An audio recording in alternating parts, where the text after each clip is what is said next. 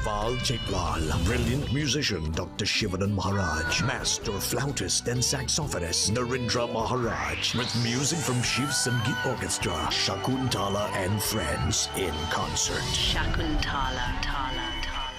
Feeling drained? Struggling to keep up? It's time to take control of your wellness. On this episode of Wellness Unlocked, we're diving into the key nutrients your body needs for all-day energy and balance. With 100% or more of your daily essential vitamins, plus added chromium to support healthy blood sugar, this is complete wellness in a single soft gel. Join us as we uncover how small changes can make a big impact on your health. Don't miss Wellness Unlocked. Watch now on WESN and take the first step toward better health. If these walls could talk, they'd cry uncle. They didn't plan to become offices or yoga studios, but they've stood by us, even when we got a little stir-crazy. For that, they deserve some thanks. They deserve Benjamin Moore. FanZone, your reliable, authentic supplier, has just gotten better. You can now visit our website www.fanzonett.com for your authentic wear and collectibles. The only place where you can use both your Visa debit and credit cards. Visit our website fanzonett.com to make your purchase today.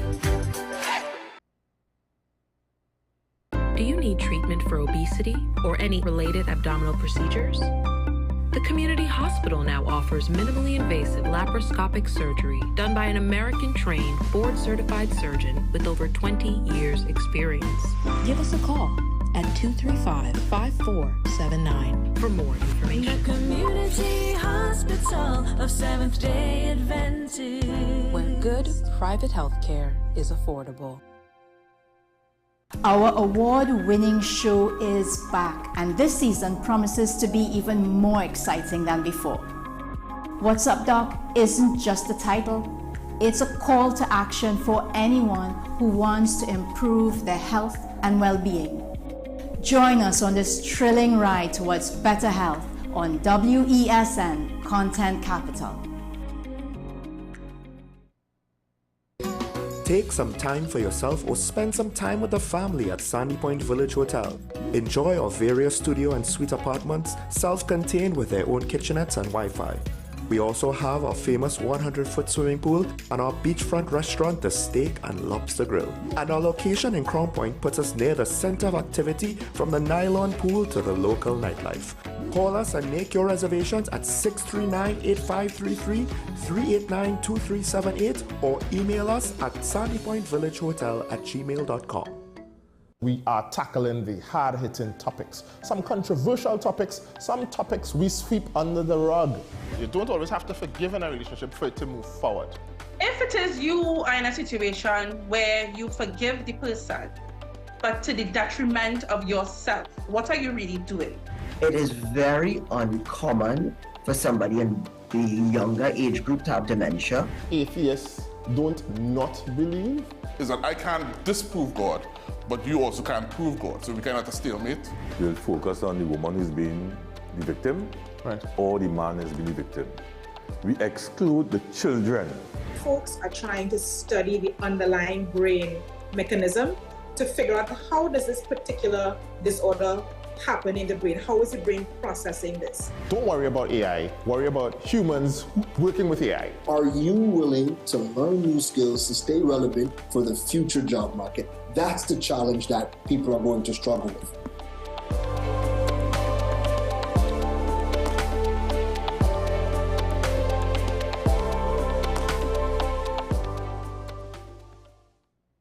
SM Group International Limited, your solutions partner for the latest innovations, brands, and competent staff to meet your needs. We provide products and services in the following divisions: executive services, event rental and services, power and heavy equipment, construction and property management, food and beverage, aggregate and sales and distribution. Check out more on our products and services at www.smgrouptt.com. Contact us at 221-7445 or email at info@smgrouptt.com.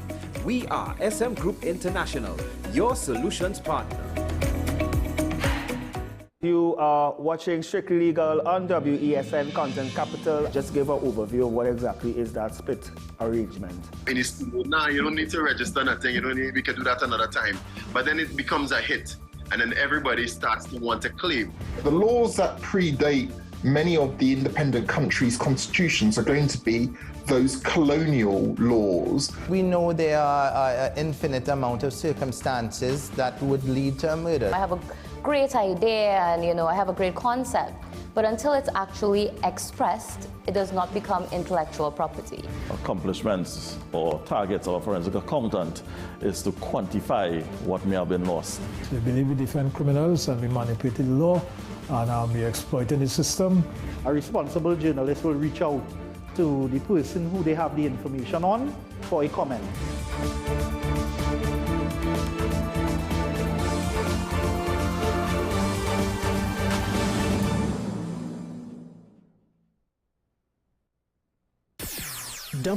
WESN.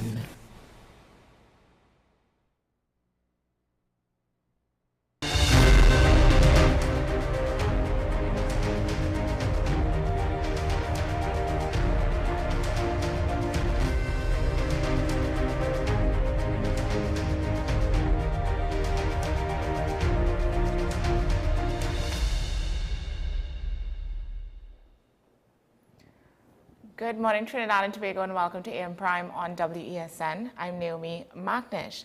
So, happy Friday, as usual, at the end of a week, and we are very excited about that. So, this morning we are talking about something. We're coming off the heels of AmCham TNT's third annual ESG conference.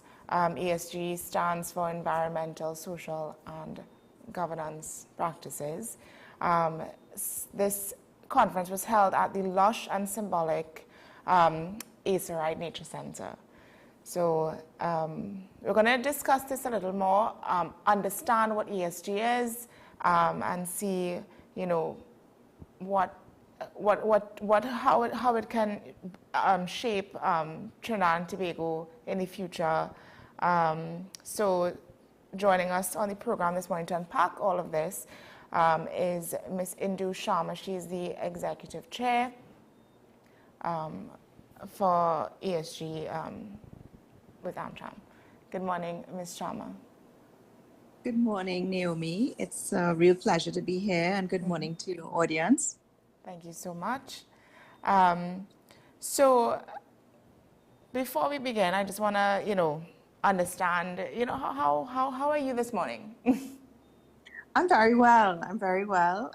It was a very busy but successful week. And, I'm happy to share a little bit about not only what ESG is, but also what were the key takeaways from this meeting and also what our plans are for the future in terms of AmCham events for the rest of the year. So, seeing as the conference was held at the Acerite Center, I know that is a beautiful place. It's outdoors. How was that having the conference in a space like that? What was the was there a correlation? I know it's environment. Yes.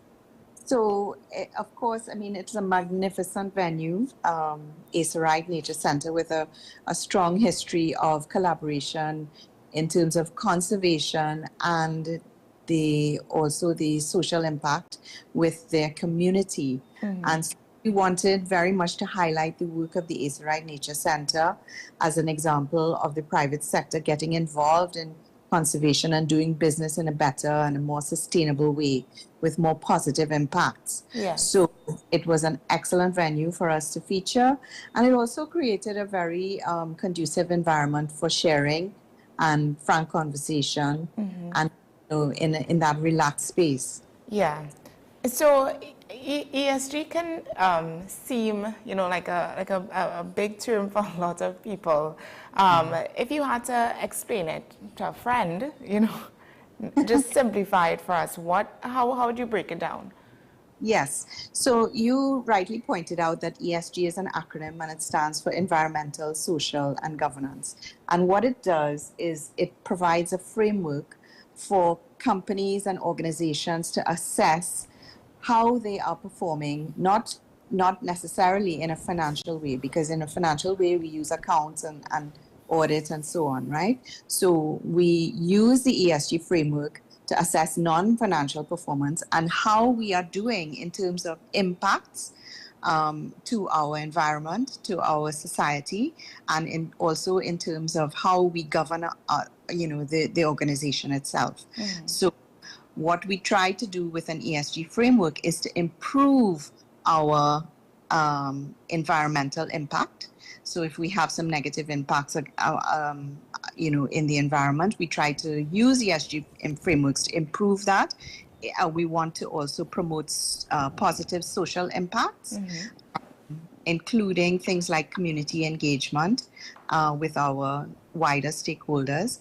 And governance also focuses on how do we manage ourselves better with more transparency, more business ethics, and take into account the views of all our stakeholders. So it's really about improving our non-financial performance, but also creating long-term value, not only for our shareholders, but all stakeholders in our community and in our country. Right. So with that, what stood out to you most about the conference this year, or at the conference this year? Yes. So the theme of the conference was From Intention to Impact. And AmCham and other companies, other organizations within our membership have been on this ESG journey for some time.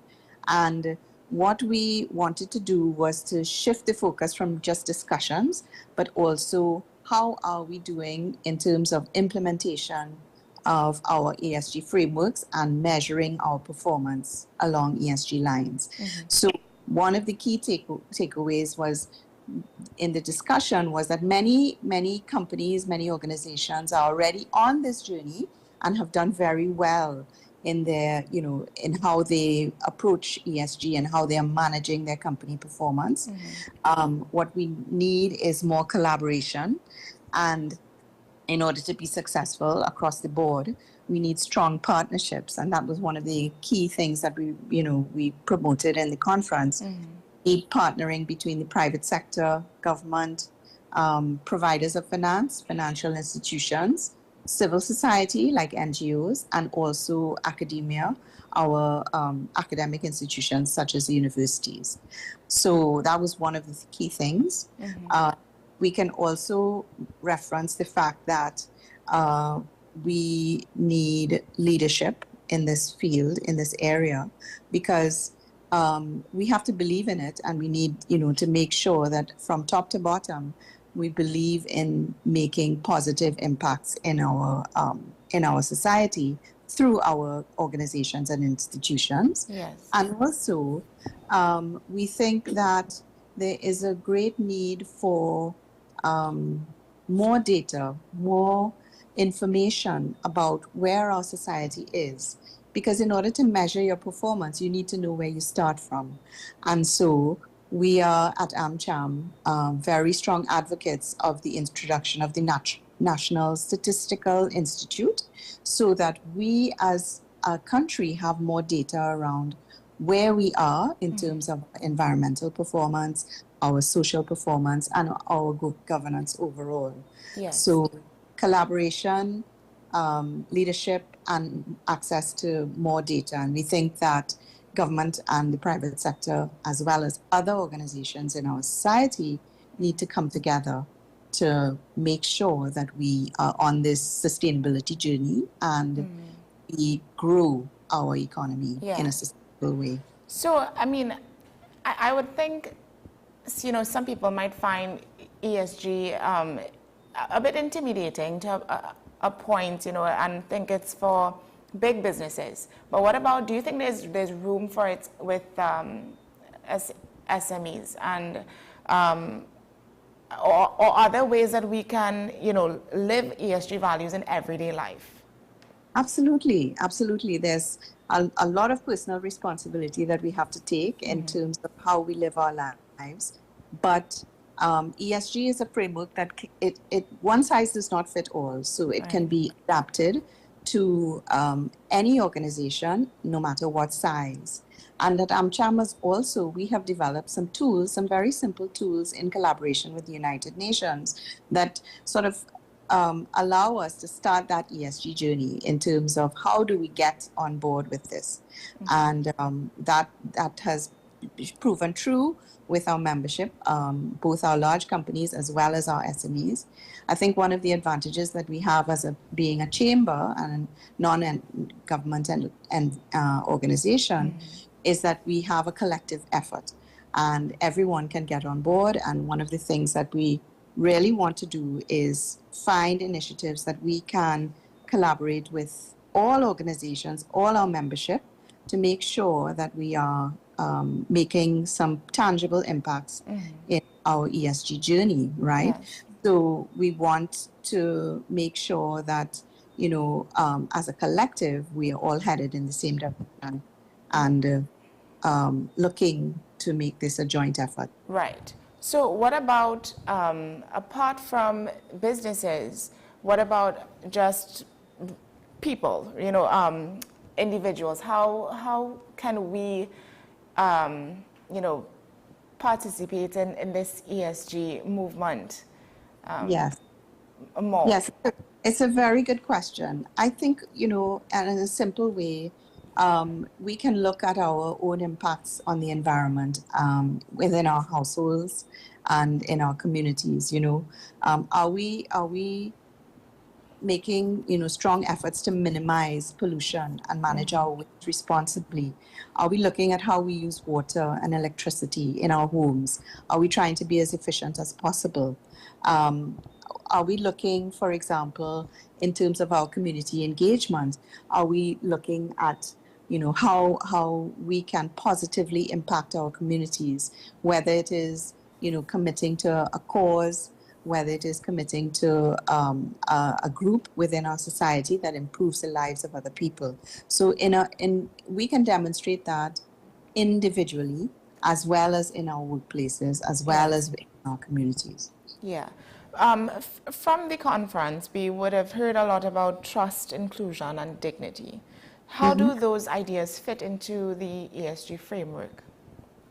Right. So that's a very, very important question that you're raising there, because when we talk about social impact, we are talking about equity, and we are talking about making sure that in our workplaces we have fair workplace practices and fair, you know, fair wages and so on.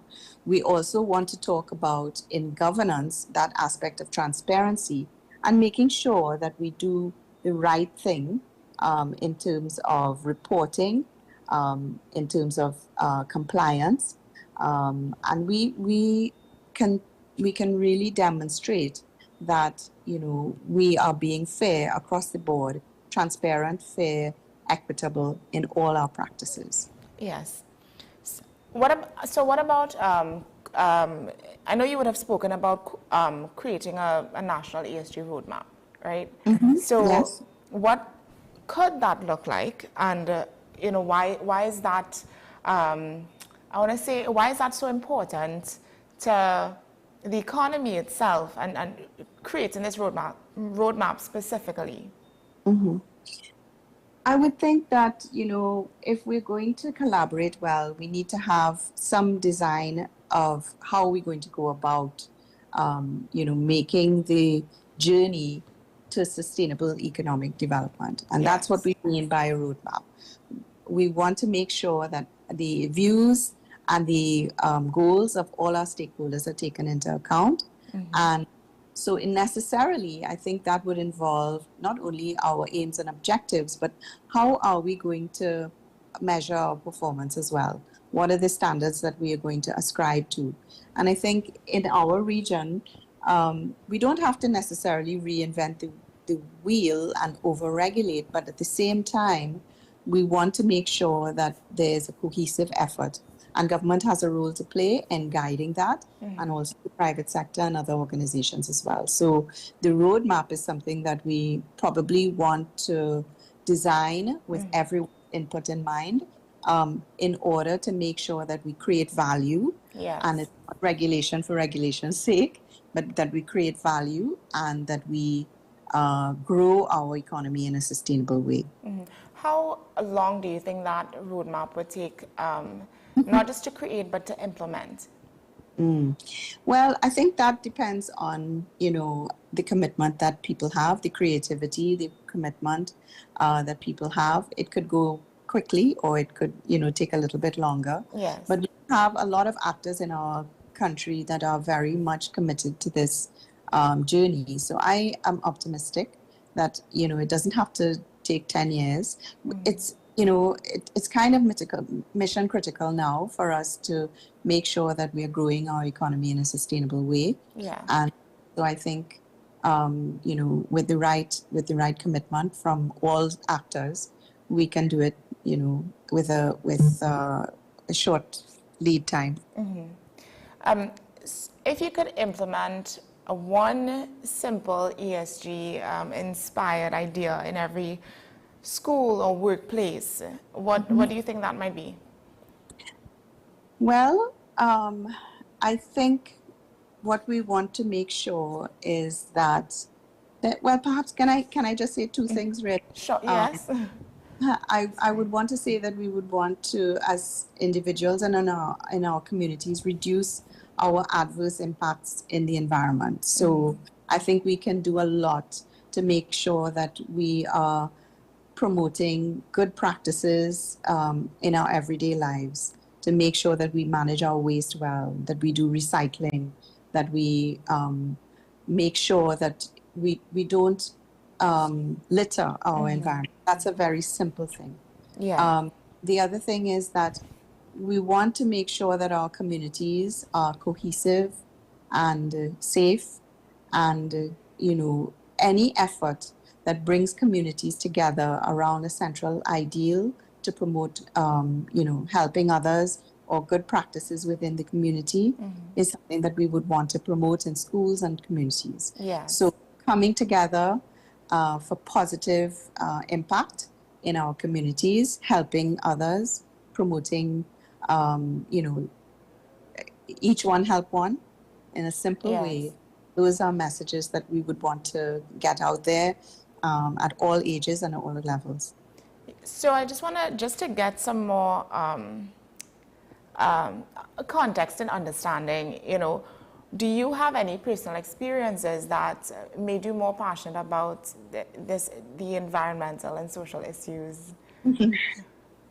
Well, I've always felt that in Trinidad we have a tremendous opportunity to maximize our natural resources, not only in sort of industrial sectors, but also in the environment. We have some really beautiful locations in Trinidad and Tobago, and I think they need to be preserved, and I think they need to be leveraged in a way to promote good practices, good sustainable practices in our economy. Yes. And more than ever now, I mean, we've been very lucky in the sense that our economy has been very fruitful over the past decades, but now things have changed globally and also in our own country. We are impacted by a lot of things that are external factors that we don't have any control over,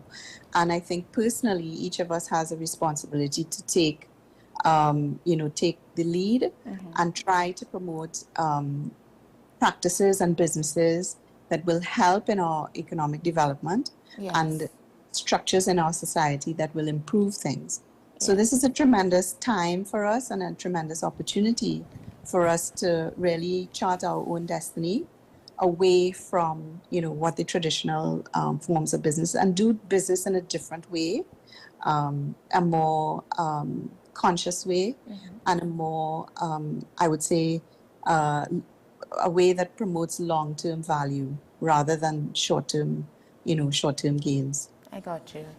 So, I mean, we're going to close shortly, but if someone is hearing about ESG for the first time on this program this morning, and they want to learn more about it and understand more, where can they go to find this information?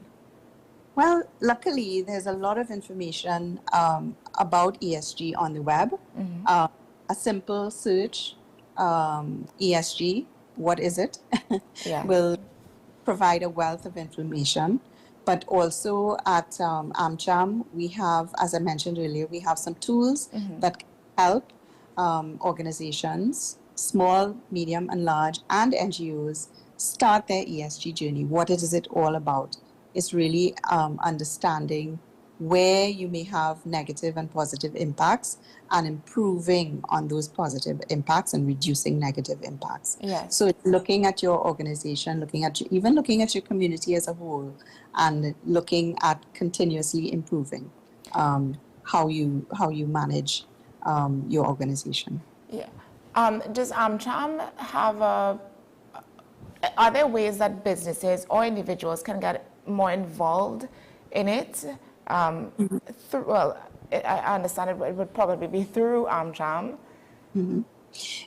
Yes, one of the things that we're planning for later in the year, the conference this week focused on the G, a little bit about leadership and governance. Right. The event is in September, on September 16th, and that is really going to focus on the S and social impact, and how do we have positive social impacts, and how do we measure our performance.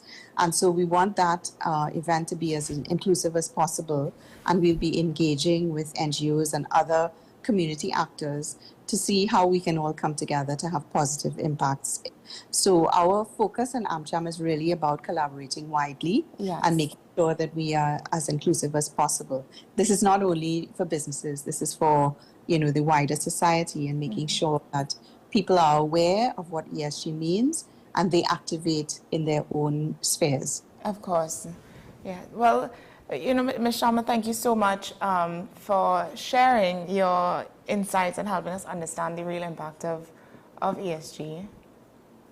You're most welcome, Naomi. It's a pleasure. I'm really happy to have been able to have this opportunity. Yes, me as well. And I mean, we look forward to seeing, the important work unfold and continue to unfold across Trinidad and Tobago. So hopefully sometime in the future we can have you back on the program to talk about, what has been done so far.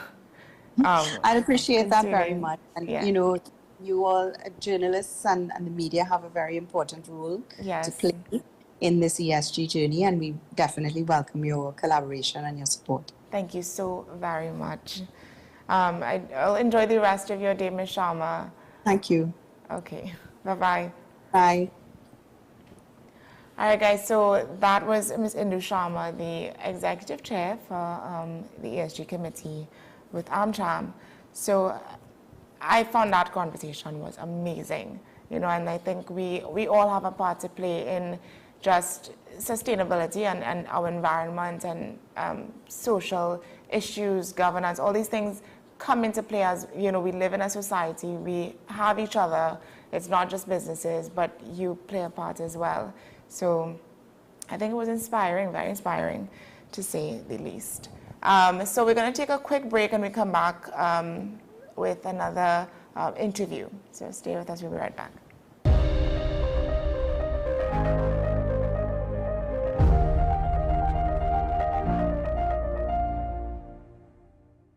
Her voice has mesmerized us for years. And now, in a rare treat for music fans, Shakuntala and Friends in concert, featuring Shakuntala Jangbahadur. Singing sensation Deval Chaiklal, brilliant musician Dr. Shivanan Maharaj, master flautist and saxophonist Narendra Maharaj, with music from Shiv Sangeet Orchestra, Shakuntala and Friends in concert. Shakuntala, Tala. Low energy? Heart concerns? Migraines slowing you down? It's time to take control of your health. Join Wellness Unlocked, the series that brings expert advice and real solutions for a healthier you. In our latest episode, learn how Jameson CoQ10 can help support heart health, boost energy, and even reduce migraines. Get the science, the stories, and the steps to power up your health with CoQ10. Don't miss Wellness Unlocked. Watch now on WESN and start your wellness journey today.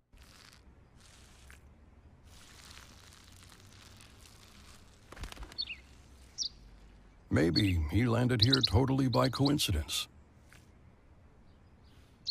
But if by chance he's admiring your fresh coat of Benjamin Moore soft sky blue, well, that's a pretty high compliment. Coming from an expert.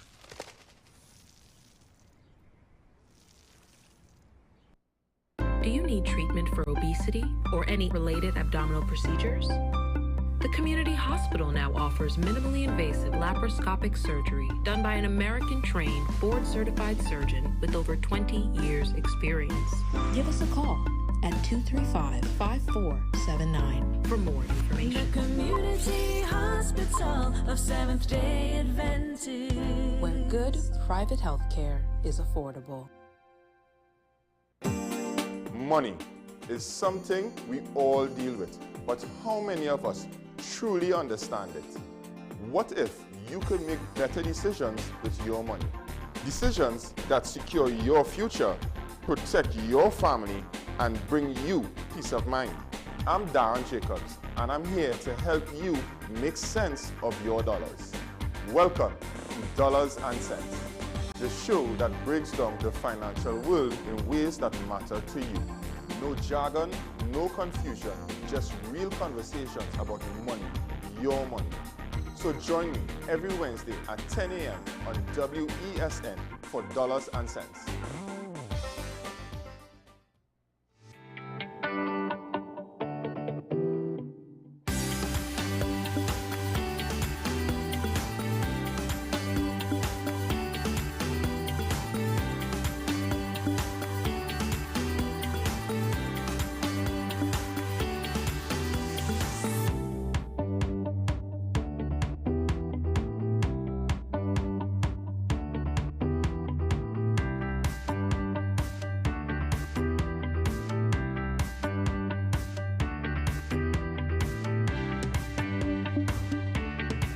You are watching Strictly Legal on WESN Content Capital. Just give an overview of what exactly is that split arrangement. In the studio, now you don't need to register nothing. You don't need, we can do that another time.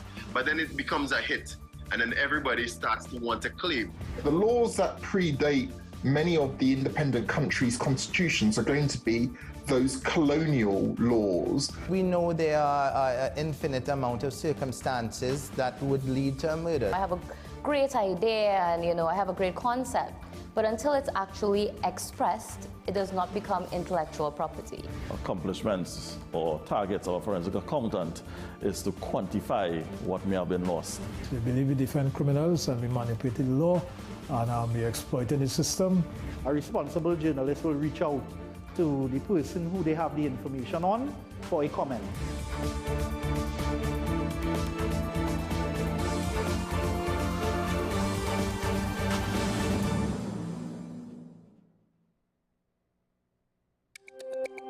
Every word, every line, every paragraph depicts a real moment in someone's life. A father, a sister, a mother, a brother. We at Newsday are dedicated to you, the people, and through independent, unwavering journalism, strive to always bring your stories to life. Because your stories are more than just words.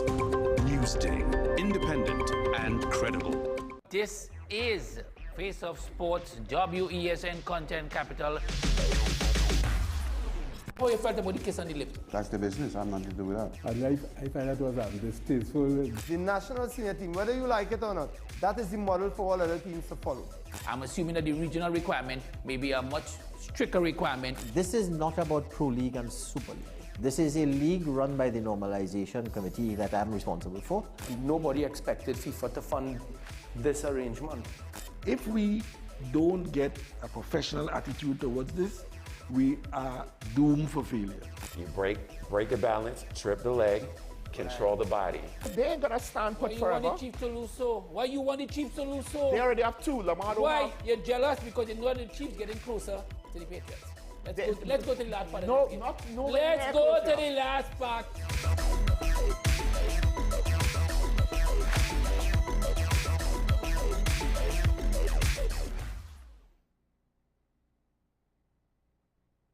Our award-winning show is back, and this season promises to be even more exciting than before. What's Up, Doc isn't just a title, it's a call to action for anyone who wants to improve their health and well-being. Join us on this thrilling ride towards better health on WESN Content Capital. We are tackling the hard-hitting topics, some controversial topics, some topics we sweep under the rug. You don't always have to forgive in a relationship for it to move forward.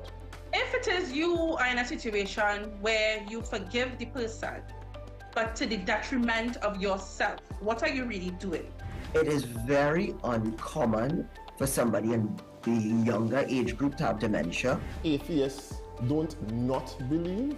Is that I can't disprove God, but you also can't prove God, so we kind of at a stalemate. We'll focus on the woman who's being the victim, right, or the man who's being the victim. We exclude the children. Folks are trying to study the underlying brain mechanism to figure out how does this particular disorder happen in the brain? How is the brain processing this? Don't worry about AI, worry about humans working with AI. Are you willing to learn new skills to stay relevant for the future job market? That's the challenge that people are going to struggle with.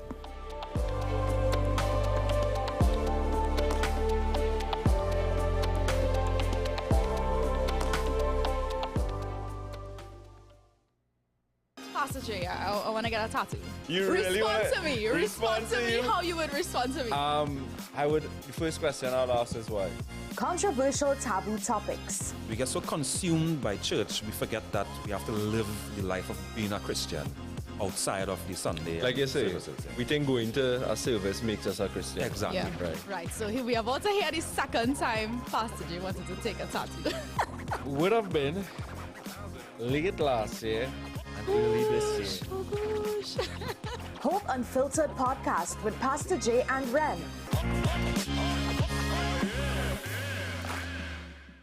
Low energy? Heart concerns? Migraines slowing you down? It's time to take control of your health. Join Wellness Unlocked, the series that brings expert advice and real solutions for a healthier you. In our latest episode, learn how Jameson CoQ10 can help support heart health, boost energy, and even reduce migraines. Get the science, the stories, and the steps to power up your health with CoQ10. Don't miss Wellness Unlocked. Watch now on WESN and start your wellness journey today. Her voice has mesmerized us for years. And now, in a rare treat for music fans, Shakuntala and Friends in concert, featuring Shakuntala Jangbahadur. Singing sensation Deval Chaitlal, brilliant musician Dr. Shivanan Maharaj, master flautist and saxophonist Narendra Maharaj, with music from Shiv Sangeet Orchestra, Shakuntala and Friends in concert. Shakuntala, Tala.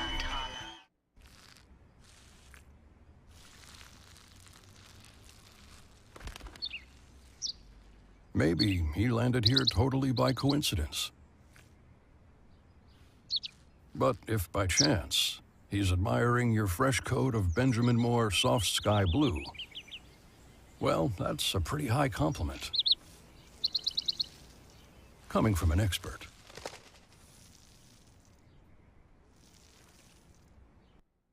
Do you need treatment for obesity or any related abdominal procedures? The community hospital now offers minimally invasive laparoscopic surgery done by an American-trained, board-certified surgeon with over 20 years' experience. Give us a call at 235-5479 for more information. The Community Hospital of Seventh-day Adventist, where good private health care is affordable.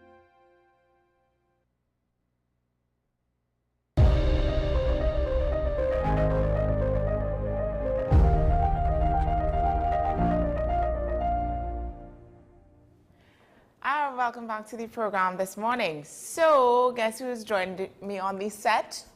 Hey guys, It's Jada. So today we're just going to continue with the program. We're heading into the creative world, all right? We are joined by award-winning playwright Sita Prasad.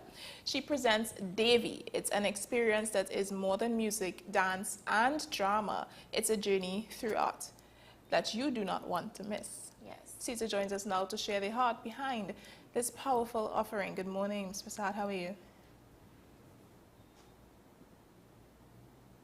Good morning, Ms. Prasad. Good morning to you. Good morning. So I know it's a pretty early morning. How do you feel? How do you usually kickstart your morning? Well, it's a beautiful morning in South Trinidad, Princess Town. The sun shining. Usually I wake up before the sunrise, to do my little, my prayers and all of that, All right. So tell me, what inspired you to create Devi, and what does the name represent? Because I'm familiar with the name Devi being about the divine feminine. So what inspired you to create it? I think you're right. It is the divine feminine. Through the years, I've written a lot of contemporary stories for the stage, through Best Village and so on. But this year, I decided to do a religious spin. On the theater in my writing, and to present this on stage. And for the first time, I have attempted to do something like this, actually do the story of Durga Devi, the feminine aspect of God, and that feminine energy, that feminine representative of who the woman is, and her powers and all of that. The show would mark the 180th anniversary of East Indian presence in Trinidad and Tobago. How does this cultural milestone reflect in the production? Right. So we have a lot of the stories, the kahanis. Kahani, the Hindi word kahani means stories, right? That the village life they practice from 180 years, and therefore this is coming to play where it is being explained, but in a village setting. So this is how we mark the 180th anniversary by talking about this, the presence of the East Indians in this country, and their life and what they do, how life unfolds through the years, and then what remains significant even today. So I find it interesting that you're attempting now to balance, because it's the first time you're doing something like this. So you're balancing spirituality with the theatrical performance. So how was that process like? Well, it's quite difficult to blend the two, because then our audience in Trinidad, they go for Trinidadian kind of, I'll use the word bacchanal for theater, right? they go for entertainment, they go for that kind of, entertainment. And as a result, it is very difficult to give them a religious story, but yet carry the village life and the theater with it. So for me, it was an uphill struggle really to do the script in such a way that it will be entertaining, and yet you will get a message, a spiritual message, a religious message from this story. You're working with a large ensemble of 30, actors and dancers. What has the rehearsal process been like in preparation? Well, it has been long hours. Yes, long hours. The actual learning of lines, and putting life into the characters, putting background music, coming in with our props designer, so that he will know exactly in what angle. It has been very long hours, to get this done. And, I must mention here, we are doing the Durga Tandavan. That is a dance that is, I would say, difficult to accomplish, but we are doing, this is what we are doing for June 14th. Why is it important for you to put so many aspects of culture, so many aspects of spirituality, Hindu culture specifically, into this? Why is it so personal to you? Well, I guess it's my upbringing, you know. I came from a very religious home and all that. My father was a sadhu, who is someone like a village leader and a very spiritual man. And you know, I'm drawing from all of that. Now that I have, you know, I'm retired now, retired journalist. I'm thinking, you know, this is my calling at this point in time. To go from journalism to being up to theater. Yes. That's a great jump. When did you discover that you had this passion for the theatrics? Well, I didn't go from journalism to theater. All through my journalistic life, I have been producing theater for the valley and for the local communities, the villages, and so on, and of course the Prime Minister's Best Village and all the national stage. I have done drama throughout the time, so that it was never a switch. It was always there in me. And to answer your question, you know, from a very young age, you know, like I was put on stage to do poetry in elementary school, and having won a national competition in poetry and expressing poetry, I guess that from then it was no turning back for me. I had always had that passion to write for the stage and to entertain and to bring a message through the years. What message or emotion do you hope your audience leaves with after seeing Devi? Well, it has to do with the fact that the woman is underestimated. The whole topic is underestimated. I think even though the world is just grown and we have come a long way, some things has remained the same. And the woman is the sustainer. Durga is the sustainer, right? She sustains life. She's the preserver. She preserves life. And of course, when she becomes the destroyer, she becomes most powerful. So it goes to show the emotions and the traits of a woman when invoked, or when put in that spot, and the woman turns into the destroyer or the problem solver, I would say, you know, to bring it into our term. She is most powerful then. And I think that is the message that I wanted to resound. This is a message I wanted to give 2025 this year. So it's a proper journey from all of the different persons that she would become, that Devi would become. Are you hoping in any way that Devi kind of connects to a younger audience? What are you hoping that younger, specifically Hindu women get out of the performance? Well, normally I would write, being a journalist for so long, I would write for people of all walks of life. And I have in my cast people of all walks of life too. And so therefore I would like to reach the general public in Trinidad. And I think the younger people would gain a lot. Because again, going back to scriptures and going back in time to history and unraveling these stories for them in theater, I think it would serve as a great message, and I think an effective message for a young woman to look at this and see that within her, what powers, you know, she has within her that perhaps she didn't even know existed within her, and how you can conquer the odds and move on in life, or how you can then do devotion in order to gain strength to battle life and to, you know, reach your goal, take care of your obstacles, you know. That's very important. So what musical styles are featured specifically in this? Is it more classical? Are you doing more folk? Is it folk focused? Well, we have a varied amount of music there. We are doing the folk at the beginning to have people settled in and to start enjoying the play. Coming down to the end of the production, then we do the classical, strict classical, Indian classical, Kathak, which is when the Devi does appear on stage. Not to give away too much, but you know, this is to take care of the music. I think, you know, music is very important too in theater, music, dance and song, together with the drama arts, actual dialogue, you know, to hold your audience throughout the duration of the production. So these, as I use the term kahani, am I pronouncing it correctly? Those are the stories. That's right. These stories, the music kind of tells the stories as well. Who are you working alongside with for the music part of it? Right.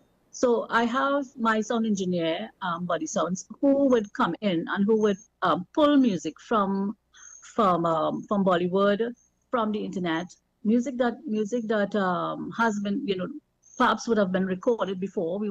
We are not using live music for the main purpose of putting emphasis on dialogue and not necessarily on the performers, because most times you see when you have a musical, people would get carried away by the talent of the musicians and not necessarily the story. So for me, I use recorded music so that people can actually focus on the storyline. The dialogue, because what you're doing is you're telling these kahani, you're telling the story of Devi. Is it, I'm just confirming, Devi or Devi, or either pronunciation could kind of go? Yeah, no, well, in Hindi, they put the E is pronounced like D-A-Y, Devi. Oh, so right. it's Devi. Devi. Yeah, it's a Devi. And a Devi, it means goddess. Mm-hmm. Mm-hmm. How long is the production?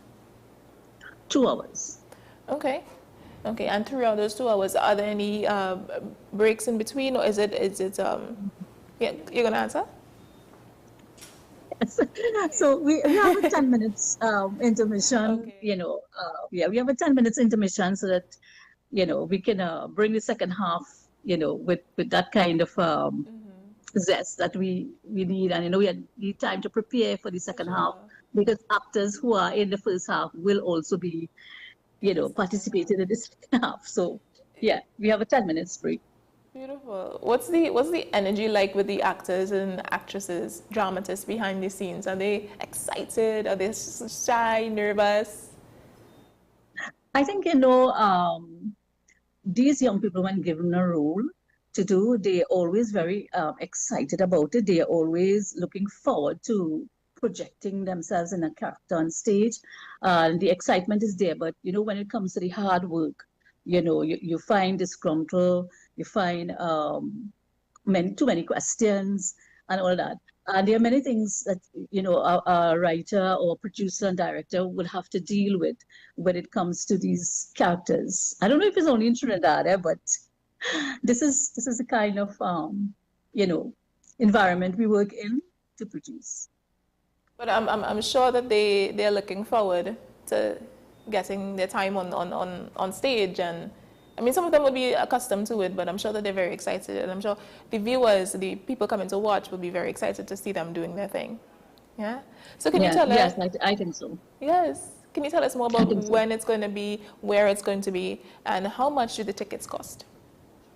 Right. So we are the Diwali Nagar, which is very popular in Trinidad. Everybody knows the site in Central, Charleville, and we are on the 14th of June at 6:30 p.m. And we have tickets available at premises in Chaguanas and Currap, and also Modern Electricals nationwide. I mean, recap, it's on the screen right now, so you can see tickets are available at premises and Modern Electricals nationwide. It will take place, the play that is at the Diwali Nagar Auditorium on Saturday, the 14th of June at 6:30 p.m. for those who may not be able to watch their screens at this point in time. So, Sita, can you let me know a little bit more about your cast? Who are the stand-up performances as we're seeing on the flyer there? Is it Vinu?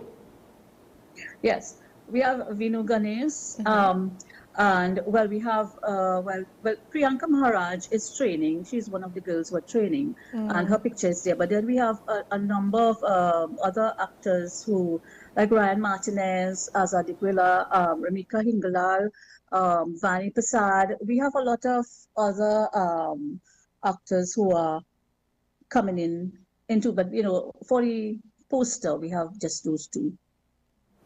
Yeah, they have been with me for quite a while doing theater. So, I think my audience and people who are accustomed to seeing my play, they would perhaps look for these familiar faces, So would this performance be any of their first times being on stage? Yes, it would be. There's a girl by the name of Anushka Seth.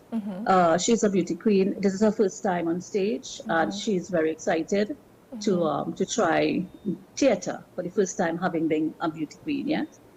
So there are a couple of others who are for the first time. But I always say that these new actors, they come with them, they bring a charm with them. It's always they do their best on the first performance, I think. So can we talk a little bit more about the wardrobe? Who's coordinating these things, the wardrobe and the set design? Right. Well, we are not so lucky in to have enough sponsorship or finance where we can actually go to a fashion house and ask for. We are not so lucky to get that kind of financial backing. Yeah. So what we do, we work with what we have. We have our own wardrobe that we have built through the years, and of course we ask our characters to assist us in that way, so that we can bring this production to life based on what we have. So if anybody wanted to find out any more information about this particular production, they can contact the number that we see on the flyer there. That's 706-102 or 1002 706-1002. Is there any social media that you would like to share where they can get in touch with you? Yeah, we are on Instagram, TikTok, and we are on on Facebook, National Lotus Theatre, that is, and of course, on our radio sponsors are 90.5, so they are also doing their advertisement there. Ms. Pisan, can you tell us, we're interested, about your last production before this one. How was that? Well, that was a bumper success. It was called Paradisia, and it was played off in the Prime Minister's Best Village. And out of 30 groups in the country, we placed 6th. We were in the finals, and that was shown in 15 stages in the country. It was really a success. That Paradisia, 2023, 2024. In 2025. I took a while before I could produce in 2025 because, again, we had Carnival and, elections. So the last production ended in December of 2024, Paradisia.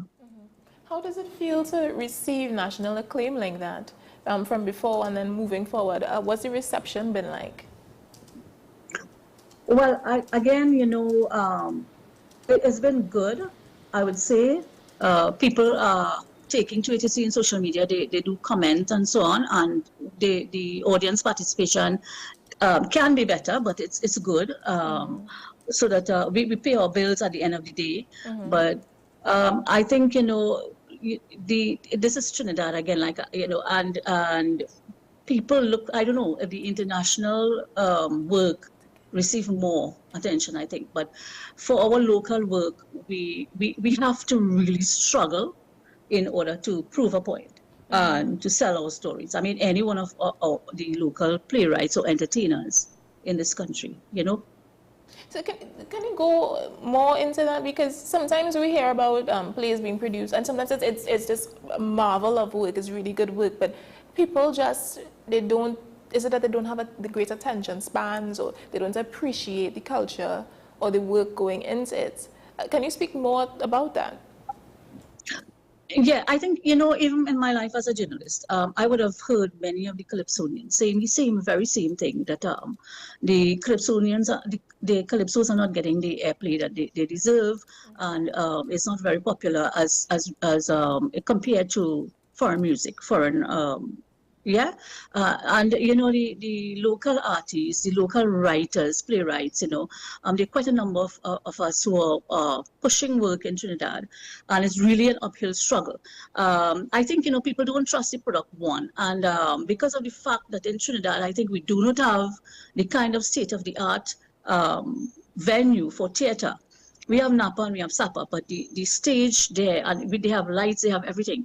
But if you go to London Theatre, or you go to Broadway, and you look at the stage and how the stage can be changed within seconds, and how, I mean, I know we will get there someday, but at this point in time, it is not contributing factors that can really bring out a production that perhaps we envision on, the story that we see in our mind, I think, to the audience. And the audience in Trinidad, they don't ever trust the product enough.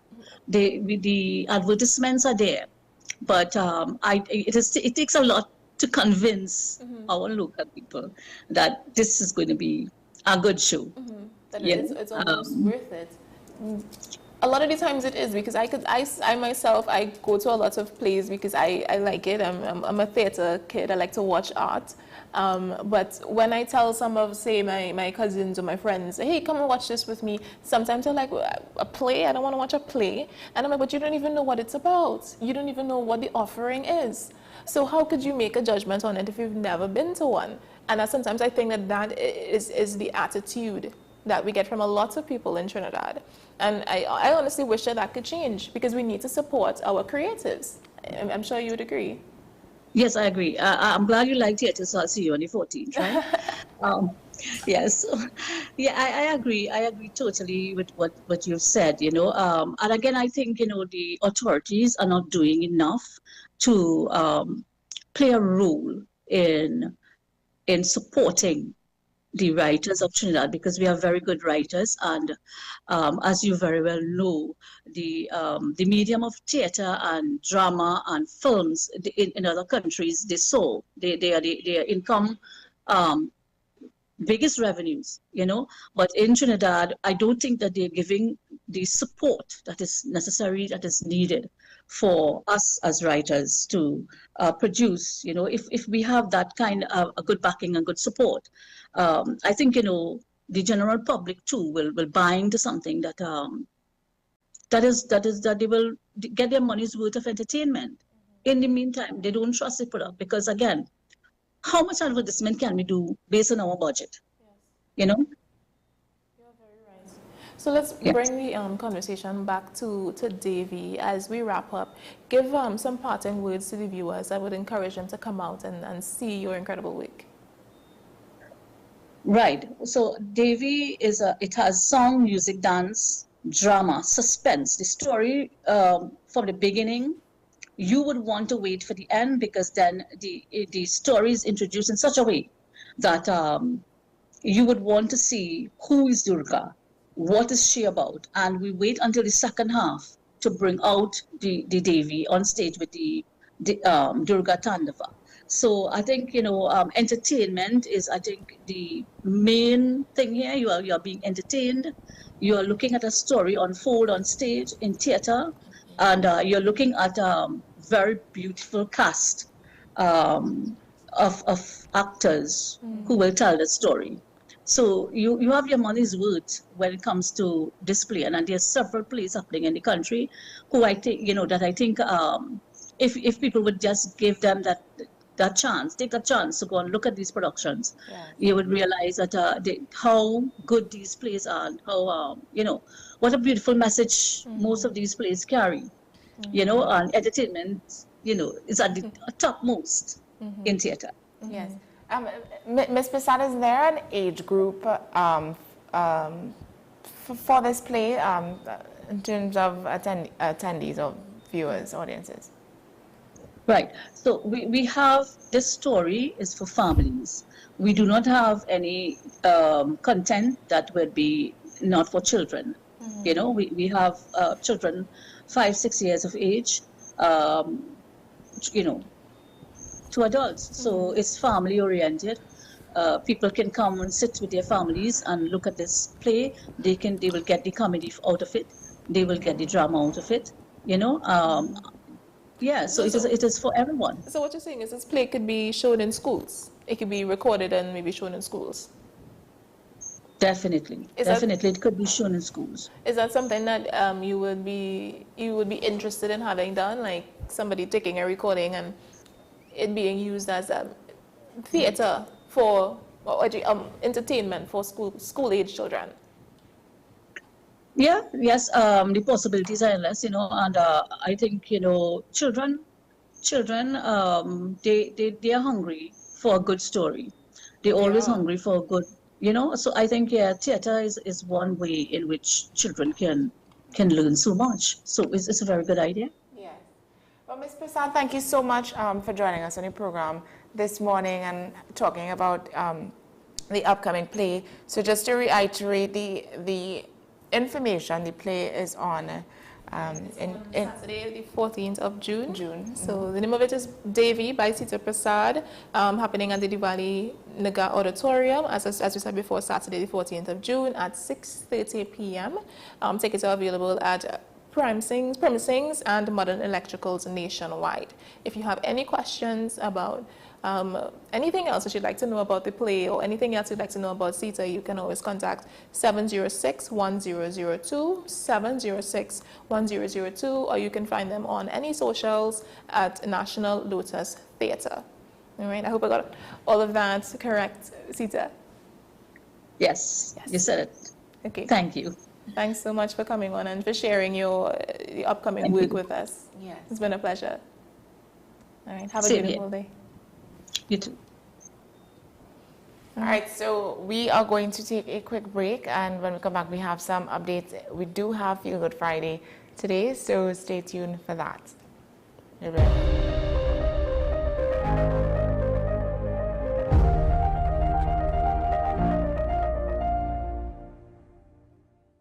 Low energy? Heart concerns? Migraines slowing you down? It's time to take control of your health. Join Wellness Unlocked, the series that brings expert advice and real solutions for a healthier you. In our latest episode, learn how Jameson CoQ10 can help support heart health, boost energy, and even reduce migraines. Get the science, the stories, and the steps to power up your health with CoQ10. Don't miss Wellness Unlocked. Watch now on WESN and start your wellness journey today. I am Dr. Delphina Ovid, your friendly neighborhood dentist. At Community Hospital Dental Clinic, we offer examinations which include x-rays, basic oral cancer screening, and a treatment plan. We also offer cleanings, fillings, extractions, root canal treatment, and complete and partial dentures. Remember, you don't have to brush and floss all your teeth, just the ones you want to keep. Give us a call at 235-5479. The Community Hospital of Seventh-day Adventist, where good private health care is affordable. If these walls could talk, they'd cry uncle. They didn't plan to become offices or yoga studios. But they've stood by us, even when we got a little stir-crazy. For that, they deserve some thanks. They deserve Benjamin Moore. FanZone, your reliable, authentic supplier, has just gotten better. You can now visit our website, www.fanzonett.com, for your authentic wear and collectibles. The only place where you can use both your Visa debit and credit cards. Visit our website, fanzonett.com, to make your purchase today. Her voice has mesmerized us for years. And now, in a rare treat for music fans, Shakuntala and Friends in concert, featuring Shakuntala Jang Bahadur. Singing sensation Nepal Chaitlal, brilliant musician Dr. Shivanan Maharaj, master flautist and saxophonist Narendra Maharaj, with music from Shiv Sangeet Orchestra, Shakuntala and Friends in concert. Shakuntala,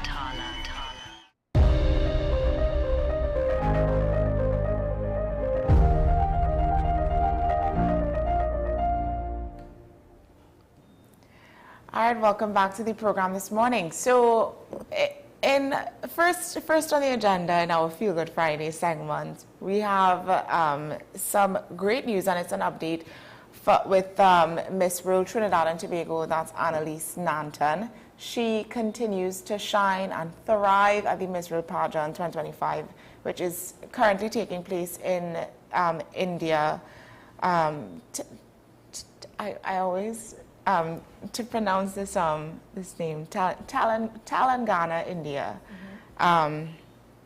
So Annalise would have showcased her athletic prowess by finishing 4th overall out of 108 contestants in the Miss World Sports Challenge. And just to give context, she has placed in each category of the fast-paced competition, the pre-competition thus far, which is incredible. Absolutely beautiful. So she dominated in the shuttle event. She came first in that, in the fastest time ever, under 60 seconds. She's amazing. Yeah. She's amazing. And then she had a talent competition. She secured a spot among the top 24 finalists in the talent segment, her captivating aerial silk acrobatics performance. An issue with that happened though, and she was unable to perform, due to some logistics issues, she was unable to perform in the talent segment live. So she had to play a video, which was a video that they created at home for her to take in instances that this happened. So I'm not exactly sure what the logistics issues were, but she overcame it. She overcame it, and you know, she placed in the top 24, which is still pretty good. And then finally, the head-to-head challenge. She advanced to the finals, of course, and she distinguished herself as the only delegate from the Americas and Caribbean to place in every category. So we had the sport, talent, and head-to-head challenge. So yeah, we have a, sorry, hold on. Right, so in the head-to-head challenge, this is the most important one. She won. She came first in the head-to-head challenge, right? So she made it to the finals. That was the finals was yesterday or last night, I believe. And we have a little clip showing her speech at the finals. I'm going to take a look at that now. From this group, we call upon Trinidad and Tobago. And this is Annalise Nanton. After completing her degree, she wants to work as a civil engineer and would like to pursue a master's in building sustainability. And to you, Annalise, we give this question: Telangana women can travel freely and safely at any time of day or night. What message does this send to the world about women's empowerment and safety? Good morning, everyone. My name is Annalise Nanton, and I proudly represent my beautiful island nation of Trinidad and Tobago. I have seen many things since coming to Telangana, but the one thing that has impressed me the most is your commitment to putting progress and the empowerment of women hand in hand. I'm a woman who comes from a background in STEM, so I love statistics and I love correlations.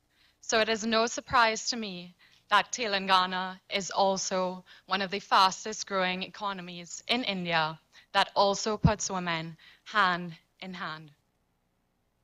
I'm very thankful to live in a world where women are allowed to pursue degrees, women are allowed to be engineers, women are allowed to dress the way that they want to drive cars, and to come from a country where all of that is possible for me.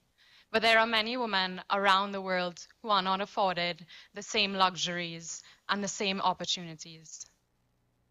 And I am very thankful to be a part of Miss World in a country and in a state like Telangana that really empowers and uplifts women and ensures that they are able to make the decisions to live the lives that they want to.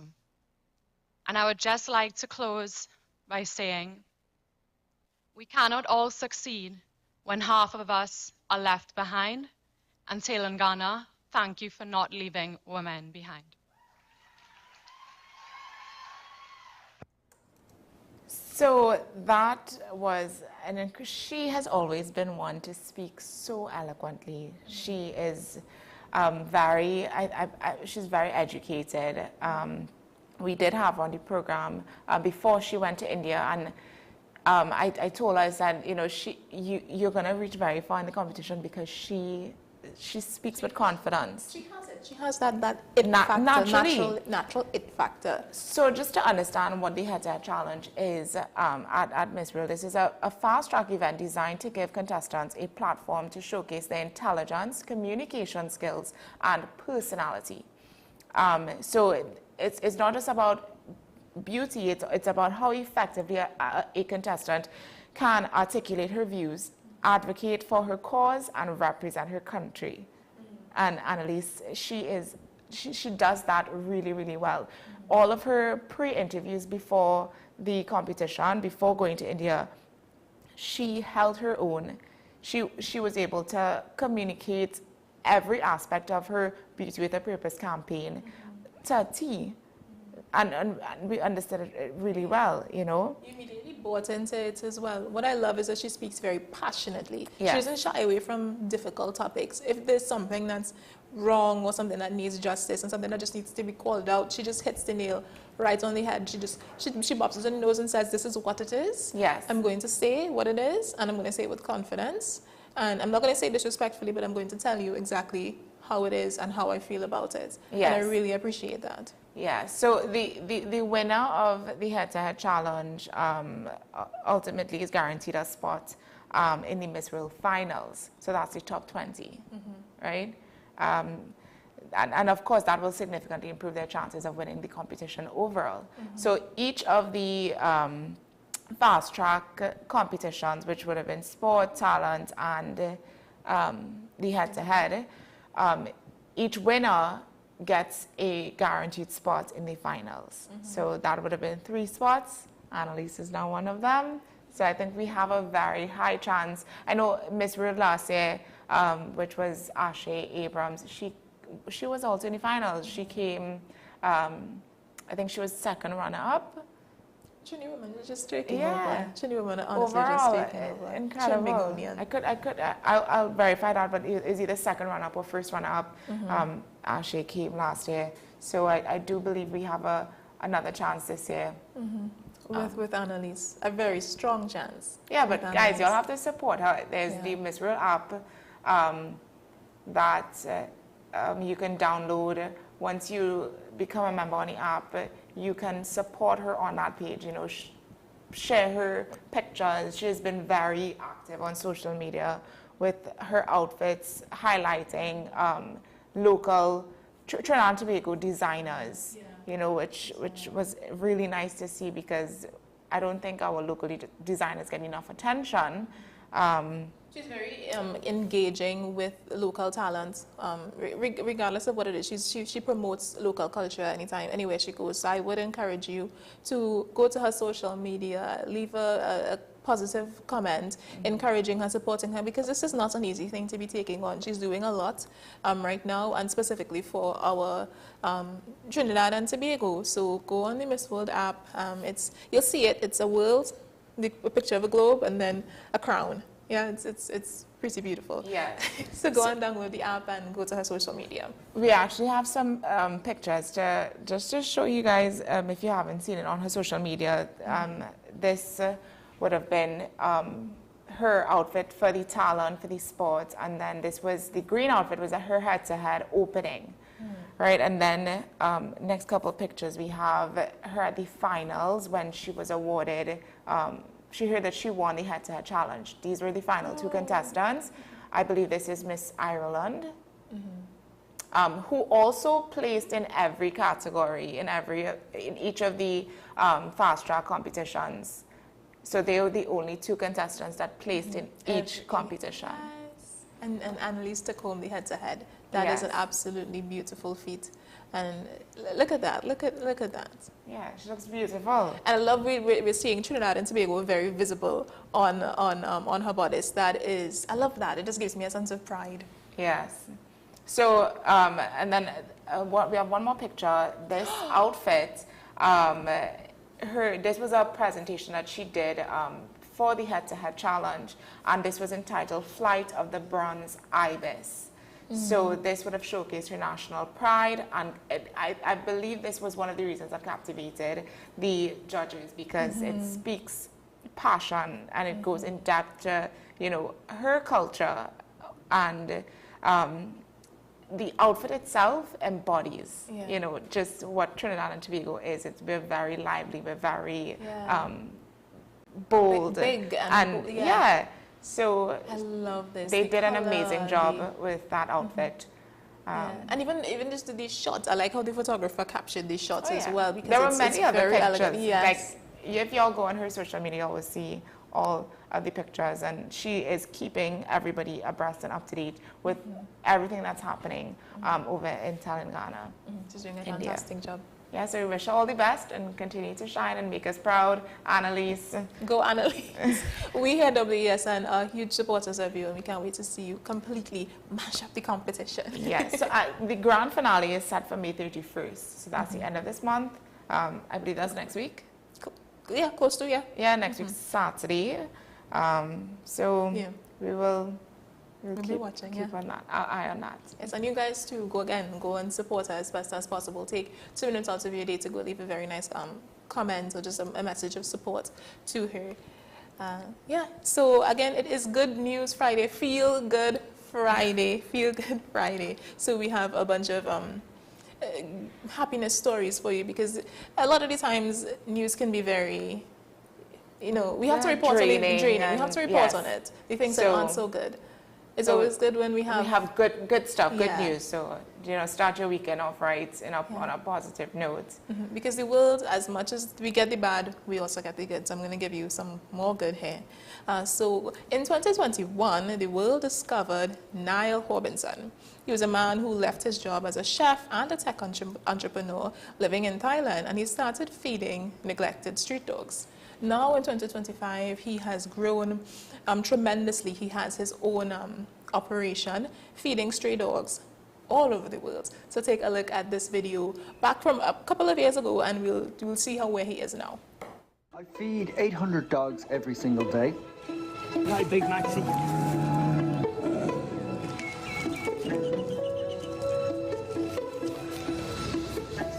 I'll then jump on my scooter to go back to the sanctuary. What did I just see? And on my way there, I'll usually find some dogs in need. Oh my God. Hello, little darling. Okay.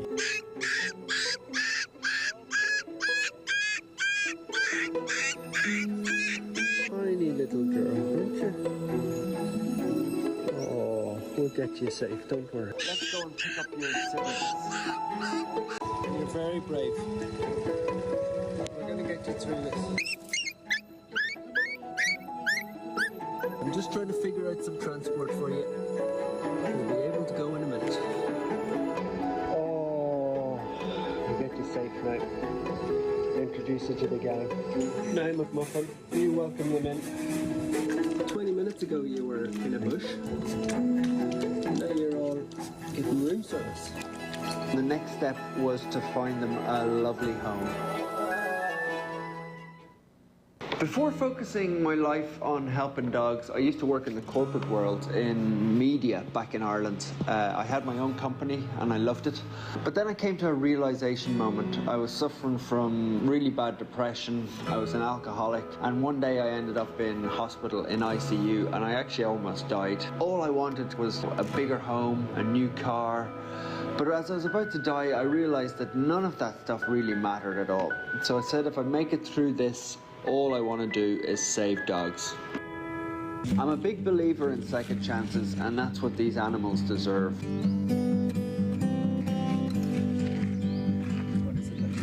The last 15 months, my mornings start at 5:45 a.m. I'll start by walking my own dogs. I then go up to the sanctuary to help get the food ready for 800 dogs. A lady prepares that for me in the local community. McMuffin and Derek will do the quality check, and then it's off on my scooter. Let's get you a nice big portion each. I'll go and feed 80 or 90 street dogs myself, and then the other 700 will get fed by a mixture of volunteers that I work with. I'll then head back to the shelter and I take care of any of the dogs who need medication, surgery and any type of vet trips. There are 500 million street dogs in the world. My aim is to halve that number in the next 20 years. I've already sterilised 500 dogs. I know it's a drop in the ocean, but I have to start somewhere. I now do 100 dogs a month. I also started to find home for some of the dogs, and I really want to rehome more of those in the future. Luckily, the Lovelies were able to find a home, and now they are living their absolute best life. They have a huge outdoor play area and lots of siblings to play that the new family has.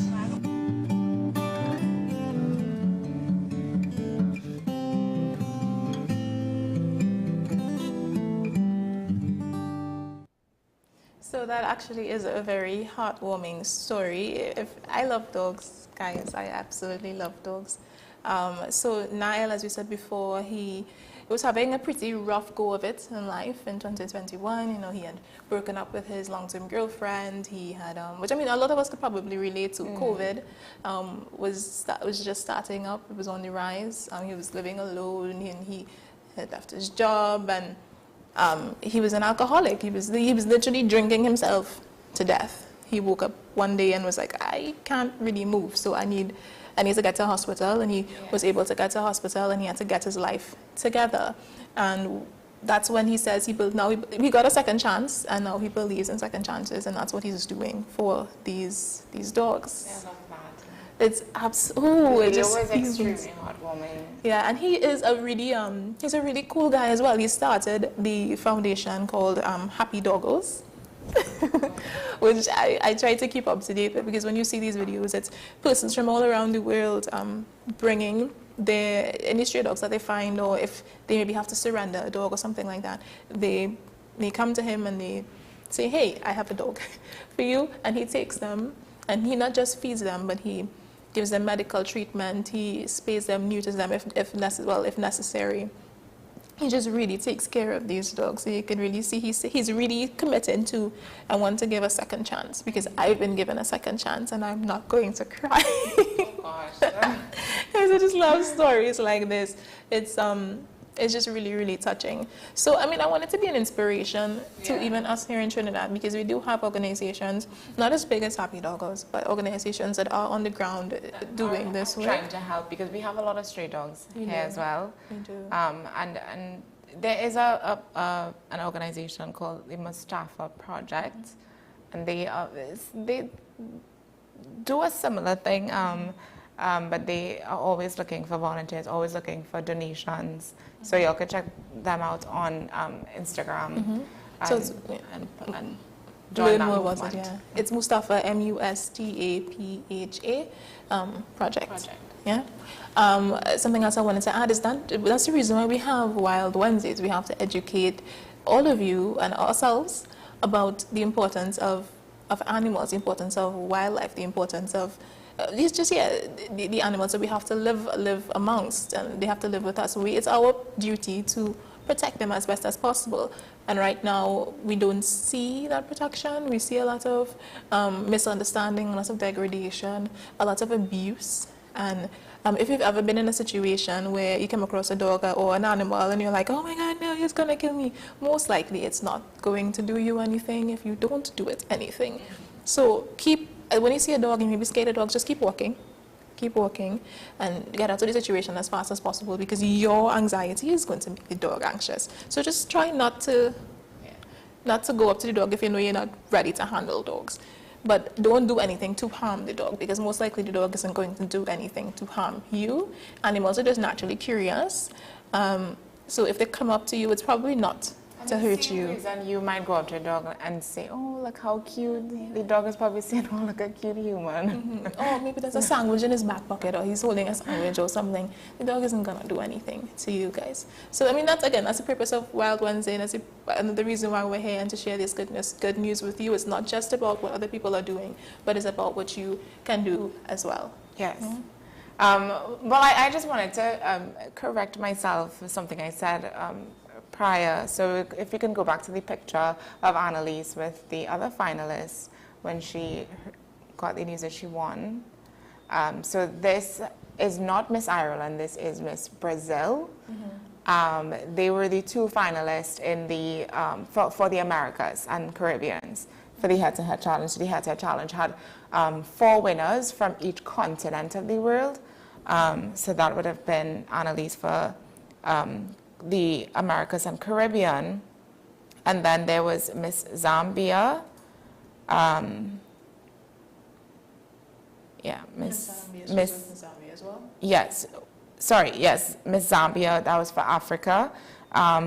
Wales for Europe, and Turkey for Asia and Oceania. So it's each continent, Yeah. So she won Americas and Caribbean. Annalise, good girl. Yeah. And then if you can also go back to the picture of her in the gold gown, just a little more context in that, because I think we were very vague, and we shouldn't give, The design. Yeah, the designer of that dress is Sean Danraj. He's a very well-known designer in Trinidad and Tobago. He does carnival costumes, Monday wear, formal outfits, clearly. And this outfit featured a golden tone gown crafted from layers of silk organza, metallic tulle or tulle, and hand-sewn sequins. Wow. Yeah, so this would have been her visual for her head-to-head challenge. That's a lot of sequins you got to sew on. Yes. Yeah, that's a lot of work. Guys, I love that gown. I love that gown. It is amazing. It's oh gosh, you see your little petals and it stands. It almost feels like it gives on its own. It's idea of a bird, which is, like she's being up in the air. Yes, Yeah. absolutely. And then the picture is just so well done. Yeah. Just so well done. So kudos to everybody that came together to work on, not just on that dress, but her entire run. I mean, it takes a lot of work. The thing is that the team that put together her entire wardrobe for this competition did an exceptional job. They did. Every day she posted her outfit, she gave credit to the designers, the local designers, and each day the outfit gets better and better. They did well. They did really, really well. And that gown, I'll say it again, it was just insanely beautiful. Sean Danraj did an amazing job. And it told the story. Her narrative for the head-to-head challenge. She had to showcase her passion for her country, and she did just that represented well. She did just that. So it is, again, Feel Good Friday. I'm just going to shift the story to something else that I found that was really heartwarming. And I'm not too sure if you guys are familiar with Love on the Spectrum. It's an American reality television show. It follows people on the autism spectrum as they explore the dating world. Coming out of that show, though, is a very popular face. If you watch the show, then you know about Tanner. He is one of the contestants, if you will, on the show. He's a very lively fella, he's very nice, very kind, and everybody loves him, honestly. He has a whole fan page. He's absolutely amazing. So his name is Tanner Smith, and he was one of the stars from Love on the Spectrum. And one thing about Tanner is that he loves Jack Black. He loved the actor Jack Black, and he was on the Kelly Clarkson show where Kelly brought out Jack Black to surprise him. Just take a look at this video. It's so touching. Okay, well, last time you were here, you got a video from an actor that you admire, Jack Black, and you also have a goal to meet him, right? Yes, ma'am. Yeah. I want to be 31 when I meet him. Yeah? You got to age for that one, too. Okay, yes. I love it. I'm going to start this age thing, like in goals. This is a great vision board. So we know how much that you've enjoyed that video, so we asked Jack if he could make another video for you, so check this out. Okay. What's up, Tanner? Jack Black here. I still cannot wait to meet you in person, but I'm on the road with a Minecraft movie right now. But luckily, I have insane ninja kung fu powers, which means I can come through these doors, and I'm gonna see you right now when I come through these doors.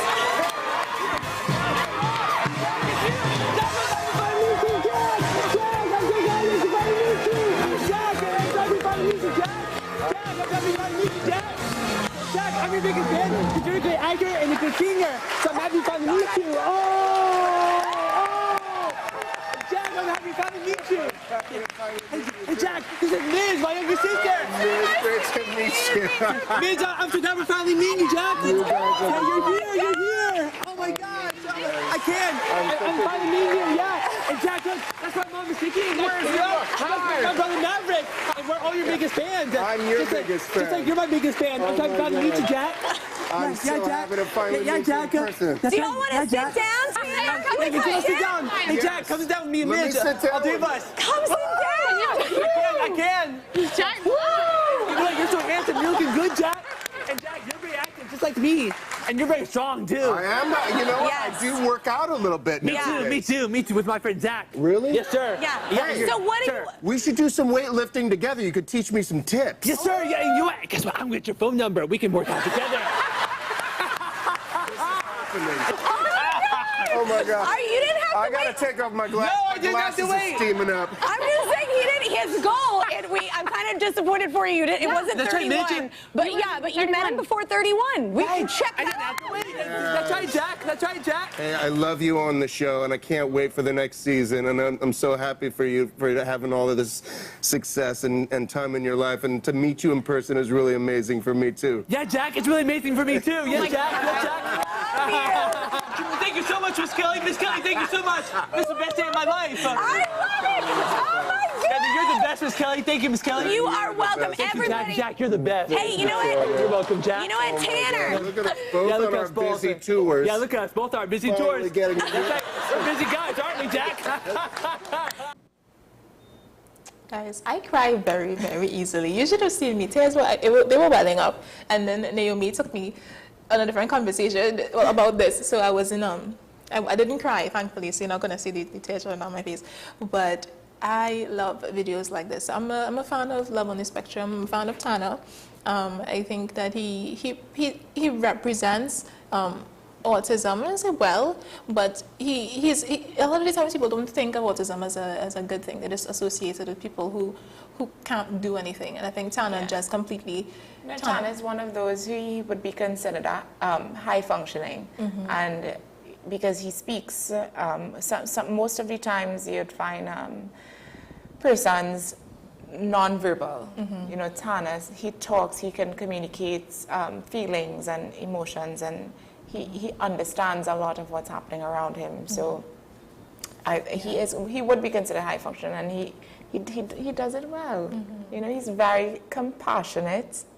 You see that? Yes. Like, he doesn't just go up and he would ask, you know, is it okay if I touch you? Is it okay? So if you've ever watched Love on the Spectrum, you would see him as he goes on dates with different women. It's like what they do is that they have different people on the spectrum, and they pair them with other people on the spectrum. Or sometimes it may be persons with Down syndrome, who has Down syndrome, or even neurotypical people who want to come on the show. So yes, if you see him as disabilities vary on the show. I've seen persons highlighted on his show with physical disabilities. So it's not just mental, but like on his show, Tanner, he was dating or paired with a girl who had Down syndrome. So that was interesting to see both their interactions as they were dating. So one thing I do like about Love on the Spectrum, and I would say when you watch it, sometimes it's a new thing, because both individuals tend to be very socially awkward. Yes. And that kind of comes to the territory of autism a lot of the times. They don't always get social cues. Mostly awkward individuals, yes. Yes, they don't always get social cues. So when you first watch it, it's like, why are they talking like that? Why are they not doing this? Why are they not holding hands? But I think what it can teach neurotypicals it's boundaries. It's how to be direct with your communication. If there's one thing that I learned from watching Love on the Spectrum, is how to communicate that I don't want to be in a relationship with someone, you go on a date and you realize this isn't working out. Most of the times neurotypicals, they just go ghost, so they just don't respond, they don't do anything. But what they do on the show is they teach you how to use your words to say, hey, I'm okay with being friends, but I don't think we'd be a good match romantically. And that little phrase can just help the communication so much, and then you can end up having a friend in somebody that you wouldn't have otherwise had. Yes, yeah, I agree. I think it also highlights that these persons with these disabilities, they're just like you and I, and we can fall in love, we can go on dates, we can be on reality TV shows. So can they, and it just highlights them doing the things that we can do as well, and it shows how capable they are. So yes, there are parts of the show that I don't necessarily agree with because it highlights it a little too much. So it almost seems as though they're making fun of these individuals because they highlight a lot of the awkwardness and the people out there are not nice. So when there are people who comment on the show, people who leave messages and they make fun of them. They turn it into a meme. And I would agree. I think the show, it has been criticized for being exploitative in some way. But I think at the end of the day, this is just how they communicate. And if somebody watches that and they see, well, they want to make fun of it, that is just that's terrible character on the person. Because at the end of the day, that's just how people with autism, most people with autism, how they date, how they go throughout the world. And yes, it can be sometimes a little awkward. And sometimes you would see two individuals and they just go moments without talking because neither of them know what to say. And then on the show, they will highlight the awkward silence. Like they would have the music or cricket. So it's just dead silence, and you're like, oh, that's really awkward. That's really awkward. And and I was telling Jada, it's entertainment. It is a reality TV show. It's similar to like Love Island or these other dating shows, but it's people on the spectrum. So it educates us as well. They can do it as well. It's okay, but. But yeah, I appreciate the show. Yeah, I appreciate the show for what it is. One of the first of its kind that's doing something like this, and we can give it its kudos for something like that. But I'm going back to Tana with Jack Black. Jack Black is just a cool individual. Yes, he's just a cool individual, and for him to do that, he showed up on multiple times to meet Tana, FaceTime, a little video here, video there. And if you heard it, he was filming. From Minecraft. He took time out of his filming a whole movie to come just to meet with Tana. It's absolutely beautiful, and you could see the excitement on Tana's face and also on Jack Black's face, and they had a little conversation afterwards. I just found that was absolutely touching. And again, guys, I cry so easily. That's why sometimes Feel Good Friday is so hard for me. Because I'm like, this is so sweet, this is so heartwarming, and it completely juxtaposes what we usually see in the news. So, I mean, it's a nice change. It's the whole reason we have Feel Good Friday. I think also if y'all have any feel good stories or anything that y'all want to share with us, y'all can leave it in our WhatsApp, and we will highlight it next week.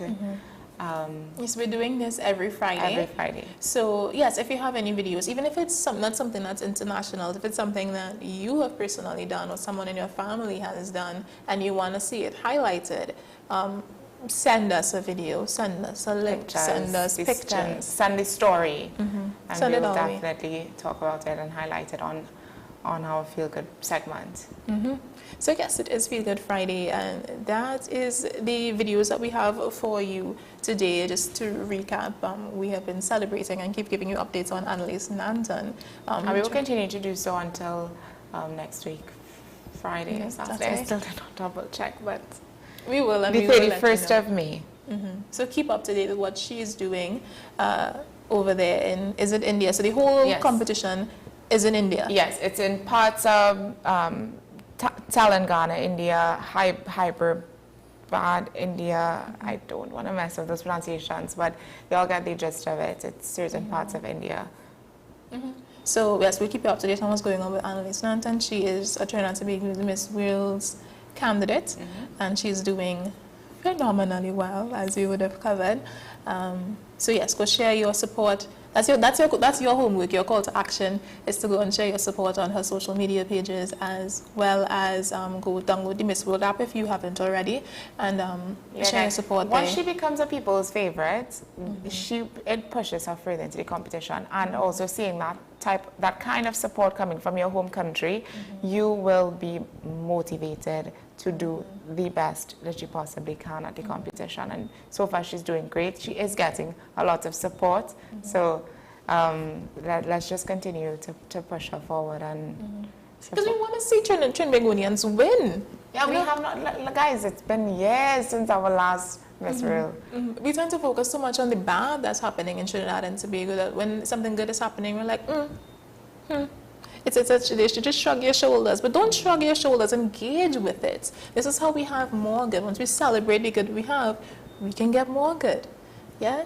So we also would have touched on the Happy Doggos organization by Niall Horbinson, the guy who was given a second chance at life, and so he's made it his mission to give little stray dogs a second chance at life as well, which again, it makes me cry want to cry every single time I hear about it.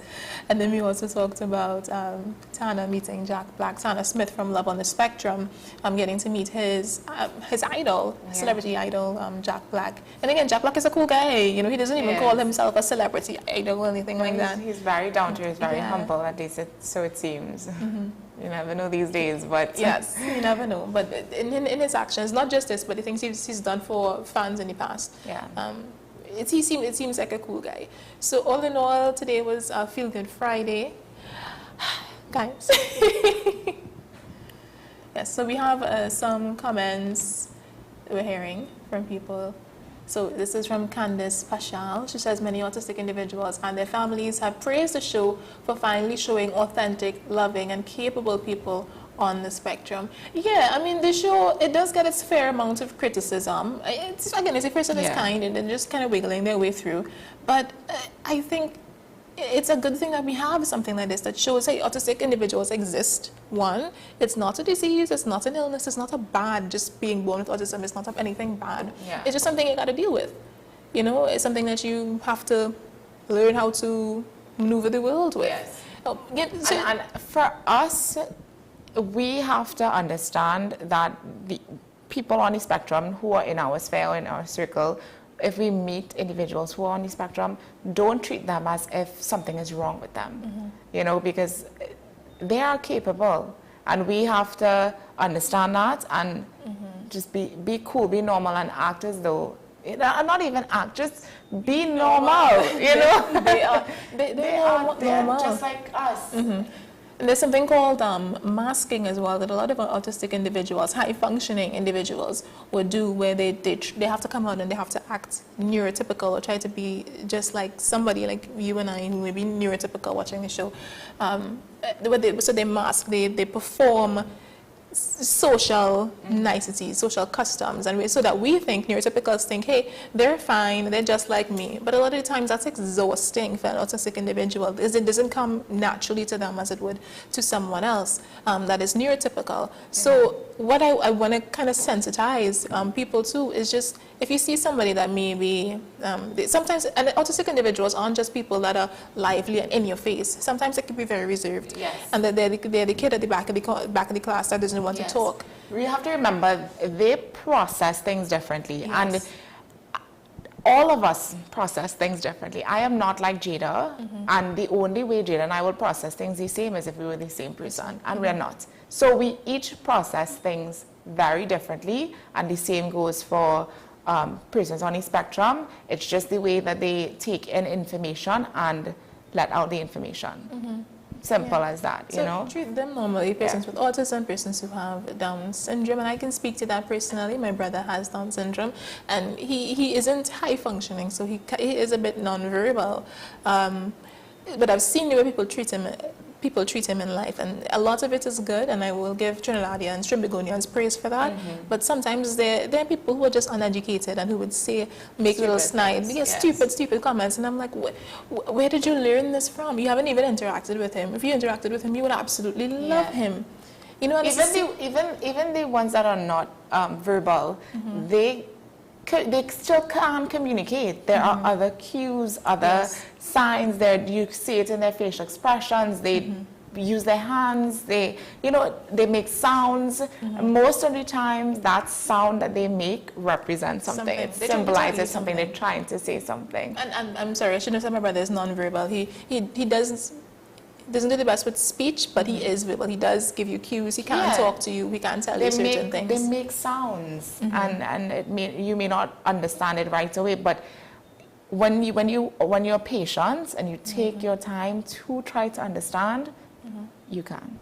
You can. You know, I've worked with kids on the spectrum. I work with kids on the spectrum all the time, and actually, specifically, I have a young boy who I teach to swim.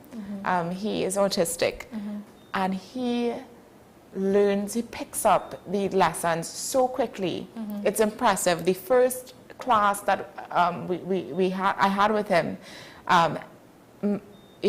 everybody was stunned and amazed. Even his mom was amazed at how quickly he progressed learning to swim. He started doing front crawl within the first class.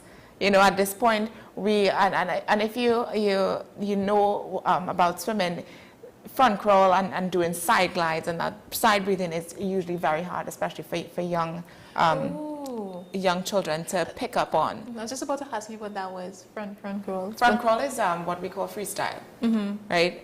That's the really basic stroke that everybody does. As you see, guys, I can't swim. I have to get Mimi to teach me. So that's not freestyle, that's front crawl. Freestyle is, if you hear freestyle in a competition, that's usually you're allowed to do any stroke. It's just people choose front crawl. A lot, yeah, because it's the fastest. Okay. Yeah. So he very autistic. He doesn't use a lot of words, but he picks up. He's so brilliant, so smart, and he picks up each lesson and his progress. When you speak to him, he understands and he does it. Yes. I don't like the first 2 classes. I probably got to the pool with him. But now, I think he's been swimming for about a month, and I don't get in the pool with him anymore. I teach him from outside the pool. He listens to the instructions. He does what he has to do in class, and then he plays in the pool after. He goes in the deep, he jumps, he dives down. The pool is about 8 feet. He dives down, picks up toys. His mother is so impressed at how he has progressed. And even with that, it shouldn't come as a surprise that. Yes, it shouldn't come as a surprise that he's able to do these things, right? Because again, they are just as we are. They're capable. Just about being patient. Yes. All right. So we do need to come to a close, and we do have unfortunately, yes, we love Feel Good Friday here. The quote of today is to keep your face always toward the sunshine, and shadows will fall behind you. That is by Walt Whitman. Keep your face always towards the sunshine, and shadows will fall behind you. Yeah, it's a beautiful quote. So as you guys always know, you can engage with us on WESN-CC. You can find us on any Facebook, YouTube. Also, you can WhatsApp us at 682-9376. So your comments can be featured on any of our shows. Yes, so I think guys, stay safe, stay inspired, stay informed, and we will see you back here again Monday morning. Have a blessed day. Bye-bye. Bye-bye.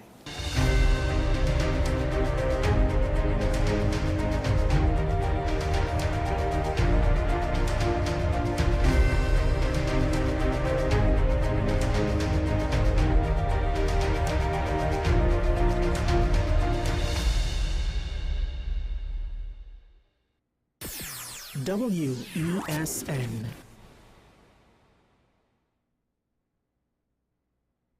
Her voice has mesmerized us for years. And now, in a rare treat for music fans, Shakuntala and Friends in concert, featuring Shakuntala Jang Bahadur, Singing sensation Nepal Chaitlal, brilliant musician Dr. Shivanan Maharaj, master flautist and saxophonist Narendra Maharaj, with music from Shiv Sangeet Orchestra, Shakuntala and Friends in concert. Shakuntala.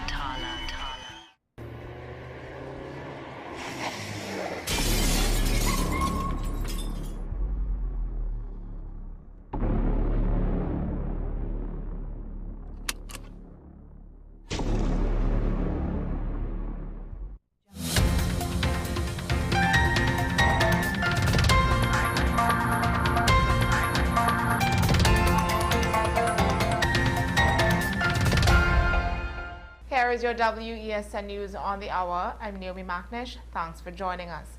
Here are the headlines. New government to be sworn in. TTPS probes missing $90,000 at San Fernando Corporation. Caribbean Airlines flights delayed by satellite outage. WASA drops appeal in misconduct case. And internationally, tensions rise between Trump and Ramaphosa. Now for the details. President Christine Kangaloo will swear in 2 new government ministers at 1 p.m. Thursday the 22nd. While the appointees remain unnamed, speculation suggests former COP leader Prakash Ramada may be among them.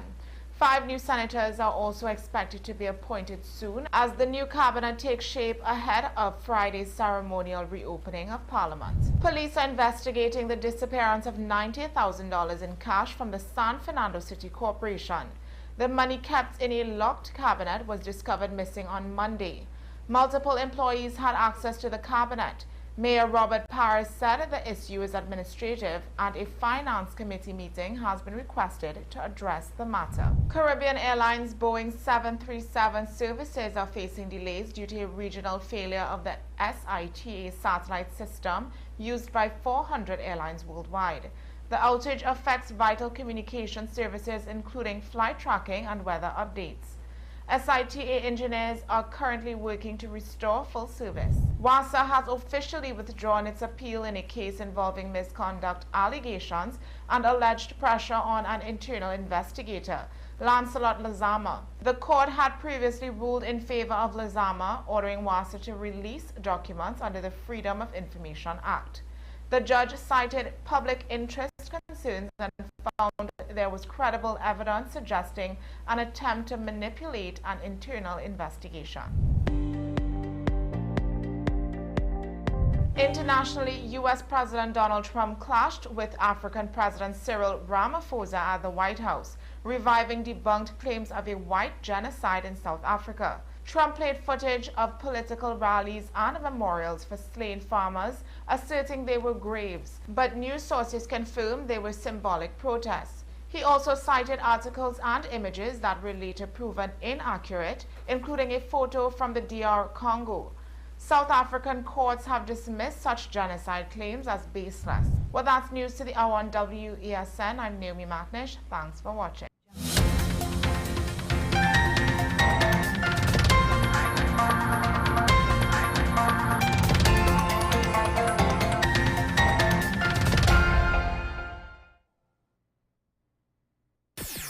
WESN.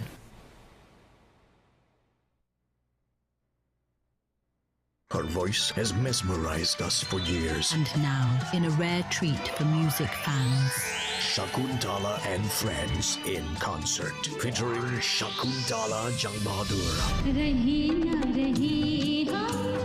Singing sensation Nepal Chaitlal, brilliant musician Dr. Shivanan Maharaj, master flautist and saxophonist Narendra Maharaj, with music from Shiv Sangeet Orchestra, Shakuntala and Friends in concert. Shakuntala. My name is Dr. Stephen Carroll, the CEO at Community Hospital of Seventh-day Adventist, and we are committed to making good private health care affordable. For all your medical needs, including dental, radiology, laparoscopy, behavioral and mental health, along with many other services, contact us for more information at 235-5479. Community Hospital of Seventh-day Adventist, where good private health care is affordable. Hey! FanZone, your reliable, authentic supplier, has just gotten better. You can now visit our website www.fanzonett.com for your authentic wear and collectibles. The only place where you can use both your Visa debit and credit cards. Visit our website fanzonett.com to make your purchase today. This is 10 Questions. I'm Andy Johnson. The distance from where we should be in the world in going forward on our commitments with climate change. The effects of climate change that cannot be accounted for. It's called loss and damage, and we're seeing loss and damage happening so much more in this decade and the previous decade. The principal term there was this question of the correspondent banking issues. That is why we're trying to build capacity with this country here, Trinidad and Tobago, and other countries in the region. Man is not showing any signs of stopping or even slowing down. More than half of the forest in Trinidad is already gone. All the plants and all the animals and all of the nice clean water and fresh air and everything had to be on this planet for humanity to have a chance. We have small change when it comes to countries that can take decisions, and when they speak, the world listens. The General Assembly is a very democratic forum. And Trinidad and Tobago has the same vote as Canada, in spite of the obvious difference in size.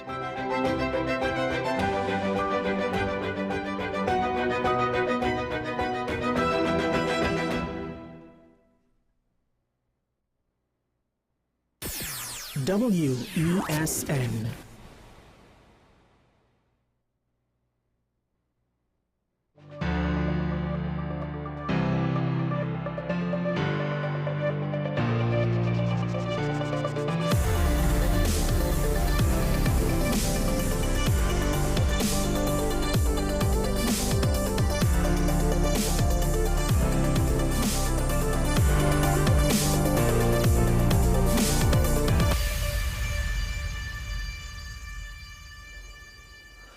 We have a lot going on today, not a lot of time to get through with it. First of all, just wanted to point out that the TTMS has forecasted near normal rainfall for the wet season. So I guess the hope is that we won't see anything too spectacular. Also, that we won't see something a little too dry, drier than normal. Hopefully, perhaps maybe next year or two, the water reservoir situation will be stabilized, and then the other issues of water supply might get the full attention of the authorities. Meanwhile, there was a situation, apparently a man in Belmont was arrested with 1,000 rounds of ammunition. I'm just trying to pull up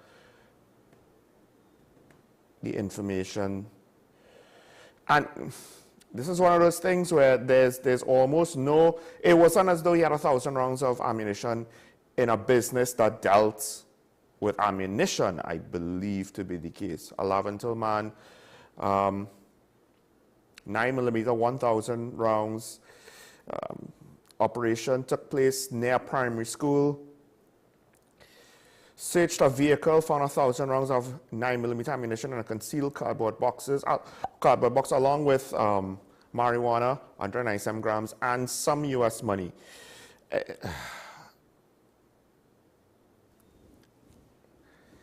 There was a time when ammunition apparently was the bottleneck for gun violence, the scarcity, the expense of it. That seems to not be the case anymore.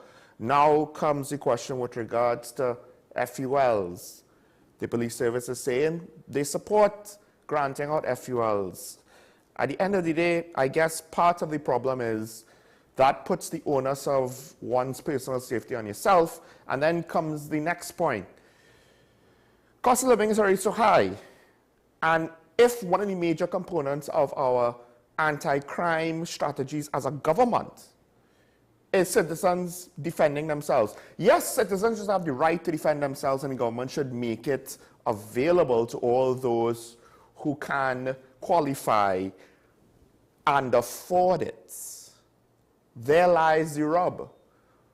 What about those who, for whatever reason, cannot necessarily get a firearm, whether they don't have the financial means, or they may be disqualified, and while they might be otherwise law-abiding citizens, they might turn over a new leaf or what have you. Perhaps the process, because the process can't always be subjective. You could have some room for discretion, but there also need to be objective standards, right? And at times, whenever you draw a line, it will never perfectly align with each individual circumstance. But I think the main one that I want to re-emphasize is the fact that saying that the ability to defend your home with a firearm is to some extent policy. That is saying that it's our policy that you have to put out the money to defend yourself. And let's not forget, that also should require shooting range facilities, access to ammunition on the range in order to practice proficiency, and to some extent a responsibility to deal with such a confrontation in a proper manner, in a reasonable manner, because there is a world where you shoot somebody and then you get sued, depending on the circumstances of how it goes down, or potentially charged with criminal charges. Again, depending on how it all goes down. Of course, there are times when the police would look a blind eye, but if it's few and far between, well, we'll probably just never hear about those incidents. If the population is armed more, there are going to be more incidents where maybe it's kind of riding between a good shoot, bad shoot, and then what do? To put that responsibility on the citizens financially and legally. I don't think it's as simple as people think it is, but for those who want it, I can't disagree that they should have it, or the ability to try to get it.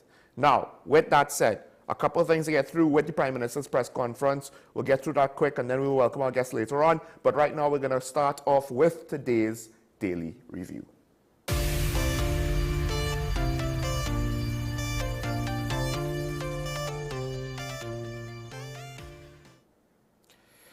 So one of the things that the Prime Minister said, and I fully agree with it, although I think that it goes with a situation that I have already called for, but for a wider reason, and that is that the Prime Minister stated they're going to recall the 625 priority bus route passes currently in circulation, because to some extent they claim they don't even know, or they don't have records for all of these passes, names, license plate numbers, etc., right? And there's questions with regards to if some households got multiple passes for family and what have you, and to what extent is all of the recipients worthy of these passes. And then also the cost, apparently it's $145 in terms of costs per letter pass. I'm not entirely sure why it's $145, if it's reasonable or if it's not. But the point is, I suspected that not everybody with a priority bus route pass needed a priority bus route pass. Now some could say, well, the traffic is too high and government officials have to go east-west. Well, that's nice, but first of all, there's nothing for those that have to come from central or south, right? That's point number one. Point number two, if it's just your commute to get to work, perhaps most public servants and even politicians should have to deal with the same situations that the public has to deal with so that they will have a better understanding. Because how could you govern a people but you are separate and apart from them? More importantly, what's the criteria? Like if the problem is traffic and you as a minister or MP don't want to sit through traffic, then you need an incentive to fix the traffic, not bypass the traffic yourself and look at all of the common folk and call them peasants as you laugh and wave from your golden carriage, whatever expensive vehicle you're driving with the tax rebate, which that should be lessened, but right now we know that it's still in effect, right? As you go your merry way. There might be some circumstances where certain key ministers and public servants have to go up and down multiple times a day. That's different. But that needs to be a justifiable reason that is proactively given, not an assumption at all.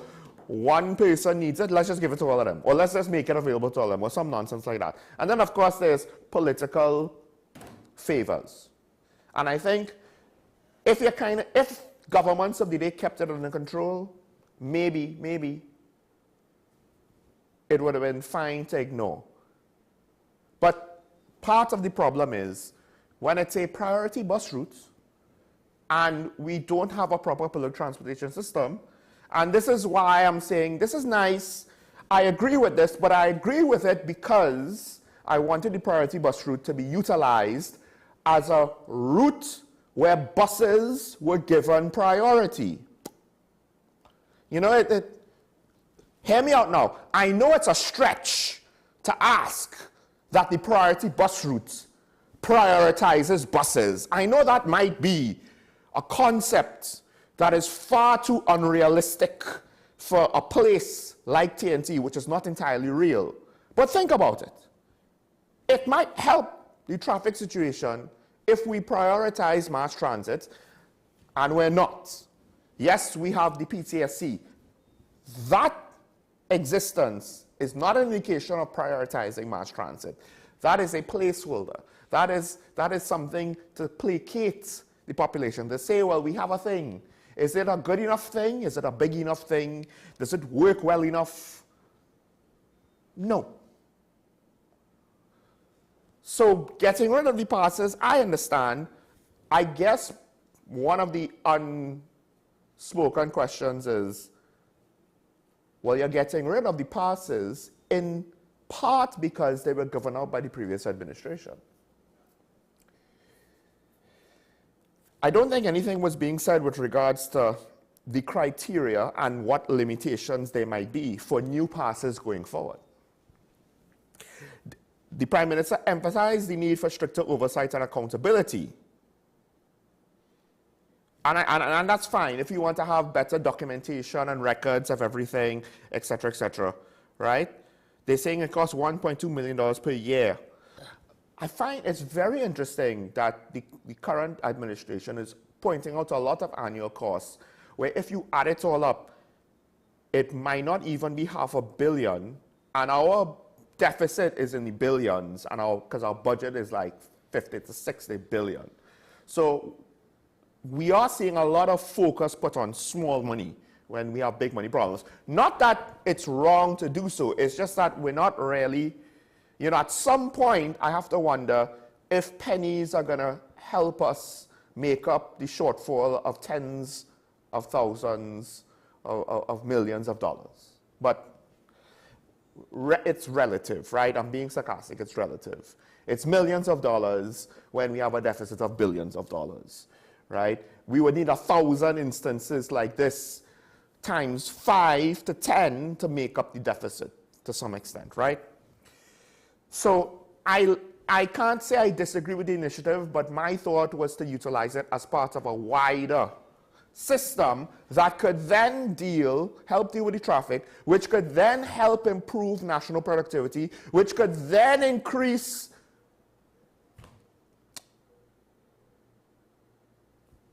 why can I remember the term? Gross domestic revenue. What was that? I just can't remember economics. This is Form 5 stuff. Anyway, you know what I'm talking about. Improve the productivity, improve the gross domestic product capacity of the island, the actual output, right?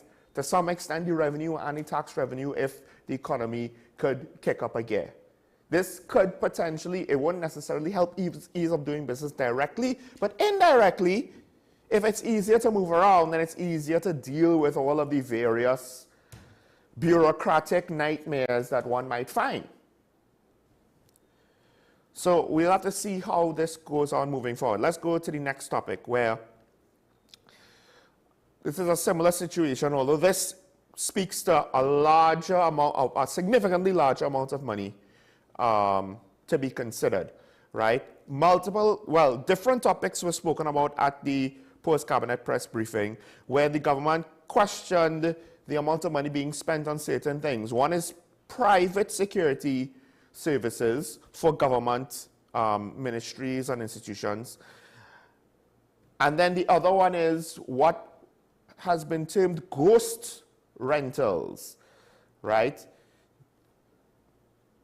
Both of them, well, I believe the private security is more or less $500 million, or near $500,000, and both of them are basically near $500 million. Now, one of the things with the private security services that I find interesting, so around the 500 million, it could be a little bit more on private security contracts, right? So what are we talking about? Well, 200 million for Ministry of Education. Now, to some extent, they do need to have security. Are we going to utilize part of the national security apparatus to be security for schools, or will we just have security guards, right? One thing to note, to some extent, sometimes it is more efficient to just use private security than try to have your own security. It just depends, right? Police officers, to train a police officer costs more than to train a security guard. And private security firms have, in theory, one would hope, the facilities to train security, right? So 200 million for schools, 80 million for the THA. And one of the things is when you look at the level of crime in Tobago, to what extent is that needed? But at the end of the day, you still need to have some security. And maybe that is close to as minimum as I could get. I don't know. 70 million for the judiciary. This is where potentially national security services could potentially secure the judiciary and not private security. Because one would think for the judiciary, you would need people capable of handling themselves in a gunfight, and not all private security individuals are. Ministry of National Security. This is where it gets juicy. Ministry of National Security apparently spent $13 million last year on private security. And there's a part of me that, I mean, yes, to some extent, they are security contractors for the American Department of Defense, right? Where you get private security firms, because it could be more efficient that way. It all depends on training criteria, what is required, and who's going to train them and whatnot. But there is something that it just seems funny, that the Ministry of National Security has to hire security guards to secure. It might not be sensitive things. It could be some more mundane things, but one could argue there's very few things with regards to the Ministry of National Security that is not highly sensitive. Think about it, right?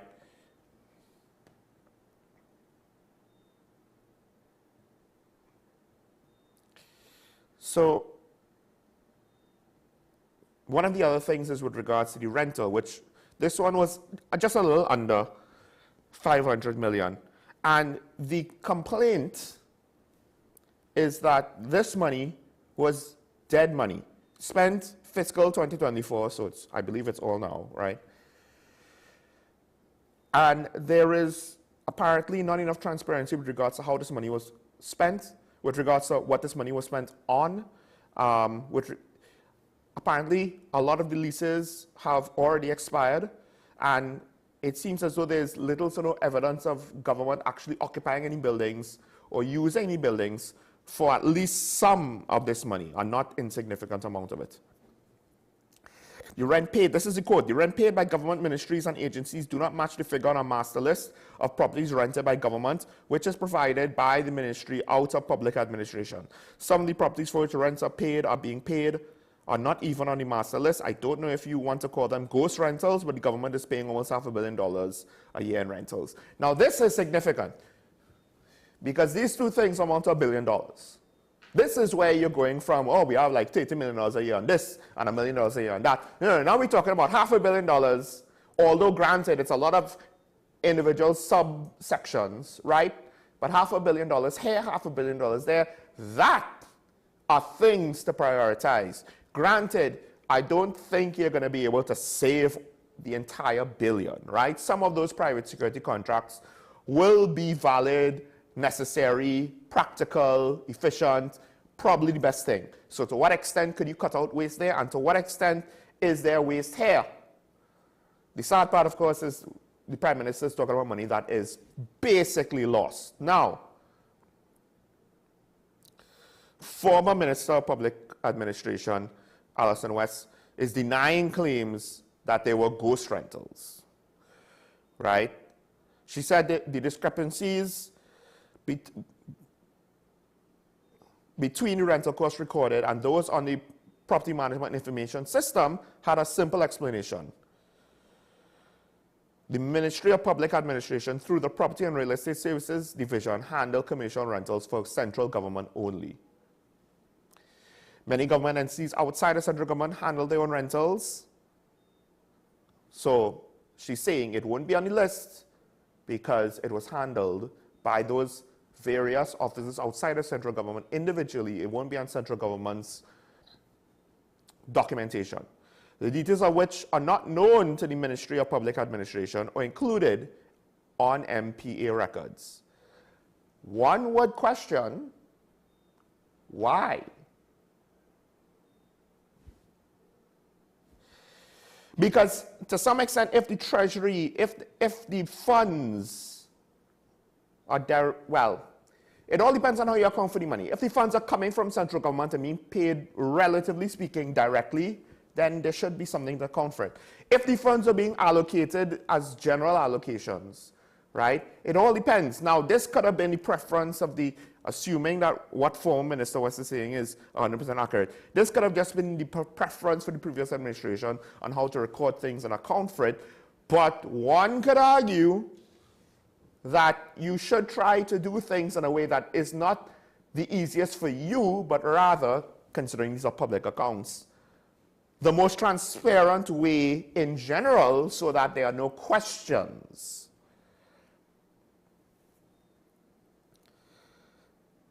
Now, former Minister Wesn is claiming that the $23 per square foot in rental in Port of Spain is not true of properties falling under the Property and Real Estate Division, I believe, of the MPA, right? So now we're getting into a debate of details where now I would say who could come with valid documentation will probably win this debate. Half the time we don't get anything like that on things like this. So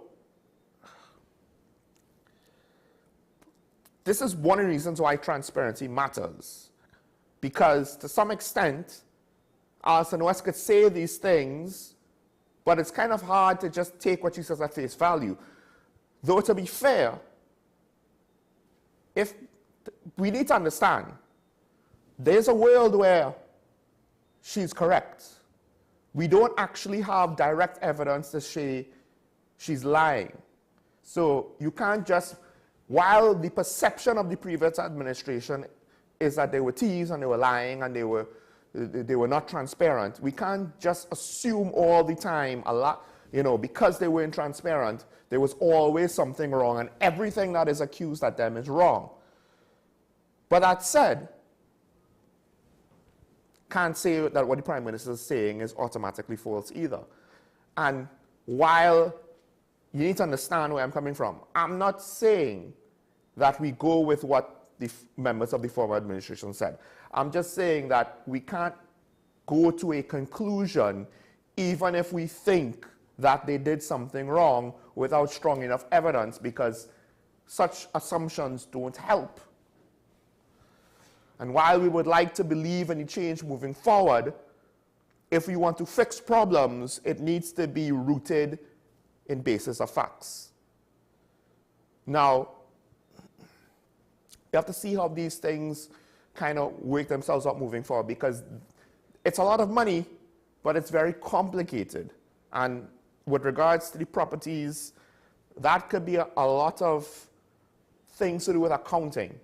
And I do wonder to some extent if the Auditor General reports addresses these things with regards to how these things are accounted for or not. I'm not entirely sure, right?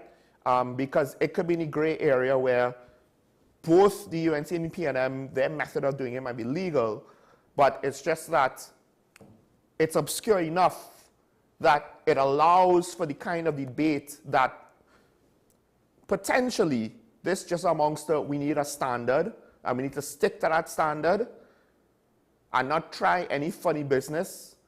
And once we do that, then we won't necessarily have these issues where both sides of the political aisle are debating something that doesn't have to be an issue. Of course, that is just one possibility. The other possibility is somebody could be lying. We just need evidence to say who is. It's not something that I'm going to make assumptions for automatically just because.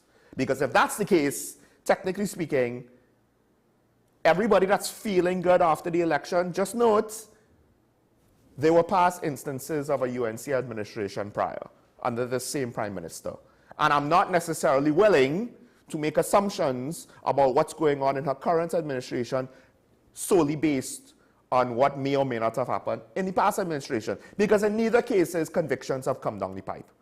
So this is, a lot of this is all at the end of the day, yes, things we know. But we can't actually prove in a court of law. And that's why you have to limit yourselves and your stances at times. All right, the last thing I want to get to, and I'll try and be quick on this, but I think I have to get to this because this is front page story on at least one of the daily newspapers. It seems as though the Prime Minister has a disagreement with UE with regards to the utilization of the Debe South Campus. UE wanted, and apparently this is the regional council of UE, that is to say it's not just UE St. Augustine, wanted to use it as a global school of medicine. And to some extent, the Prime Minister wanted it as a legal faculty, a law school. Now, I guess the question is it that it's going to be a supplementary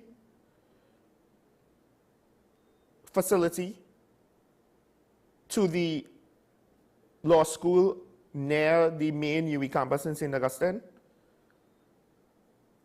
Or is it that it's going to replace it? Because apparently UE did not want to relocate the law faculty. So there lies the question, is it a relocation or a supplementation, right? And I can't remember exactly what else the Prime Minister wanted the South Campus for. But here's the thing. On one hand, I can understand her stance. There was an intention when it was built, and to some extent, the state should have a say, right? Especially if it's investing money in a whole new campus. On the other hand, is this overreach? Is this intruding in the workings of UE? Because again, to what extent is it a supplementation or a relocation? Because either way, it's going to disrupt the administration of UE. They're going to either need to get more lecturers or have pre-existing lecturers have to make long commutes, which they may not have agreed to in their contracts, or the relocation of lecturers, which they may not have agreed to in their contracts, which could then lead to lecturers resigning. And then comes the question, if it's a relocation, to what extent does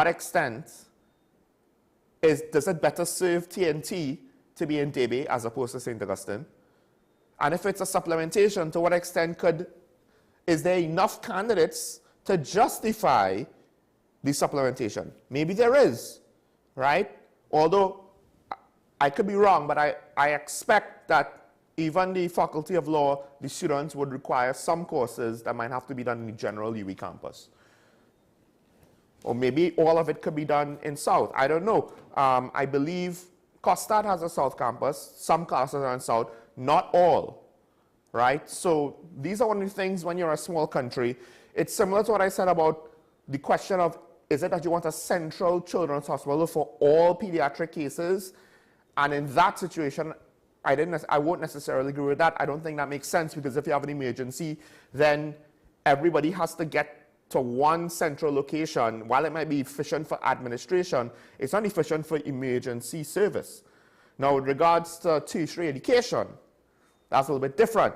I suspect what happens is, this is a case, and I think this happens quite often in a lot of different cases, where somebody has an anecdotal complaint, and then stakeholders see the complaint, and there's some validity in the complaint, but then they want to try to deal with a problem of what could be a small or a large minority, and have that dictate terms moving forward for the whole majority, or the whole entirety. And to what extent is that practical or impractical, I don't know. But the language of the Prime Minister, it's both understandable, but I do wonder if it's going too far. in part because, to some extent, going too far, if this is some of the first public utterances of the disagreement, at least that I've seen, maybe I missed something.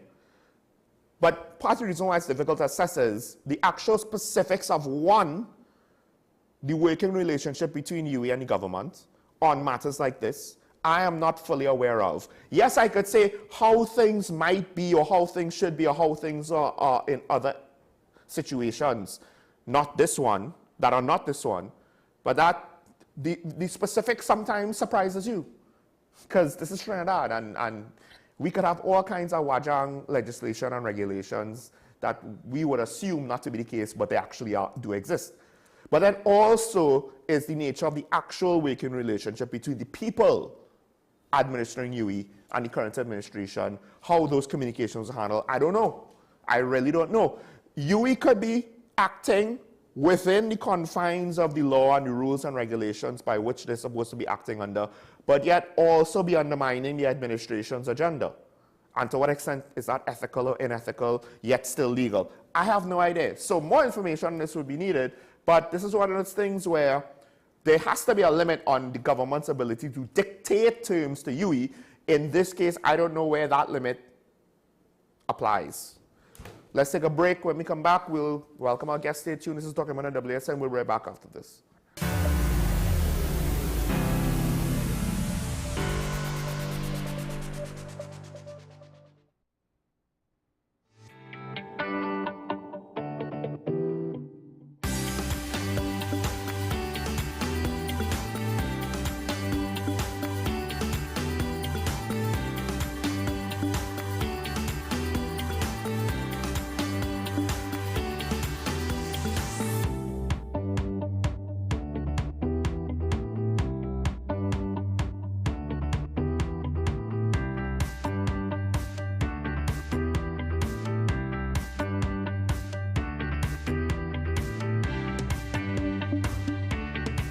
Struggling with heart health or frequent migraines? Discover the simple steps to reclaim your energy and vitality. We're diving into a topic that affects about 422 million people around the world: diabetes.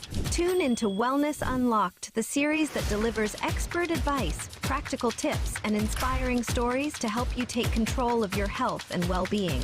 Your health matters. Don't miss Wellness Unlocked. Watch now on WESN and take the first step toward better health.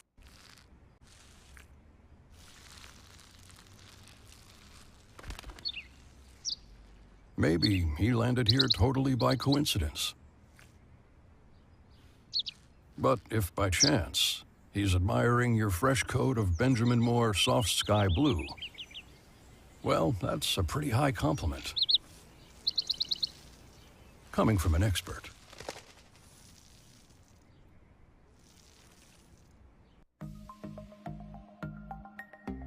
Knowing how to tell authentic is as easy as 1, 2, 3. Find it, match it, search it. Step 1, find the style number on the tag.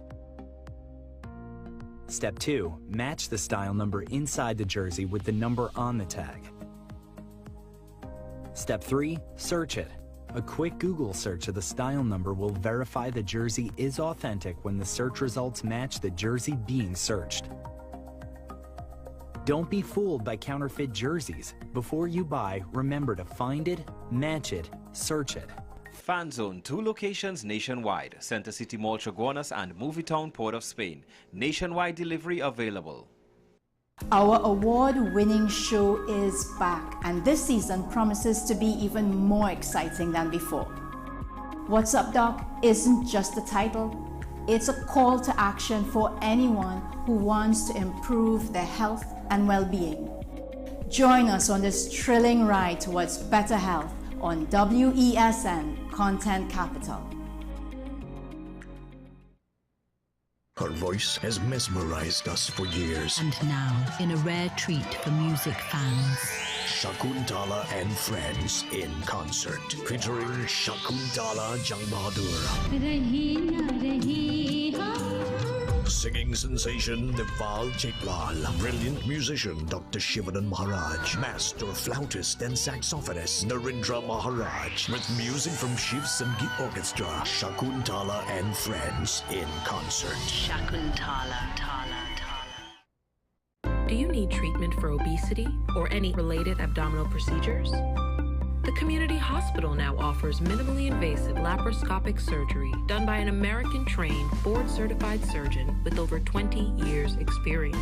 Give us a call at 235-5479 for more information. The Community Hospital of Seventh-day Adventist, where good private health care is affordable.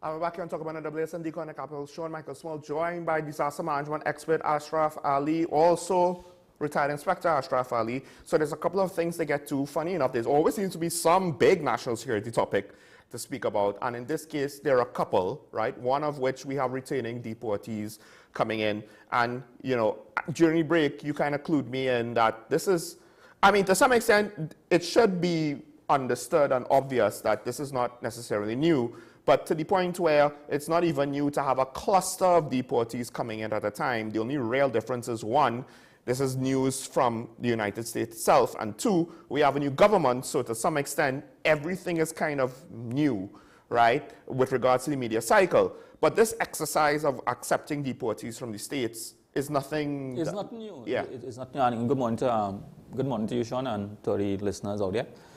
It is not new. The same type of conversation that we are having now has been held on several occasions, because the makeup of some of the deportees, they have multiple offenses. One of the most critical of all of them, critical, or I should say the most prominent is that the ones that are sexual offenders. Yeah. Right? And we know that pedophiles and sexual offenders... Because I think that's really one of the only types of crimes where you're going to have like a special database to keep track in certain jurisdictions, right? And I think we do have that in Trinidad and Tobago. However, there are a lot of conversation as to whether or not is it actively available for a number of reasons. And this is something that I think needs to be dealt with from that perspective, from the relevant authorities in terms of making those type of offenses and offenders placed in those sex offender and available for the general community and persons to So it is not something new. It has been going on. Sometimes you might get serious persons who have committed violent crimes across there. The challenge you're going to face with this, and it's continue to face, is that once of these persons, so you have persons who have been exposed to criminal gangs across in the United States, who have been in gangs and have been in the prison culture, because across they have served their time, and then after they serve the time they come here. You have some persons who some of those deportees who still willing, who still wants to be part of it, or who feel that is part of their life, and have involved themselves into the criminal activities in Trinidad and Tobago, and bring another element to the crime. And let me put it this way: technically, cannot train some of the gangs and criminals down here about crime. Maybe even provide links.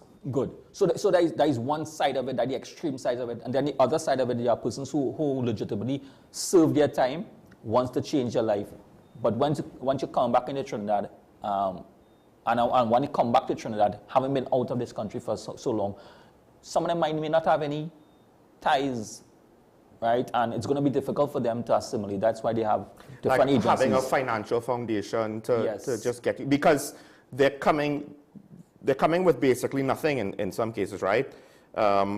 Whatever assets they had, it's not like they could bring it with them. I don't know how much money they would be allowed to keep, and depending on how it was earned, right? But one of the main things that we have to remember, that they have not committed any offense in Trinidad and Tobago. Right. So they are free citizens of Trinidad and Tobago. Notwithstanding that, when the same narratives about the deportees could be the same narrative that we use for persons who have served their time in Trinidad and Tobago and leave the prison system. Yeah. They still may go through the same type of system, the same challenges. Because essentially, if you want to just label convicted people who already did their time as criminals, then basically you're kind of undermining the principle of rehabilitation. Exactly. And if you do that, well, then they will never not be criminals because we're kind of forcing them even after they did their time. Hey, we only view you as a criminal. So all of these hopes and dreams you have of not doing crime and having a normal 9-to-5 job, society is telling you, to hell with that. You go continue being crime and we'll continue to arrest you. Yeah. Right? And it's a vicious cycle in a way. It's a lot of conversations will be held, and I think it will be much more prominent now because of the decision making by the US president and their policies when it comes to deportations. So it might be on the front burner more, and how we treat with this first batch and how they deal with it. And because we have two ministries and a new administration now, we have two different ministries that are going to work side by side, Ministry of Justice and the Ministry of Homeland Security. Before it was strictly under national security. Yeah. So now they are. But both in this case would actually have to apply in this situation.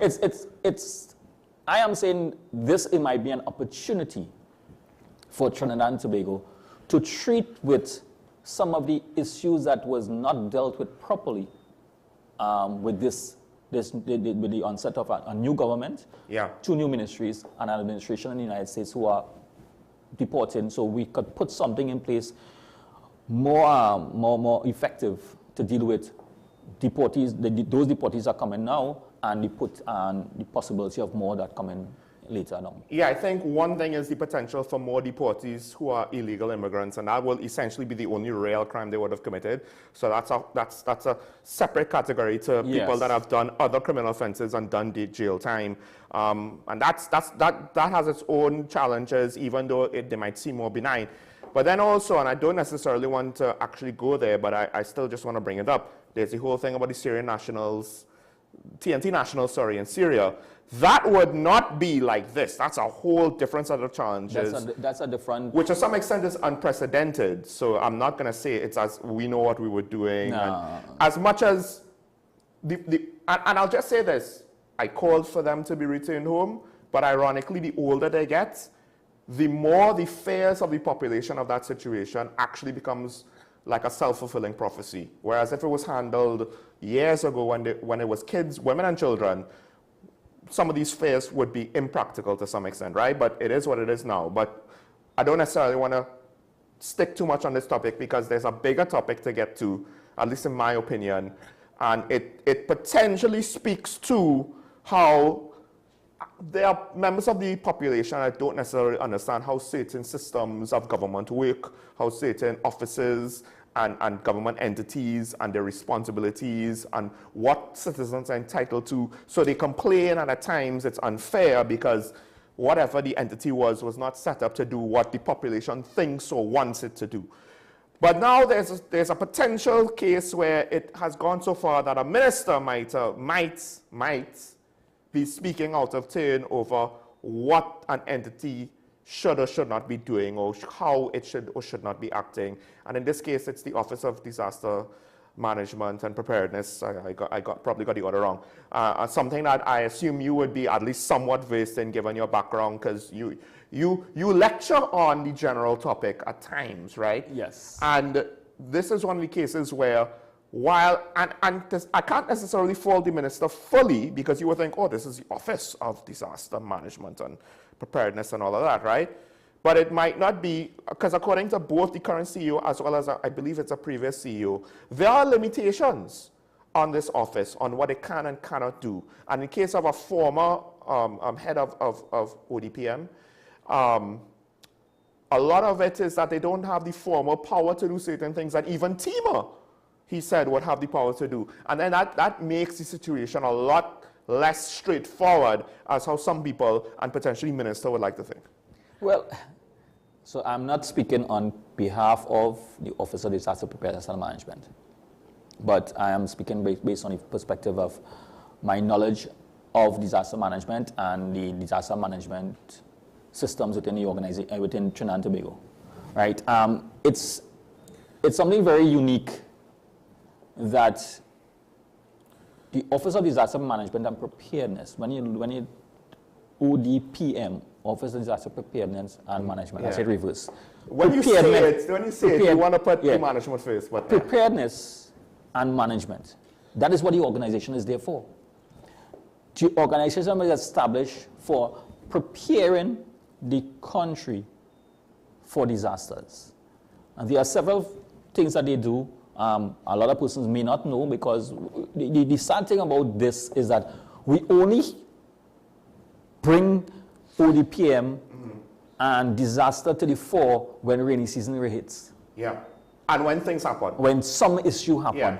We don't understand that on a regular basis, things are happening behind the ground, behind the scenes that persons are not fully aware of. And this is how we treat things in this country. In Trinidad and Tobago, we are reactive, we just reactive. There's the local government, Ministry of Local Government, and the 14 regional corporation boroughs and city corporations and the boroughs. They have 14 of those. Each of them have disaster management units. Right. They are responsible from a localized or community's perspective. They are responsible for responding.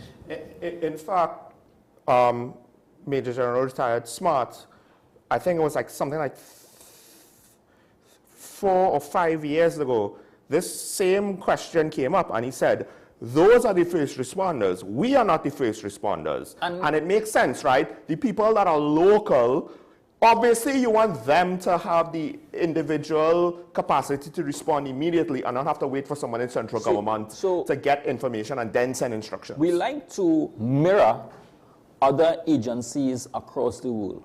So when we will see something happen in the United States, and everybody is talking about the United States, because hey, that's the closest one, everything we that's big brother. Big brother. Biggest brother. Big brother have FEMA. Yes.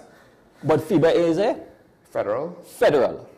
They don't get involved away for local instances. Once they get involved, it means that the situation is reached a national level. I think also what we need to understand is, for the United States, local and state level, in some cases, might even be bigger than what we go through. Exactly. Right? And when we look at national news and FEMA, they're talking about, Louisiana is underwater. The entire city of New Orleans, not just a part of New Orleans, and Port of Spain, our capital city, at best would only be a part of New Orleans. Exactly. And so in the context of how we just judge, no, I'm not saying that the minister is wrong. The minister is, what he is indicating, there is need to improve any system that we have. Right. And any organization, if we believe that there needs some more effectiveness, more effective management of the organization. I'm not saying that the organization is not management properly, but the organization needs to be more effective. It means now that we may have to go back to the table, revisit the objectives of this organization, the resources available to him, and let's go forward with respect to that. Well, former CEO Dr. Stefan Ramroop, I think he was looking at resources and legislature, because he was saying the ODPM doesn't necessarily have the authority to compel various stakeholders and organizations to participate in meetings and preparations and stuff like that. And ODPM also has to be invited to some degree. Exactly. Right? They can't just dictate and come in. So they are a stakeholder like everybody else. And from my experience in dealing with a carnival on a yearly basis, you have to send, when you're having stakeholder meetings, they are invited. And what do they bring to the table? Because they are supporting agency towards this. Now, this is what I'm saying. This is it means that we need to change the narratives or change the perspective of how these organizations work, because we have organizations working in silos. Yeah. And because of when it's flooding and how emotional persons behave and the trauma people go through with that, they're looking for assistance at any avenue. When you have flooding, it is not one agency involved. There are non-profit organizations that involved also, you know, that will assist. We have persons who have private boats, who have these off-roaders who bring their big vehicles to go into flood waters. Because, let's put it this way, the Trinidad and Tobago Police Service doesn't have any kind of equipment or vehicles to assist. If you say that they are first responders, and they can't. Also, I mean, if anyone thinks that the police are supposed to be first responders to flooding, in what country? Yes, they can respond, but there's no, I'm pretty sure there's very few, if any, police services in the world that's going to have equipment to deal with flooding. Exactly. Right? Yes, they may have a police maritime or marine unit. Yes, they may have police, because of certain terrain, they might have certain vehicles, off-road vehicles, that could be kind of allocated, they might be applicable, but to say that there's going to be a flood disaster unit in any police service, no, right? You might have certain plans for your local fire service, for your local hospital, but again, and I think part of it too is that to some extent, at our scale, we're looking at the situations with some disasters, and it's like, these are not the norm, and nor should they be the norm. So to what extent are resources going to be put in now to deal with it?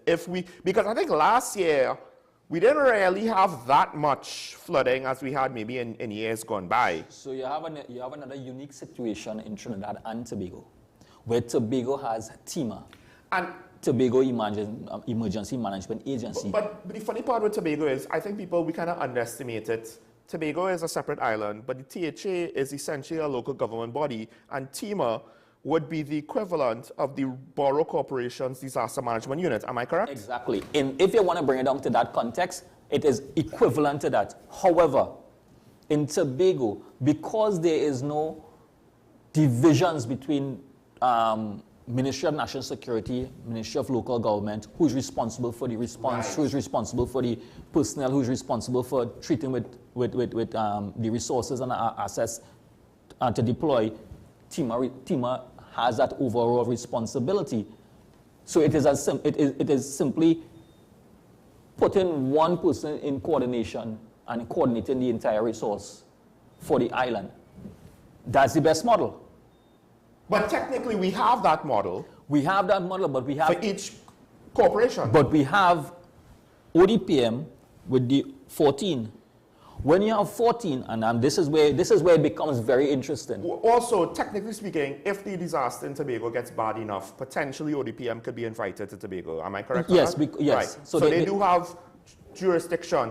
But it's similar to FEMA. For FEMA to come in, the governor of the state needs to declare an emergency and speak to the president of America. No. FEMA doesn't just say, we coming in, and ODPM can't say it either. No. So that there's formal communication and there's informal communication. And the current CEO indicated that the informal communication or the informal management in terms of they are always monitoring. So yes, they do always monitor and keep abreast of what is happening. So they could potentially respond as soon as they're invited. The issue of response is there's two contexts of what response looks like. Right. What the public perception of response as to what an organization response is. Response does not mean having a multitude of bodies on the ground doing the physical work. Yeah. ODPM response is coordinating, engaging with the relevant agencies and authorities, non-profit organization, and getting additional resources and accessing certain things that may be needed for the first responders on the ground, which is the regional corporation. That is their response mechanism.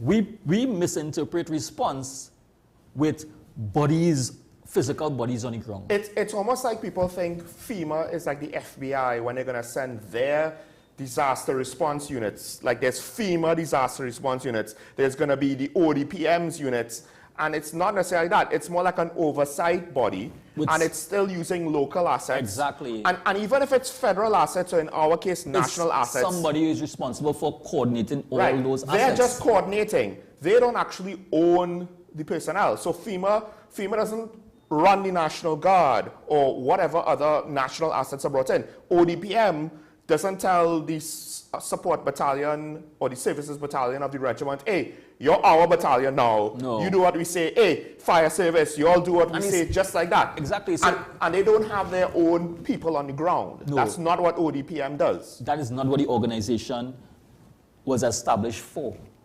It's just to coordinate what already exists. Yeah, exactly. So it's a level of coordination. And then I sure the CEO did not want to go into the intricate details behind the scenes of what ODPM also does. I think that's for him to address if he has to address it. In part, is it because, look, his work is, it's seemingly, based on the reports and what was said, including by the former CEO, there's a lot of informal relationships there. And if he's not careful, it might look as though he's making accusations on other stakeholders. Well, they're not doing their part. We do our part. It's them. It's their fault. And then it might look like he's throwing them on the bus, and it could jeopardize the working relationships he would have with the various corporations or services, and you have service providers. Exactly. etc. So you have to be very cautious, and you have to be very cautious. And I believe he was very cautious. Yes. The minister was right in the context that there needs to be improvement. Right.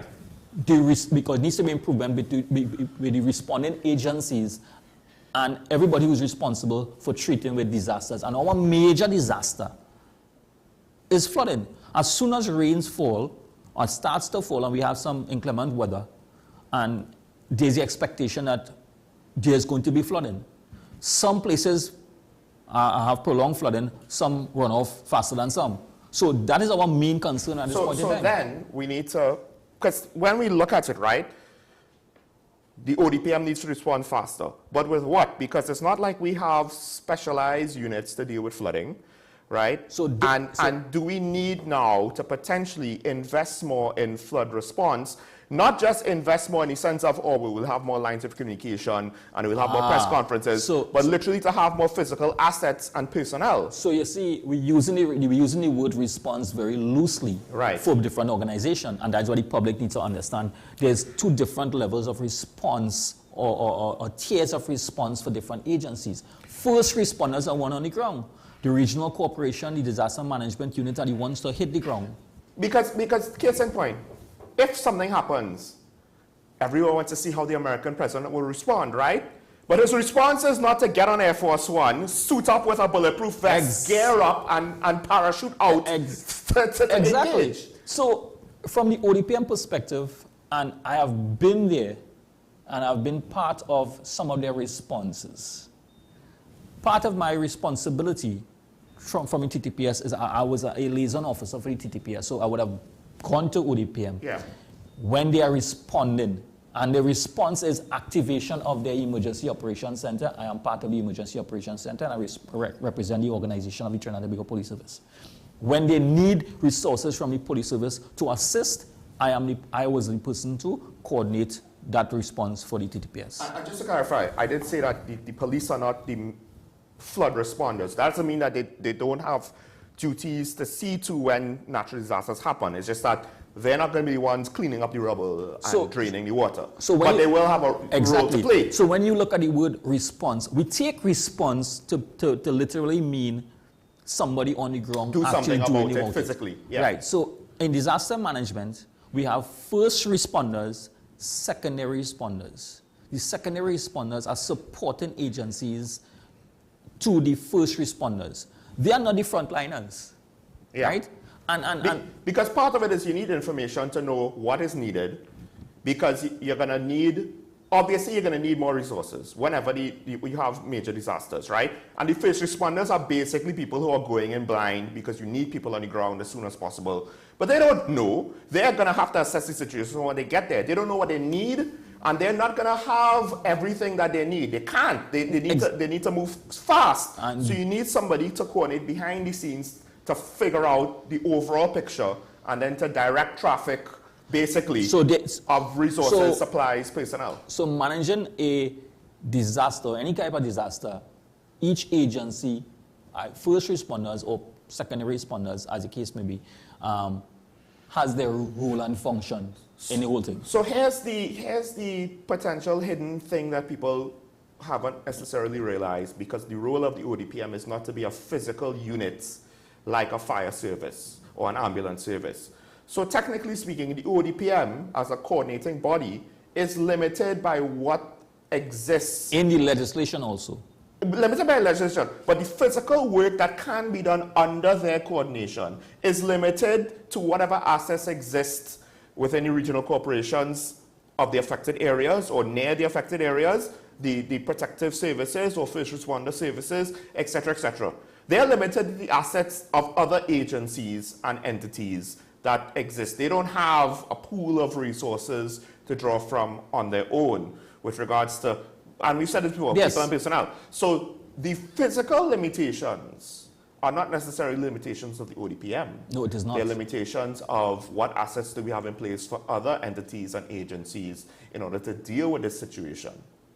And that's the reality. So a unit that is responsible, an organization that is responsible for management, coordination, preparedness, because that is what they fall under, right?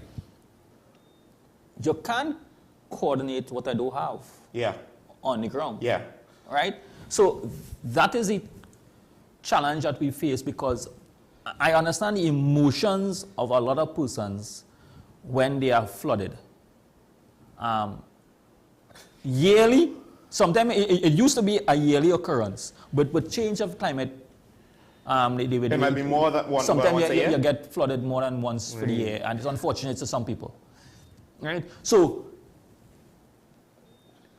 we have to understand that if the first responders are not as effective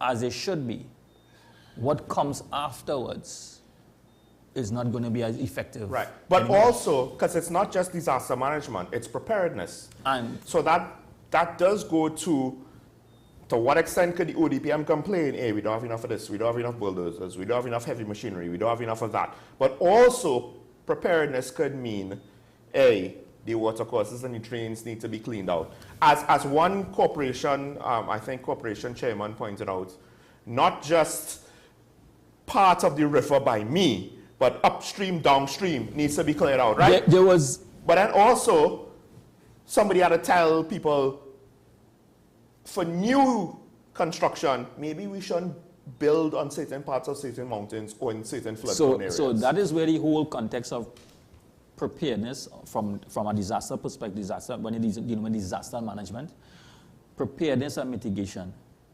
Preparedness is what we are faltering with, and we are short. We put preparedness aside because we're only talking about response. Yeah. But the response only could be as good as our preparedness. So if you're not prepared, you can't respond. Right, because effectively. Part of it would be, Port of Spain floods. Well, maybe because we reclaimed our land and didn't think about enough drainage in certain areas. And what brought by the stadium floods, or maybe when they reclaimed the land to build Movie Town, somebody should have thought, we need to ensure that there's enough drainage, and things like that. So now we have situations where, well, one of the best ways to prepare against a flood is to do things so that we don't flood.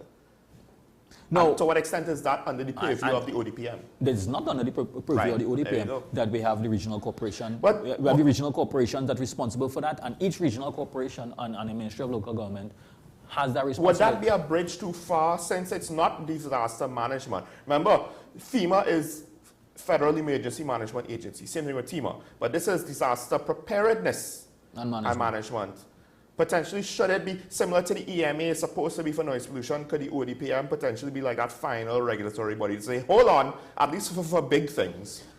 For big things, it's like, hold on, we have a problem here, somebody needs to solve this, because we ain't gonna carry the bag and bear the responsibility of the lack of planning in some of these developments. So over the years, and with the development of the disaster management units and ODPM, sometimes the disaster management units, they fall under different ministries, Right. You have different line ministers. You have different authorities and responsibilities. Because there's works as well, local government, ministry. This situation that we are in is not a new situation. It's an ongoing situation that we have to deal with.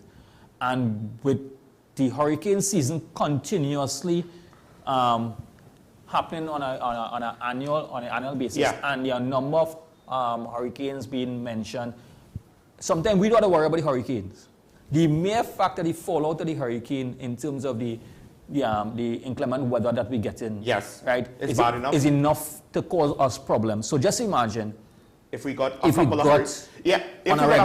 couple of hurricanes in 1 year. In a season. In a season, we get 1 or 2, how devastating it's going to be. So this is, I always say, with every challenge that we have, and we are calling from Diego Martin. Yes. Right? So I just want to say that with every challenge that we have, and we're seeing shortfalls in our system, I always tell you, I love our system. The only way you can know if a system is working, if you see shortfalls in the system.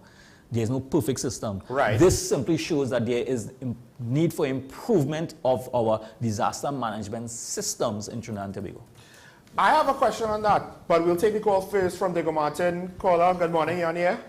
Good morning. You, John, and your guests there. Morning, sir. And how are you? I'm all right. First of all, my pet subject is the PPS. And I go in with that again. There was 2 recent judgments on senior officers at the police service. The ex-commissioner, Jacob, with respect to discipline somebody who was part of, I think, SOT. With the barracks.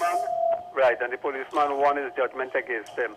That is the same commissioner of police who said he don't take instructions, he just take advice. And I'm asking if he took advice on that issue to suspend the man without proper due diligence.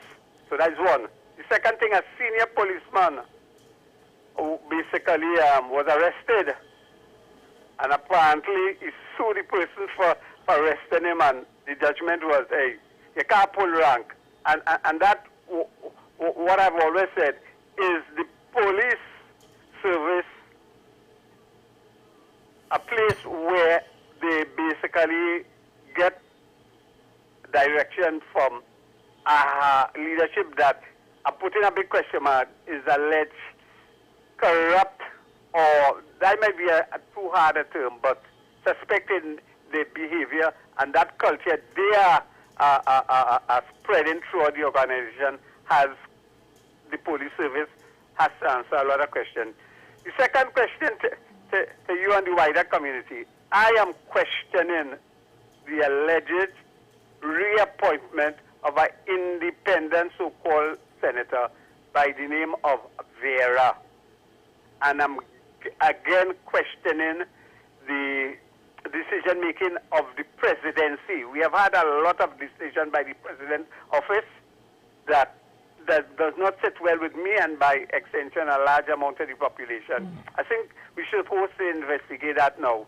And what I'm saying, this senator, in the last dispensation, he brought the diplomatic corps and the judiciary, the appeal court judge, into disrepute when he brought a motion to censor the then opposition.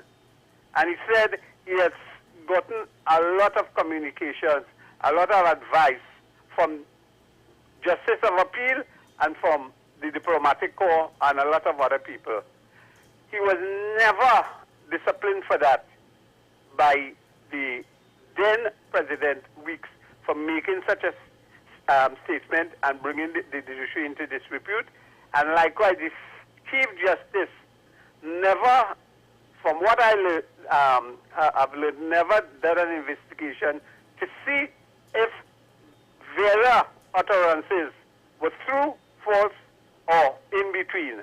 And to me, because of that statement, he should not be put into an independent, because he has questioned. And the last one, I've seen a lot of utterances about rental fees. And people have to remember, during the COVID, a lot of landlords had to reduce their rentals with respect to people renting for them, because the sort of predicament they found themselves. And I'm asking the landlords of the government actually negotiated downwards with the government, or did the government facilitated and accepted higher rental values for the chosen few? And I'm going particularly to the Alexander prime property being rented to the government, because when the Prime Minister basically told us about rentals, the Port of Spain rentals seems to be the highest, but I haven't seen the spreadsheet for the various years to see if it was reduced or increased, and that would be an interesting point to know if the government facilitated people digging out, using the word digging out taxpayers' money. Go and have a nice morning. Thank you, caller. Well, here's the thing. From what I've heard,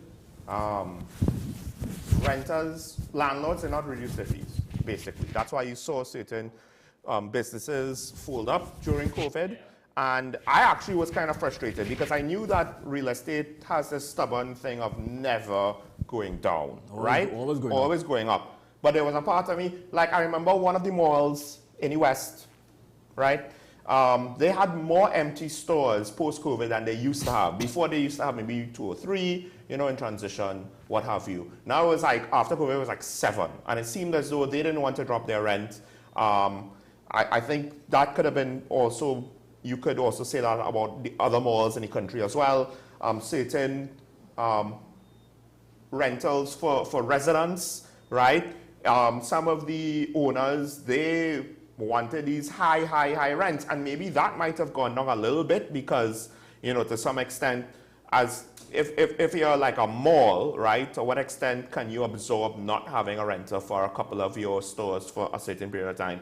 But if you are a normal middle class, upper middle class, you happen to have a rental property, how long could you leave it empty? Yeah, and the market might have dictated, look, you need to drop if you want to get a renter, right? But then, of course, if you do that in the long run, you'll lose less money per month, or you kind of hold strain and hope you get somebody willing to pay what you want.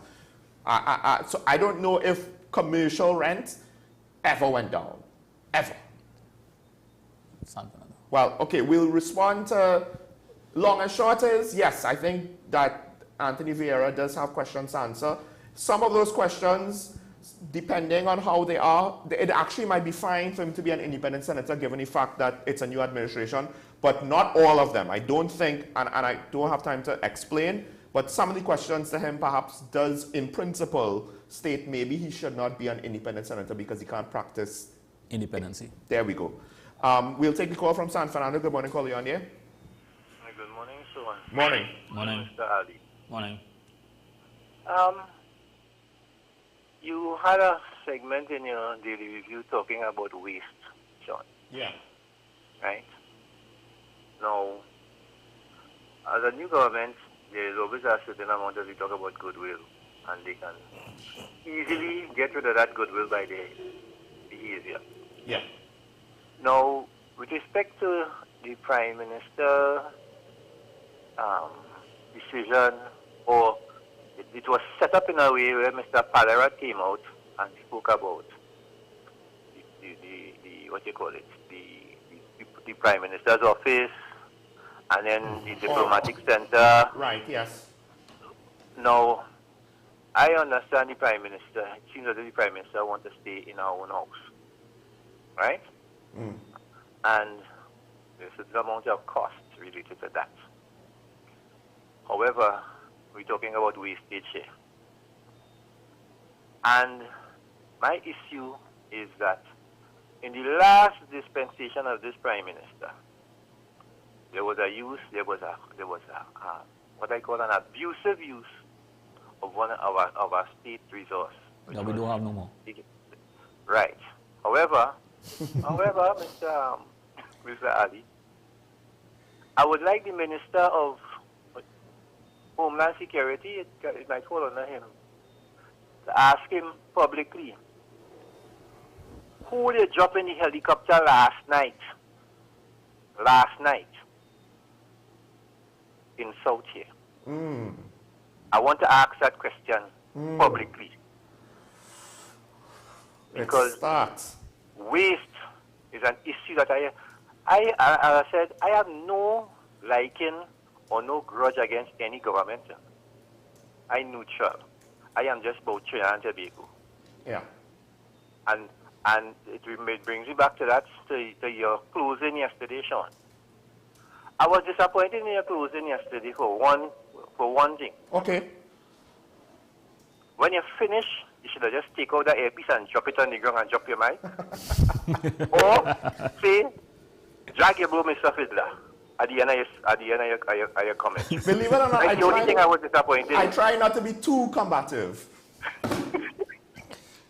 Believe it or not. That's the only thing I was disappointed in. But going back to waste and waste-led government. Now, the other thing you spoke about was the what do you call it? The priority bus route passes and then these rental things. That is normal. That is normal when government change, because it's a new set of people jumping on the coattail of what they call recurrent expenditure. Right. So that is just what is happening now. So it's the same playbook all of them do. Mrs. Prasad Bisesa did it when she came in 2010. Dr. Rowley did it. So it's the same playbook. Yeah. With new people on the gravy train called recurrent expenditure that they're going to put on. So that is normal, which I'm so disgusted about. However, it is what it is. But I want Mr. Alexander to tell me, who they drop in the helicopter last night? That is not. It wouldn't be Alexander. I think that would be National Defense. That's national. That is not his portfolio. Yes, so that would be Homeland Security. Yeah. Yes, but that asset. But that's not who it fall under now. I think helicopter assets might be under National Defense because it might be under the Air Guard or. And if they want to ask you, I will tell them the helicopter number. Yeah. Okay. Thank you. Have a good weekend, gentlemen. And look, Mr. San Fernando didn't give us like direct evidence that it was used to drop off the Prime Minister, right? We know that for the swearing in of, I think, most of her cabinet, she drove, right? And she was caught in traffic. There were 2 accidents on the way north. So at least we know that at some point in time she drove, right? Here's the thing though. Mr. San Fernando's tongue-in-cheek statements point out a very real phenomenon. You're in South. You're doing business in North, at least right now. Not always, but you're doing your postcards in North. Your cabinet is apparently meeting in person in North. We know that you did it in the past. So now the public at some point is going to be sensitive to, is she doing it again? And it doesn't have to be that the Prime Minister is actually using a helicopter to go between her house and the Red House. But just the fact that the window is creaked open a little bit. It is not outside the bounds of irresponsible behavior to start to wonder, to start to ask the questions, to start to bring up the topic, especially since waste is such a big deal. And also, arguably, I don't think we heard of anybody in PNM taking helicopter rides anywhere. I remember Dr. Keith Rowley leaving a conference in Tobago, flying commercial back to Trinidad. I know that because he was in the departure lounge right in front of me, which I found to be insane because it's like you couldn't find any other place for him to wait unless it was practical because he was going on a commercial Caribbean Airlines flight, right? But even then, they probably should have put him in a private room, in my opinion, I'm just saying. So anyway, it's not like anything could happen. And now he's no longer Prime Minister. So it could very well be that that helicopter was for some other reason for somebody else. That's the most likely explanation. It's just that the window is creaked open a little bit, and I can't fault people for having those questions now. And it's a real concern for a normal person when you come to talk about waste and abuses of resources. But there is always an explanation for something. Yeah. However, whether or not it is unacceptable, if somebody will accept, right, the public will accept the explanation or not. And we all know, at this point in time, there is a lot of conversation that this government or this administration is not the best administration, right? Whatever the administration Whatever the administration right. Not, you're not speaking specifically about this current one. No, I was talking about... in general. To make it straight, get directly into the politics of it. The UNC and the administration of the UNC okay. is not a good administration. PNM was better. Some people would think that. And that is the views of many. Right. Right? And many on diehards on both sides. That my party is better than the other one. But at the same time, when a party, in our politics, when a party takes over, a new administration gets in, the administration needs to assess what is taking place, identify what has happened, because nobody from the opposition side would have known what is taking place in the government. So obviously, when a new government takes over, right, and it's basic management, when a new management comes in, they have to assess what's going on with the organization. It is not blaming, directly blaming per se. It's highlighting what the other, it appears to be blaming. Some people make it appear to be blaming. But if I tell you that this is what was the other administration was doing, so I bring it to your attention. Yeah. You know, we just take it in a different light. Now, I did say with the bus routes, like I did mention, yes, this is probably just a changeover. And now the question is it going to just be, instead of PNM people with excessive number of passes, UNC people with excessive number of passes? With regards to the ghost rentals, I see where Mr. Sanford is saying it could be something similar. So now, and this is where more information to kind of say, oh, we have these substantial reasons to call it ghost rentals. You know, something on WhatsApp? Yeah, we have a caller on WhatsApp. We'll take the call. Good morning, caller, you on here? Good morning. Morning. To Sean and Mr. Ali. Morning. Yeah, so for me, I know you guys try to explain, but for me, the role of the ODPM remains vague, right? And as a normal member of the public, my idea of them is that they send text messages to my phone, right? Mm-hmm. And as a victim of flooding on multiple occasions, I could say that support and help is very limited from the regional corporations. Sometimes I feel it's a combination of things. I mean, obviously, at that time, they are overwhelmed. I understand. Their resources are very limited to me.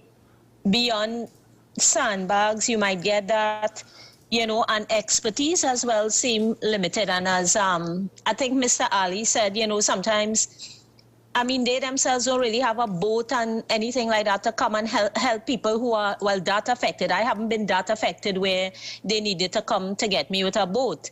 Right. But, so I still, in my mind, I would still have to say, what does the ODPM do exactly? And then, is their role, is it doing anything to make the country a better place, in the sense that, is it another institution where it's a talk shop, let's hold meetings, and there's no translation of help after to the population?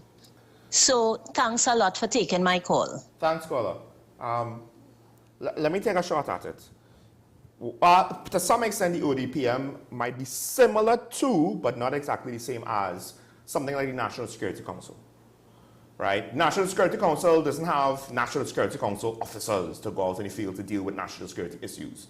It's just an oversight body made up of the various stakeholders, right? So that's why I say it's similar. They don't have any physical teeth to do anything on national security. So I just want to say to the caller, I mean, it's unfortunate that she has to go going through the flooding on a regular basis, just like a number of our citizens. Yeah. So you understand how they feel when the response that they are expected does not come in the manner of which so there's a lot of question whether or not these entities actually functioning or have any value, and that speaks to how we present or how type of messages that is sent out by these agencies and how the public view them.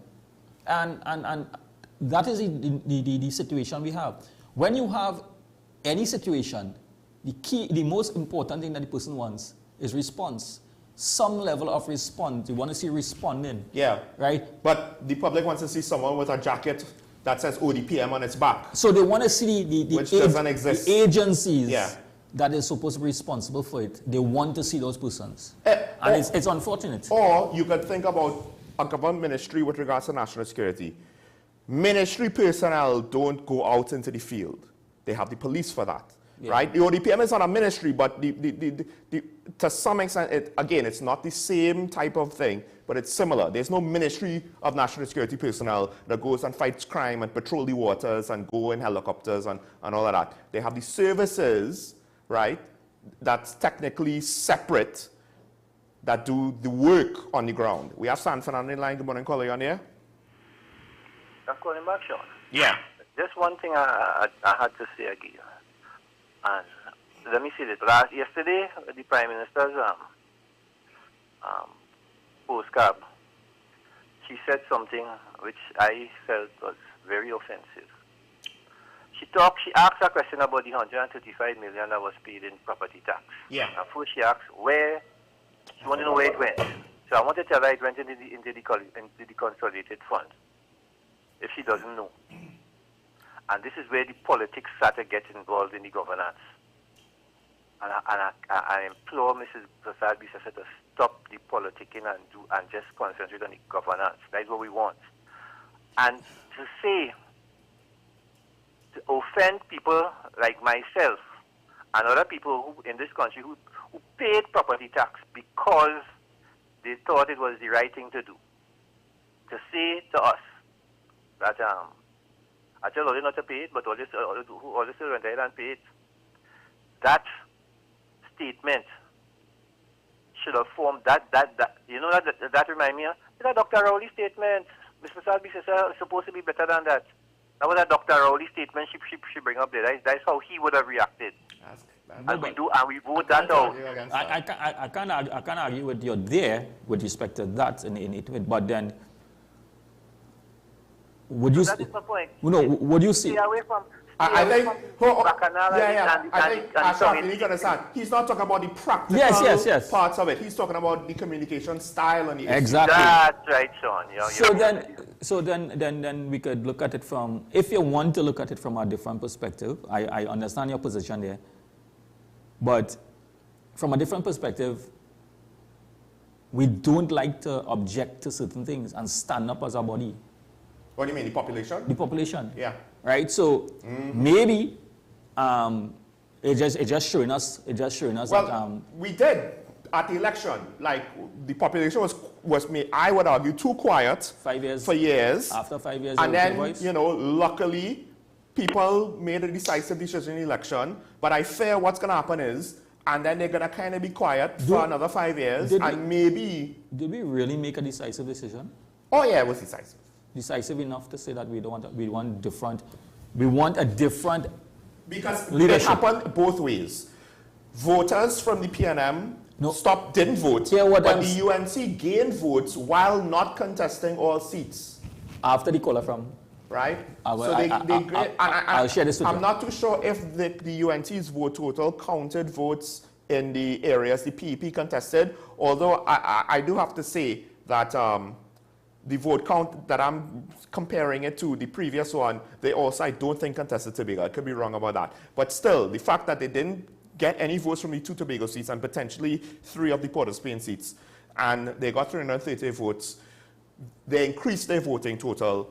I think the population sent both the message of we'll pick the UNC and we'll vote out the PNM at the same time, right? Now, to what extent they were strong messages or both combined as one strong message, that's all I can offer. We'll take a call. Good morning, caller. You on here? Good morning. Morning. Let's say I am living in a flood zone area, right? Yes.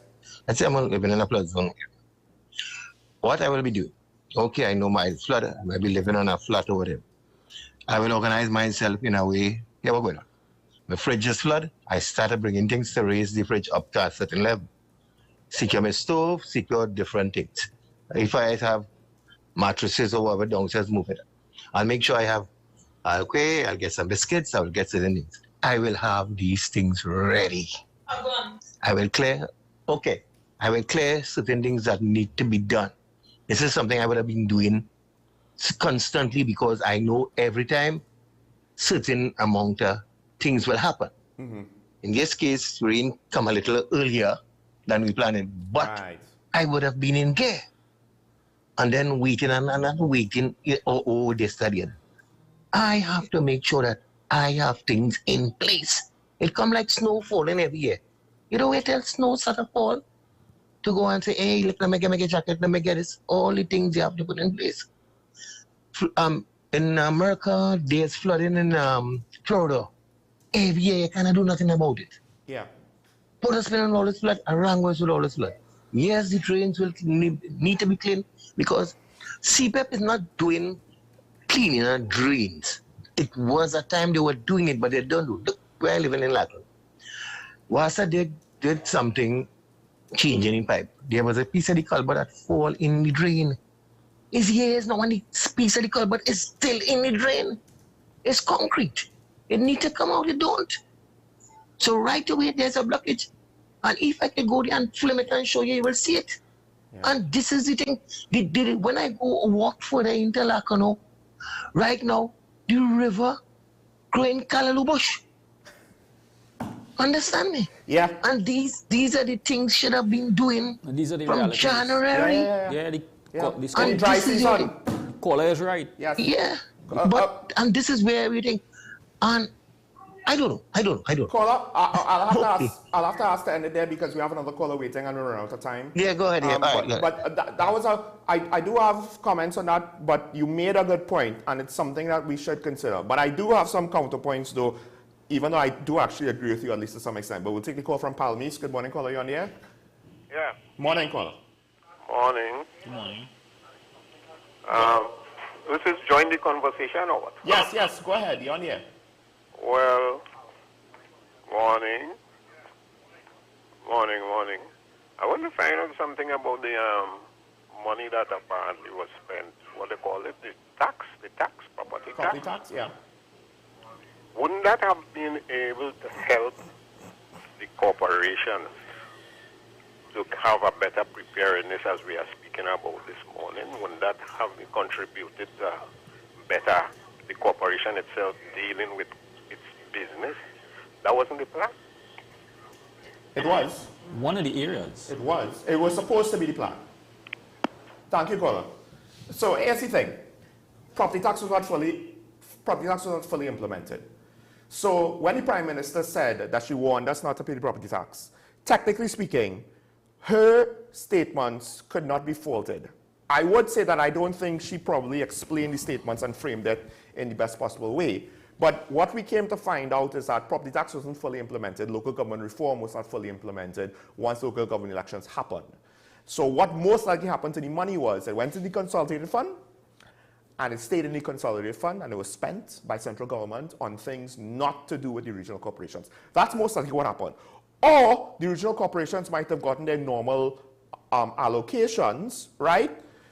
And that which should have happened anyway, regardless of property tax. But the whole plan was to reform the system. I don't think they would have gotten the same allocations per se, but they would have gotten the money from property tax directly, right? But all of that didn't happen. So this is why when people are like, we would like our refunds back, to some extent it went to the consolidated fund. The consolidated fund, we're not talking about $1 billion. The money should be able to get. The actual paperwork and bureaucracy and administration to do it might be complicated, but now, you see, the SRC salary recommendations, it's not like we couldn't afford it. It was the message that it sent. So this is the thing. The property tax lack of refunds, I would argue, is an incomplete message. It's not that big of a deal, right? But the Prime Minister is not helping the situation at times with how she's messaging on this issue. This is the last call. San Juan on the line. Good morning, caller. You on there? Morning, Sean. Morning. Now, do you see this flooding problem down in the central area? Yeah. This is why the Chaguanis tried to move themselves from there and go to the northern range when they were here. Right? Because of that.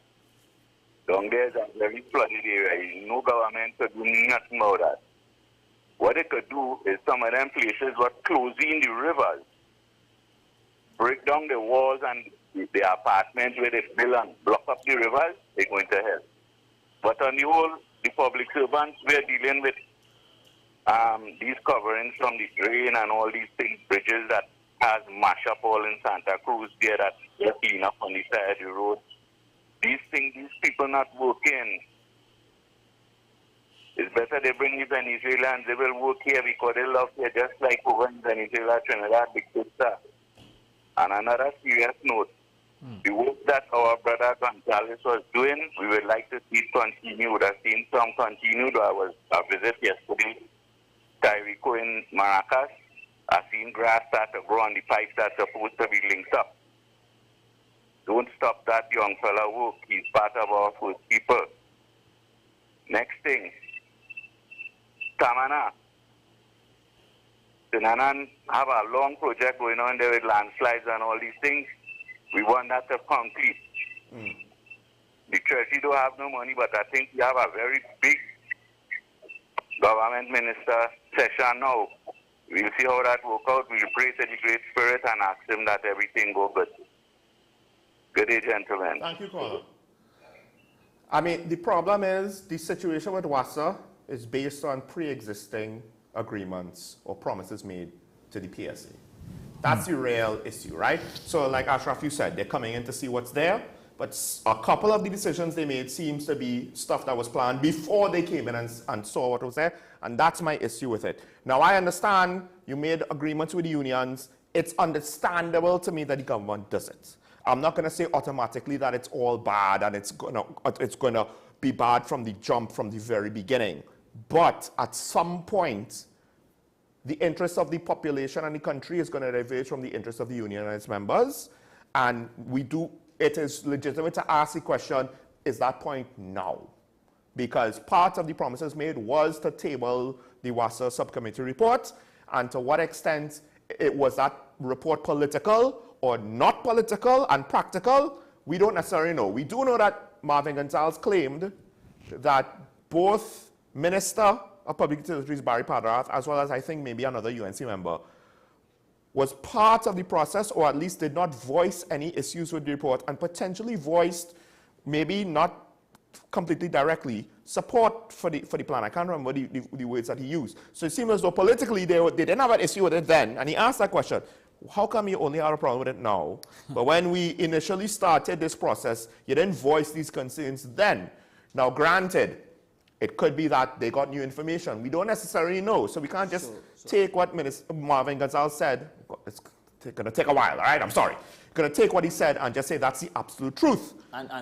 But at the end of the day, the government has opened itself up to a vulnerability by positioning themselves so close to a union who, again, naturally, it's just a matter of time that the interests diverge, right?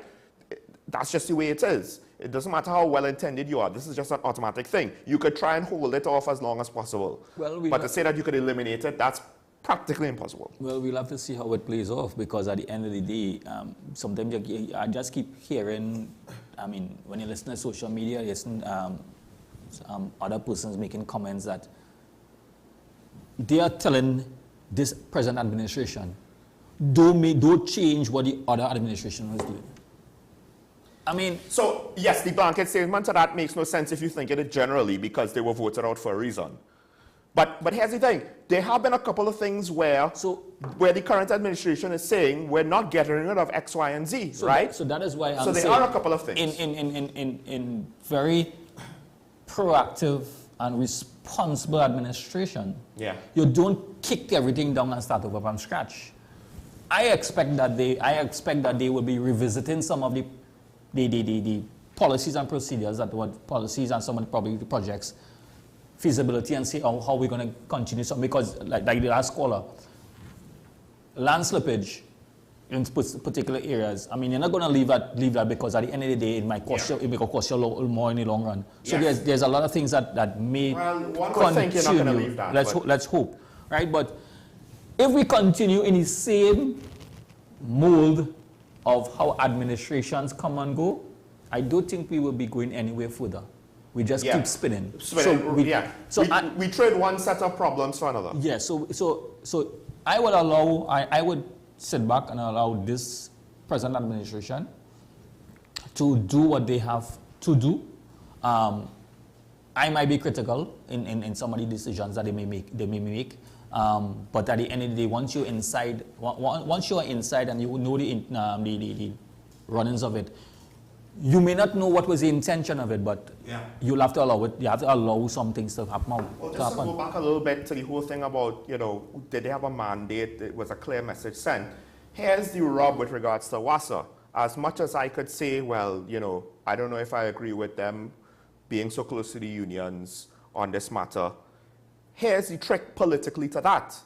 They said this up front. This was no secret backroom deal where they said, oh, and then we're going to scrap the report, you know. But the public didn't know, so the public voted for administration, but they didn't know what the UNC's intentions were. They campaigned on this issue and willingly allowed the PSA to show that this is what the union wants, and we're supporting the union on this. We're not even debating if it's good for the country or not, but the population essentially voted for saying we're not concerned about the government, the UNC's relationship with the PSA on this matter. It's not even to say that we saw them close, but we didn't know that this agreement was made or this promise was made, so now we have buyer's remorse because we didn't know.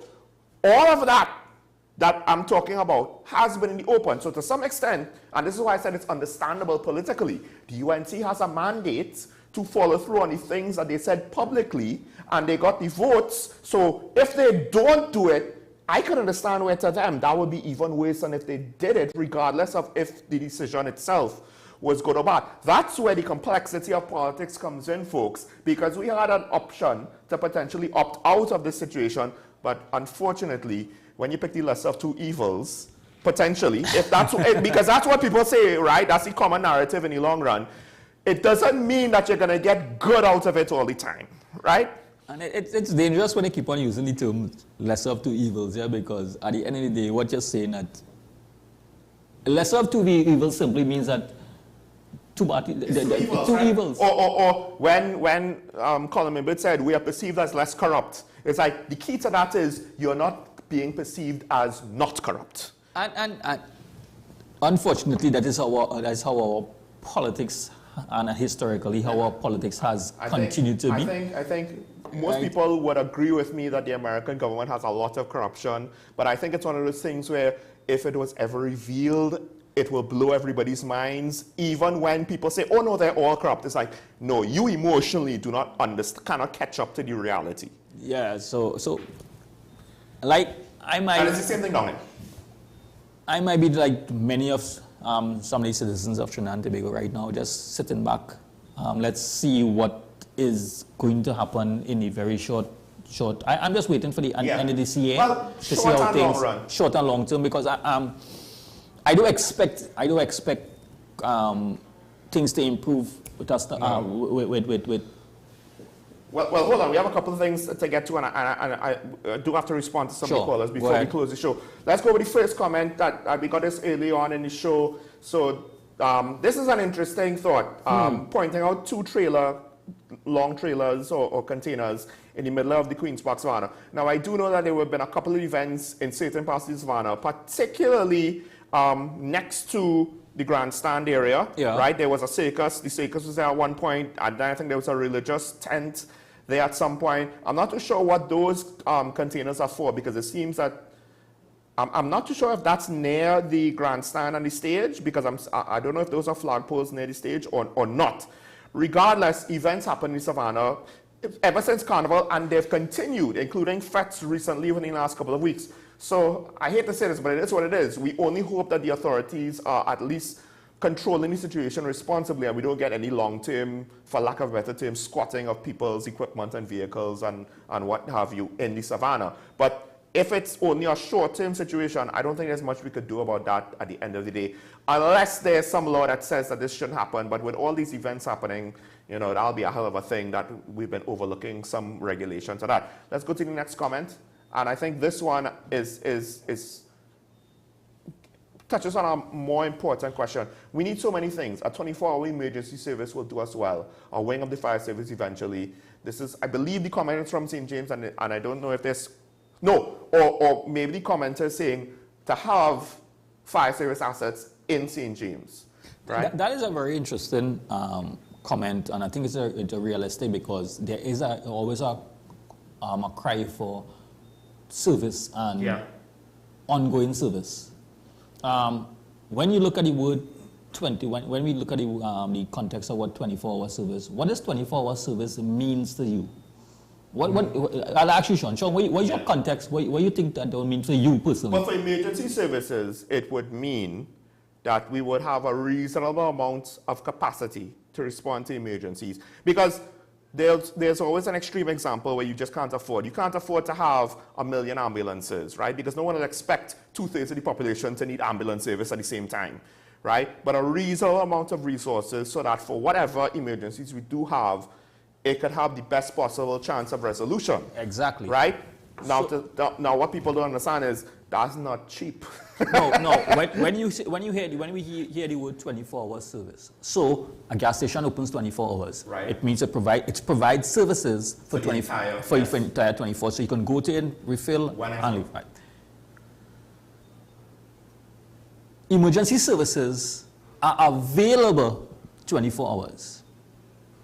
So we have 24-hour available service.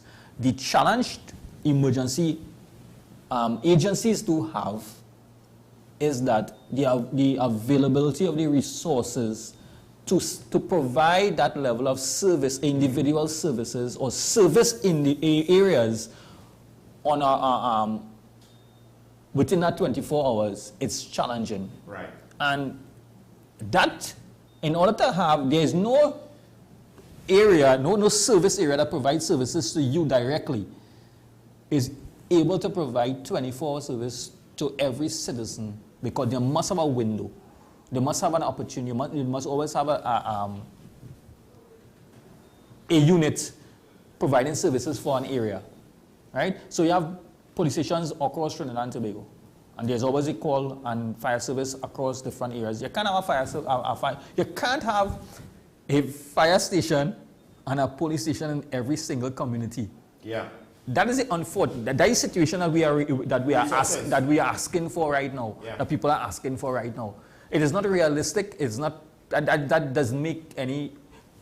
That is not cost effective. It's adding more to cost, because if you're living if there's no fire in a particular area for an entire year, then what am I doing with that asset? That's the thing. It's kind of like insurance, right? I'm paying for insurance, but I'm not driving to look for accidents to get insurance. So you have to balance it. Now, okay, a couple of things. First of all, I think the first caller was talking about pulling rank because of the senior officer. Here's the thing. I do think that to some extent starts from the top, because I'm pretty sure every police officer knows that there are going to be politicians that try to pull rank.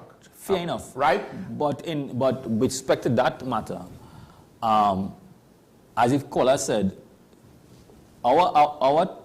the Trinidad and Tobago Police Service track record in winning matters internally is extremely bad. No, but my point is, culturally, when our civil leadership does these things, because they do these things, and to some extent the businessmen at times might try to do these things just in a different way, right? Yes. And the police at the end of the day, who enforces road traffic laws, everybody try to pull will be exposed to this whether upfront or after the fact. So to some extent, it's kind of hard now to expect all senior police officers to be good choir boys and not be psychologically affected by when they see their bosses and civilians pulling rank in various ways. And that has always been a problem, because even a normal, you stop a civilian on the road, the first thing they will tell you, do you know who I am? Yeah. It's irrelevant on who you are. So, and this is the thing, this is why I said it before, I can't remember if it was with you last week, leadership matters, right? And this is part of the leadership, because I said it's not just leadership, it might have been Monday with ASP Arun. It's not just the leadership of the police executive, it's also the leadership of the political leadership above them. That trickles down. That messaging, that example trickles down. Because if your boss is acting a fool, you're really going to be, what are you going to say? Well, why they complain about me doing bad, right? I had to put up with so-and-so doing so-and-so. They can't expect me to be perfect now, can they?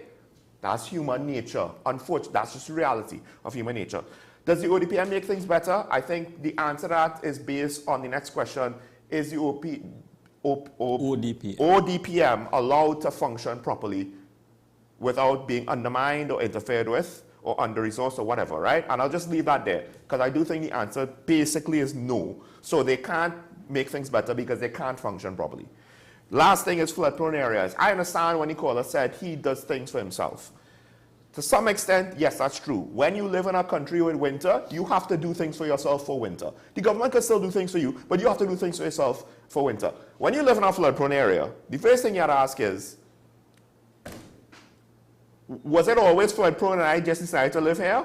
Or did it become flood-prone? Because if it becomes flood-prone, then the responsibility shouldn't really ethically be onto you. But if it was flood-prone and you're like, I'm going to live here. If flood-prone, don't tell me that. I'm going to live here because it's cheap. Then, to some extent, ethically, the responsibility is onto you. Regardless, what are you going to do? Yes, you can put your fridge on bricks. What are you going to do if the water rain is extreme and it's chest high or it's 5 feet high? You don't have 5 feet of bricks to put your fridge on and your house ain't that tall, right? So to some extent, at some point, there will still be the requirements of the government to do certain things.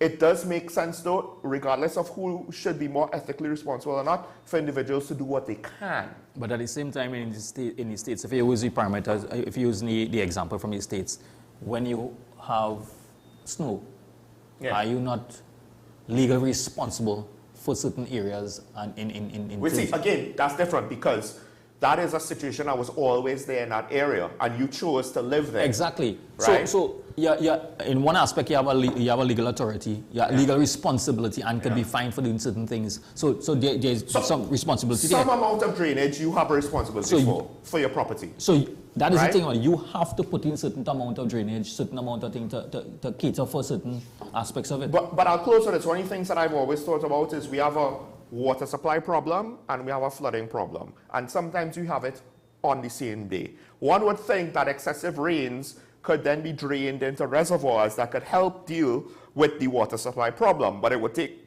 a lot of infrastructure work, which might be good for the economy right now if we had the money. Regardless, it might be a necessity because, as Ashraf pointed out, sometimes the recovery costs more than the prevention.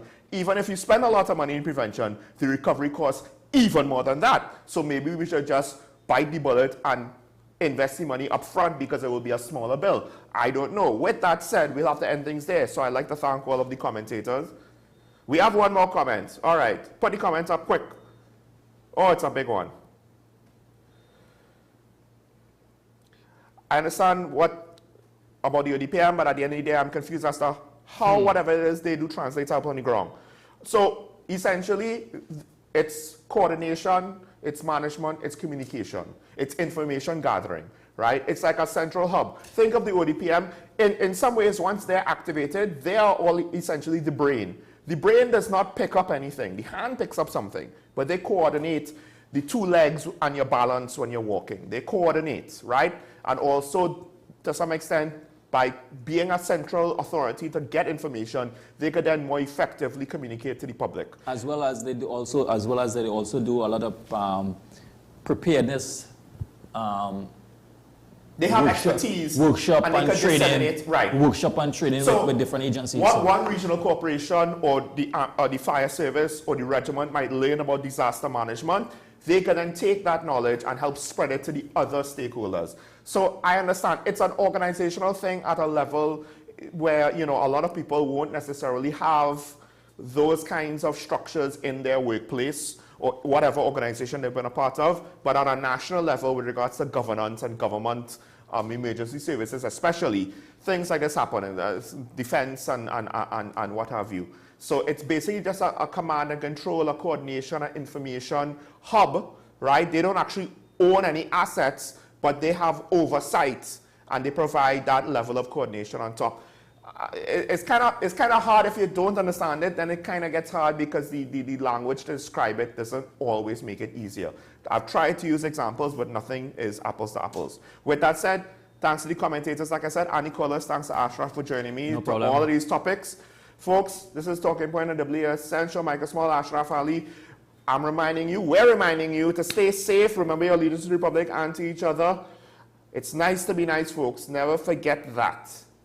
And we will see you next week. So have a good weekend. Bye-bye.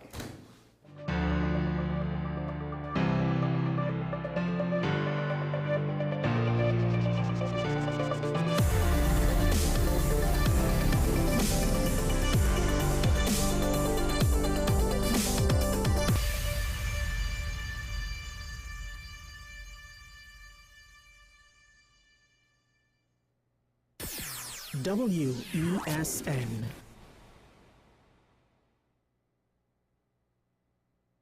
Her voice has mesmerized us for years. And now, in a rare treat for music fans, Shakuntala and Friends in concert, featuring Shakuntala Jang Bahadur,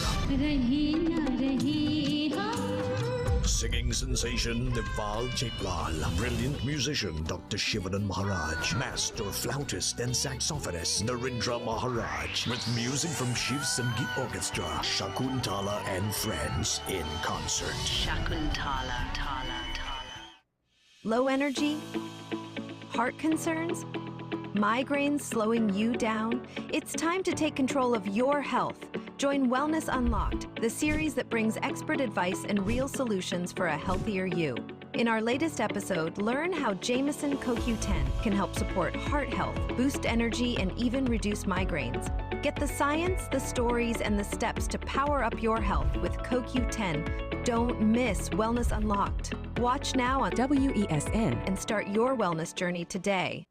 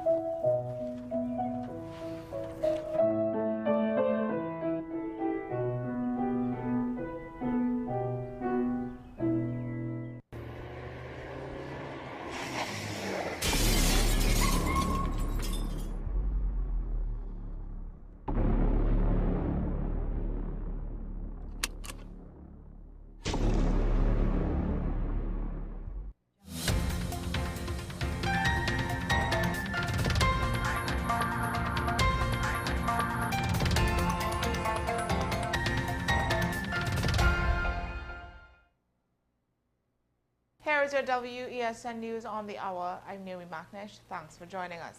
Here are the headlines. Community urged to speak out against gangs and extortion in St. Augustine. Munilal to lead energy talks with U.S. officials in Washington. Cal resumes flights after regional satellite outage. And Annalise Nanton wins Miss World head-to-head challenge. Now for the details. Police are calling on the St. Augustine community to break their silence on gang activity and extortion. At a meeting hosted by the TTPS and community groups at the St. Augustine South Community Center, Corporal Sasha Williams Goddard urged residents to use anonymous hotlines if they fear retaliation. She warned that gangs, including children as young as 8, are becoming increasingly organized and use tactics like taxing to target victims. Goddard said harboring gang members, even unknowingly, could result in up to 25 years in prison. She encouraged parents to stay alert and direct young people toward positive alternatives, like the Police Youth Club. The outreach was part of the Helping Hands initiative, a collaboration between TTPS, the Salvation Army, and civilians, promoting the softer side of policing. Energy Minister Dr. Rudal Munilal will travel to Washington, D.C. from May 28th to 30th to meet with U.S. government and private sector officials on energy security. Munilal says talks with the U.S. Department of Energy, State Department, and Treasury aim to deepen cooperation, especially amid falling gas and oil production in TNT.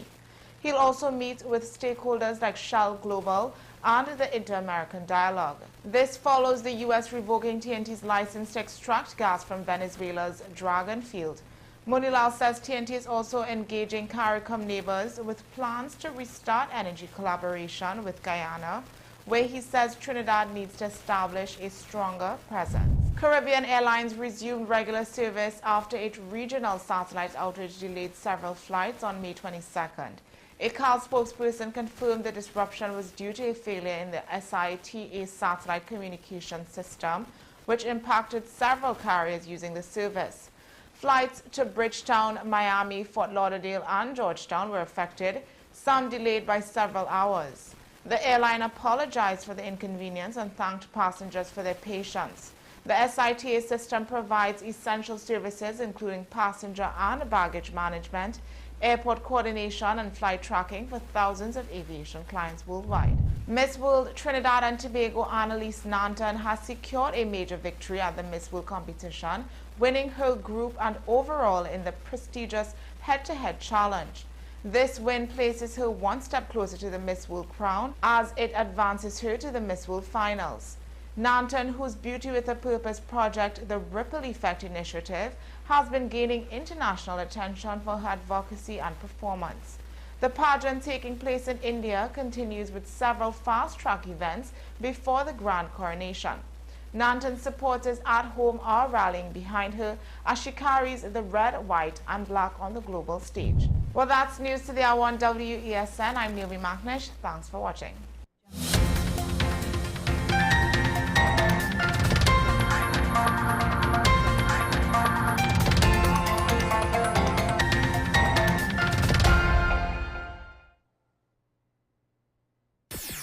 WESN.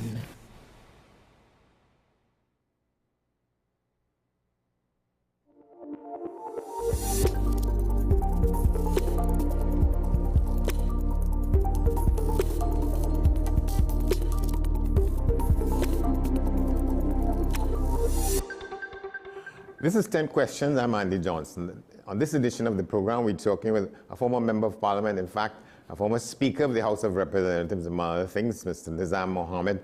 He has been, if you can remember, was assigned an assignment, let's put it that way, to find out the most he can, the best he can, and to do what was necessary, if that was possible, for the return of Trinidad and Tobago citizens who went to places in the Middle East, Iraq, and so on, found themselves in difficulty to get back here. The issue is that matter has not been resolved. There have been many reports about the condition under which those people, in a lot of cases, women and children, mothers and their sons, face continuing there. He was pushed to make a statement on the heels of, or I might say on the toes of the last election, telling people they should consider that those Muslims who were affected by that set of incidents not to vote if they felt that the government had not been doing enough to get their loved ones back home. The question is, what has happened? Mr. Mohammed, thanks for joining us. Good to have you. And thank you for having me, Andy. I was really pushed to make that statement, but it was actually a soundbite that was carried by the media. What I actually said was that it would be nice if the leaders of the political parties make unequivocal statements committing themselves and their parties towards the assistance of these people who are stranded in these conflict zones in Syria and elsewhere. And people should withhold their votes from those who are not disposed to providing assistance to these stranded people. So it was in that context that I made that statement. As you indicated, I was appointed as chairman of a 3-man committee on the 1st of March 2023, that's 2 years ago. And our terms of reference were that we were authorized to confer with government ministries departments, public institutions, private individuals and organizations, foreign diplomatic missions, and other international organizations, so that we could have been in a position to advise the government through the Office of the Prime Minister in order to develop a comprehensive plan for the return and reintegration of these returnees into the wider society. Prior to this, several years ago, when Mr. Stuart Young was the Minister of National Security, he had put together a team that was called Task Force Nightingale. And this team was actually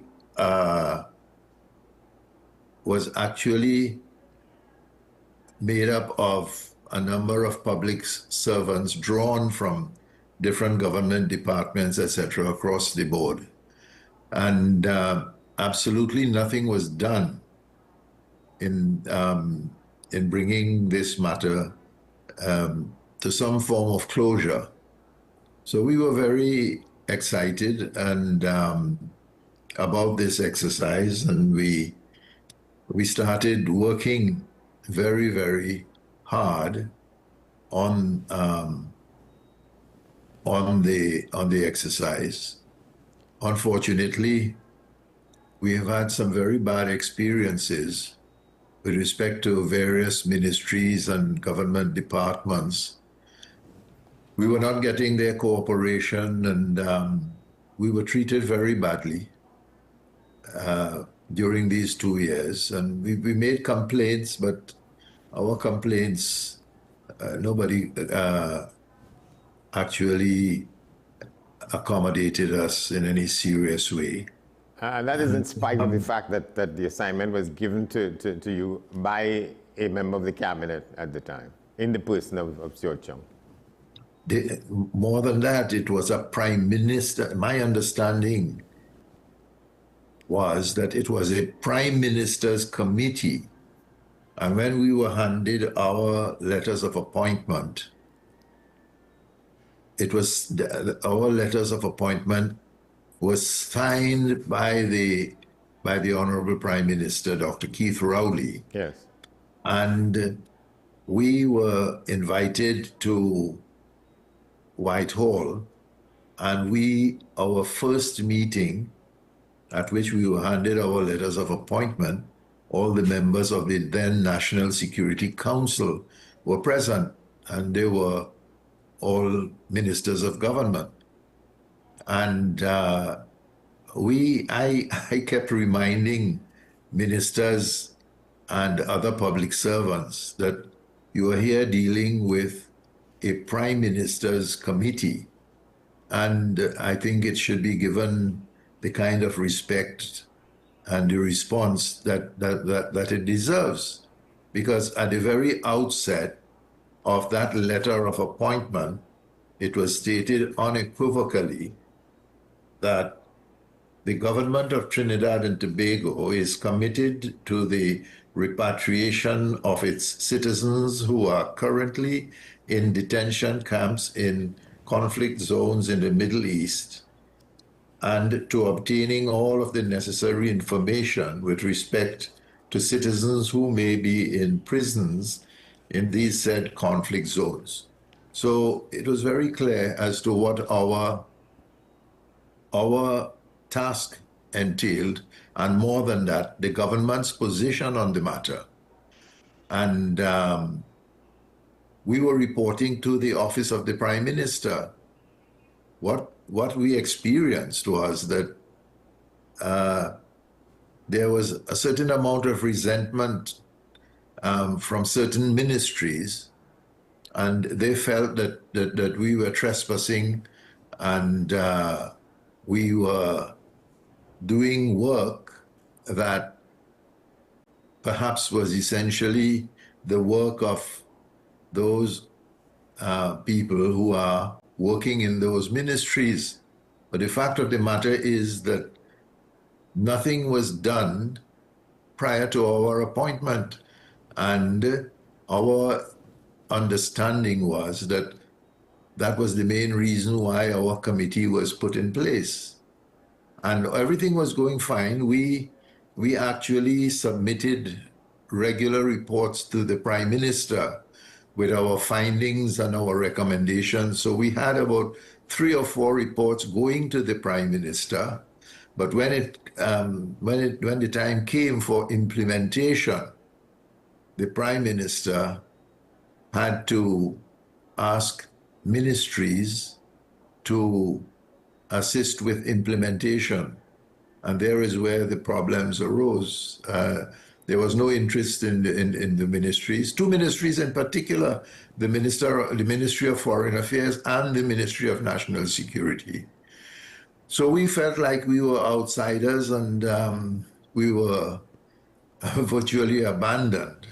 And we were there just as window dressing regarding this matter. So you would say that there was a disagreement within the cabinet, or if not the cabinet, in the ministries which were under several cabinet ministers to go ahead with this decision that had been taken in essence by the Prime Minister? Subsequent to our appointment, the stance taken by individuals in these ministries clearly indicated that kind of situation, where my own view is that there was little or no interest at all in rescuing these people, and you had a general disposition. Oh, they look for what they get. Who asked them to go there in the first place, and let them stay where they are, etc., etc. But when we obtained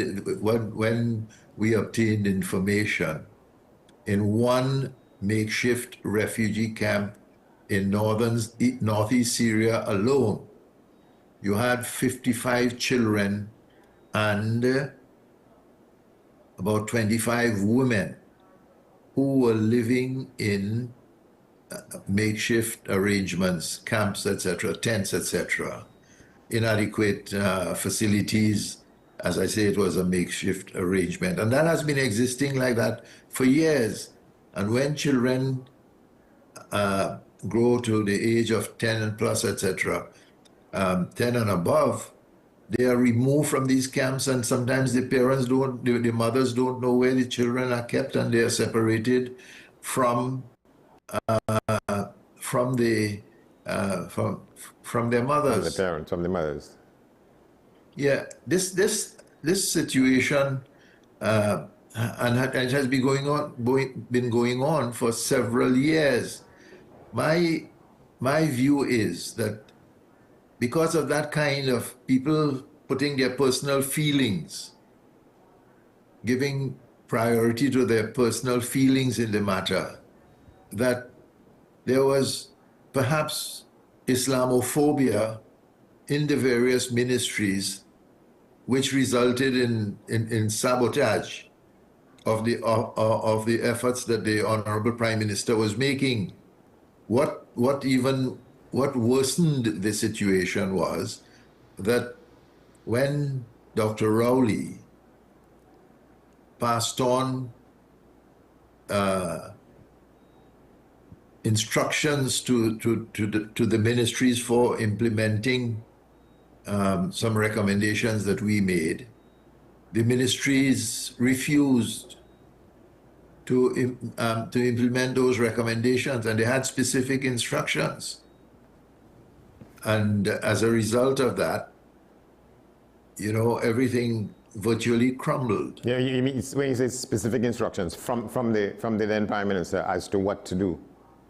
Yes, we submitted written reports to the Prime Minister, and the Prime Minister, for example, I'll give you an example. Yeah, we were in regular consultation with the embassy of Turkey here in Trinidad, and we were advised that our committee should go on a fact-finding trip to Turkey, and in preparation for that, we should go to Caracas, talk to the personnel at the Syrian embassy in Caracas, and also perhaps the embassy for Iraq in Caracas. Both are based there. The Prime Minister approved that, and he instructed the Ministry of National Security to make the arrangements for us to go. And we were called in by the ministry on 2 occasions. We were called in, our committee was called in, and we were told in no uncertain terms that we, meaning the people at the ministry, will be handling this matter. And I questioned this situation. What about our letter of appointment? In the first place, since 2019, I think it was, Task Force Nightingale was put in place, and nothing substantial was done. Nothing was being done as well. And we are in a position making some inroads, and now we find ourselves, being stopped from doing what we are doing. No support from the ministry, whatever. There was another situation as well. Recently, it was public knowledge a few weeks ago that 2 children were sent from the UK to Trinidad. That matter came to our attention, and we were doing everything, and we were convinced that it was a consular affair, and we were handling it through our London High Commission. And suddenly, people were very upset at the Ministry of Foreign Affairs, and they summoned us and they called us in, and they said, no, we are going to handle this. You all just don't interfere. But all along, we don't mind if anybody interferes. We want to get action in this matter. And what has been happening is that they are not doing anything. Task Force Nightingale has done absolutely nothing. From our understanding, we are even through courtesy, they have not informed us. They put someone at the Ministry of National Security. We understand that they have put staffing there to support whoever they have appointed. No information has been shared with the Prime Minister's committee, which I head. And what I fear is going to happen now is, if we do not get an audience with the current ministers, the situation will be that they will be briefed in the same way as what happened under the last administration, and Task Force Nightingale will continue to have their way, in the sense that they are an organization that perhaps 30, 40 people are members of that Task Force Nightingale unit. The thing is inoperable. It is too unwieldy, too large, and nothing substantial is being done. And one of my members of this committee, he's a retired ambassador, man who spent over 45 years in our foreign service. So we have the expertise, and we have made some major inroads into this matter. All that is required, I'll give you another example, Andy. Yeah. There is a woman who is stranded in Turkey in detention. In her attempt to escape, she ended up in Turkey with her child. And all that woman needs is her travel documents to get into Trinidad and Tobago. Her relatives in Trinidad and Tobago are willing to pay all the expenses for this woman and her child. 2 years now, we have been attempting to get her travel documents, DNA testing, etc., etc., etc. All these things have been done in Turkey in order to satisfy our authorities that this is her child. I think it's her daughter. And for 2 years now, we have made a second application to the Immigration Division in Trinidad, and we cannot get a response from them. And nobody else cares. It is a matter where a citizen of Trinidad and Tobago is being denied passport and other travel documents for herself and her child while she is stranded in Turkey.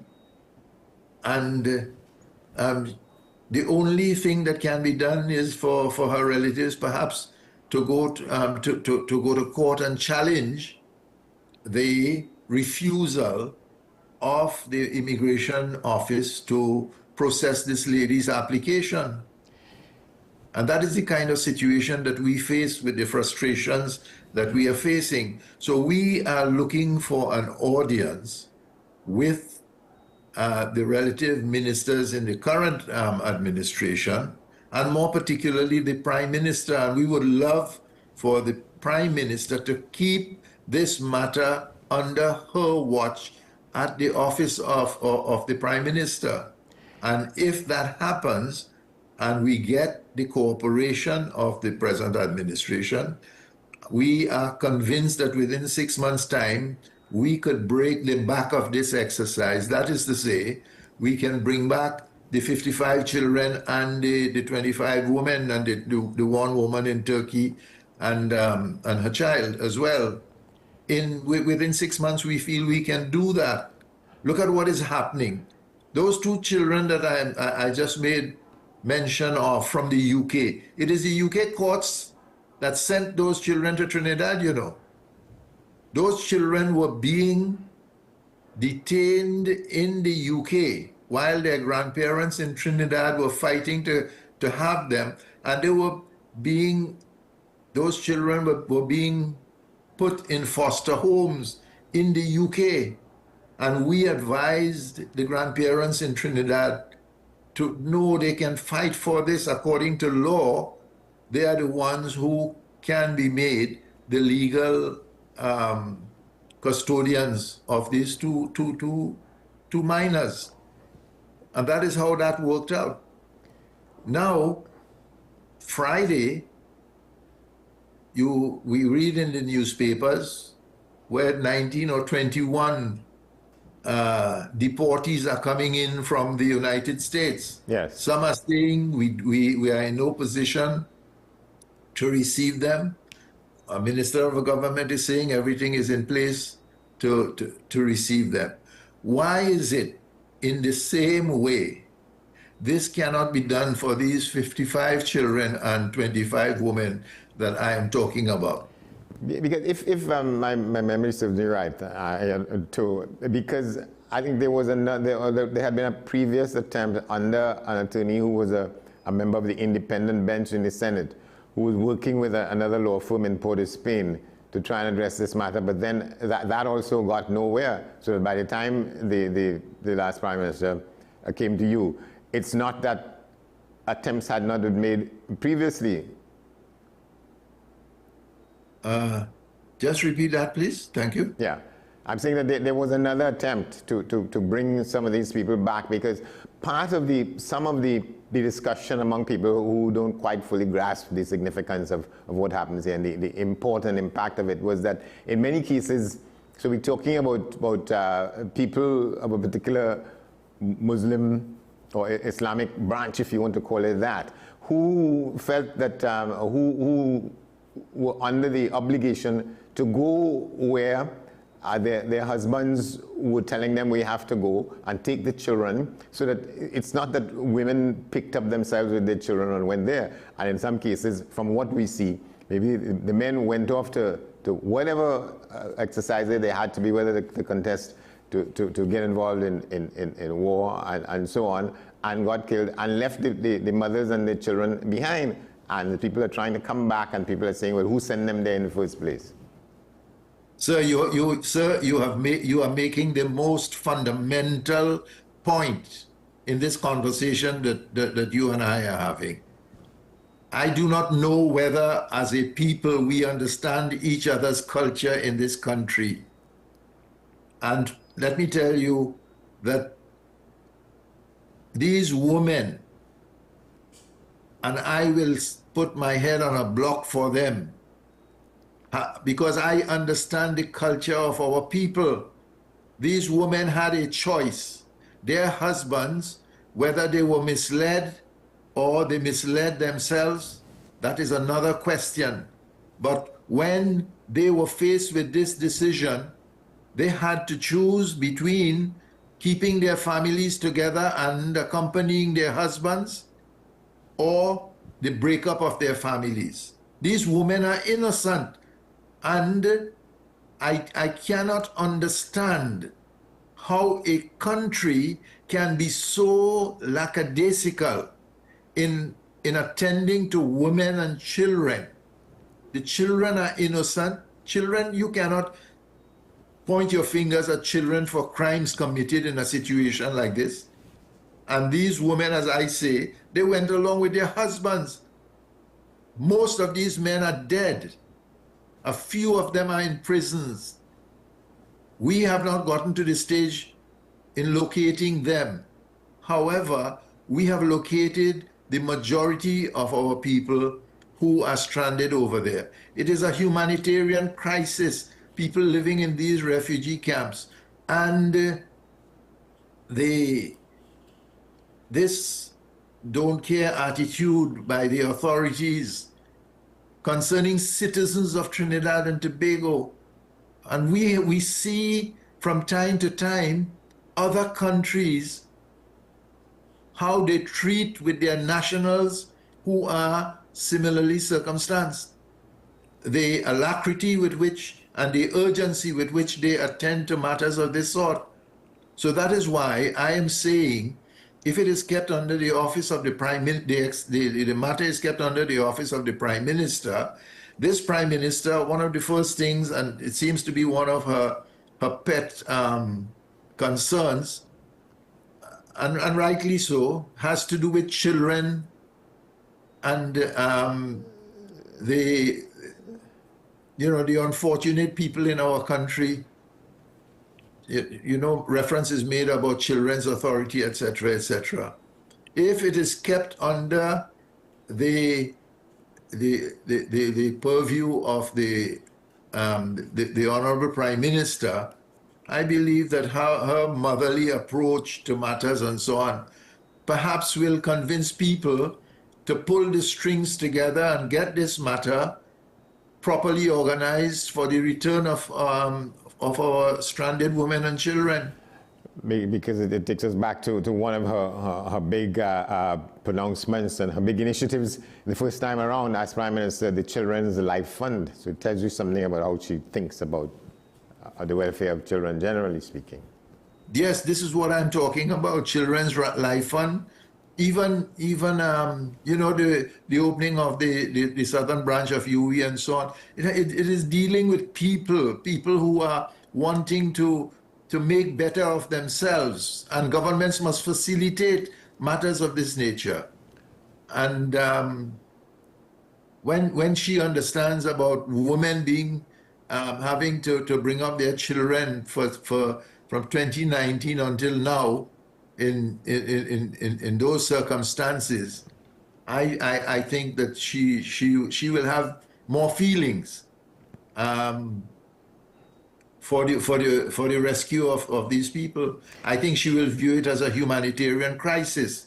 But since they have assumed office, we notice that there is a settling down period, and we cannot rush. Yeah, we have to take that into account. You have to take that into account, that there is a period in which people have to get their bearings in the right places in order to move forward. The name I was trying to recall, I see it in my notes here, Elton Prescott, who had been an independent senator and who, to the best of my understanding, had been working with a law firm in Port of Spain to address this very matter. Not sure where they got to in the end. I'm not sure if you saw anything having to do with material coming from him about where he got in addressing it. You were saying that an independent senator was making some attempt? At the time, yeah, Mr. Elton Prescott. Yeah, well, maybe efforts, or rather opinions, were expressed during debates and so on. We haven't interacted with any independent senator, yeah. But I think that goes back to the Manning administration and so on. But you didn't come across any trace of where he might have got, what he might, barriers he may have crossed or anything like that. Absolutely none. Absolutely none. Maybe 2 weeks before there was a reshuffle of the cabinet in the last administration, we met with Minister Hines, and we met with those who are involved in Task Force Nightingale. Nobody walked with even a file from Task Force Nightingale or the ministry to that meeting.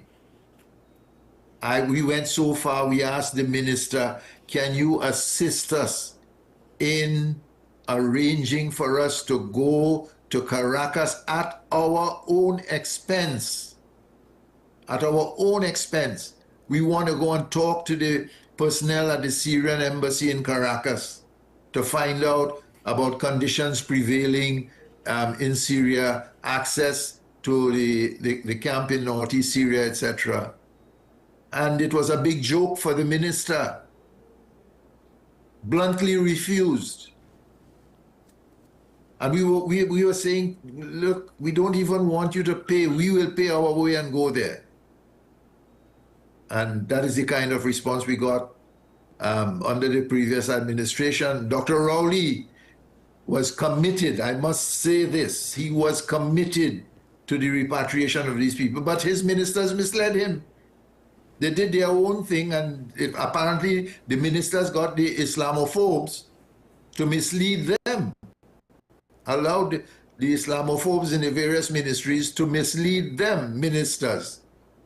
And that is why we have found ourselves in this mess. So I don't know what the present administration is doing. We are trying to secure meetings as we go along, but as I say, the settling down period is continuing to take place. Now we are going to have the ceremonial opening of the parliament, etc. Maybe we'll have access to them. What they are going to do with our committee, we are not a political committee. Whether they are going to continue with us or they may want to rearrange the approach to this exercise, we don't know. That is their prerogative. But all we are concerned about at this stage is to impress on the minds of all that this is a humanitarian crisis, and a country, a sovereign state, should not allow its citizens to be facing a situation like this for several years, and absolutely no one seems to care. It is a terrible thing for any country to find itself in a situation like that. So our appeal is for this matter to be addressed as urgently as possible.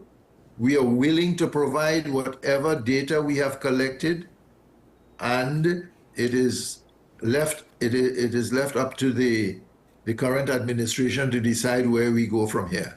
All right, we will continue to keep a watchful eye on it. But thank you very much, Mr. Mohammed, for bringing us this update as to where the situation is, as opposed to where it should have been. Thank you very much. Thank you for having me, sir. This has been 10 Questions. I'm Andy Johnson. Thanks for watching. We'll see you next time.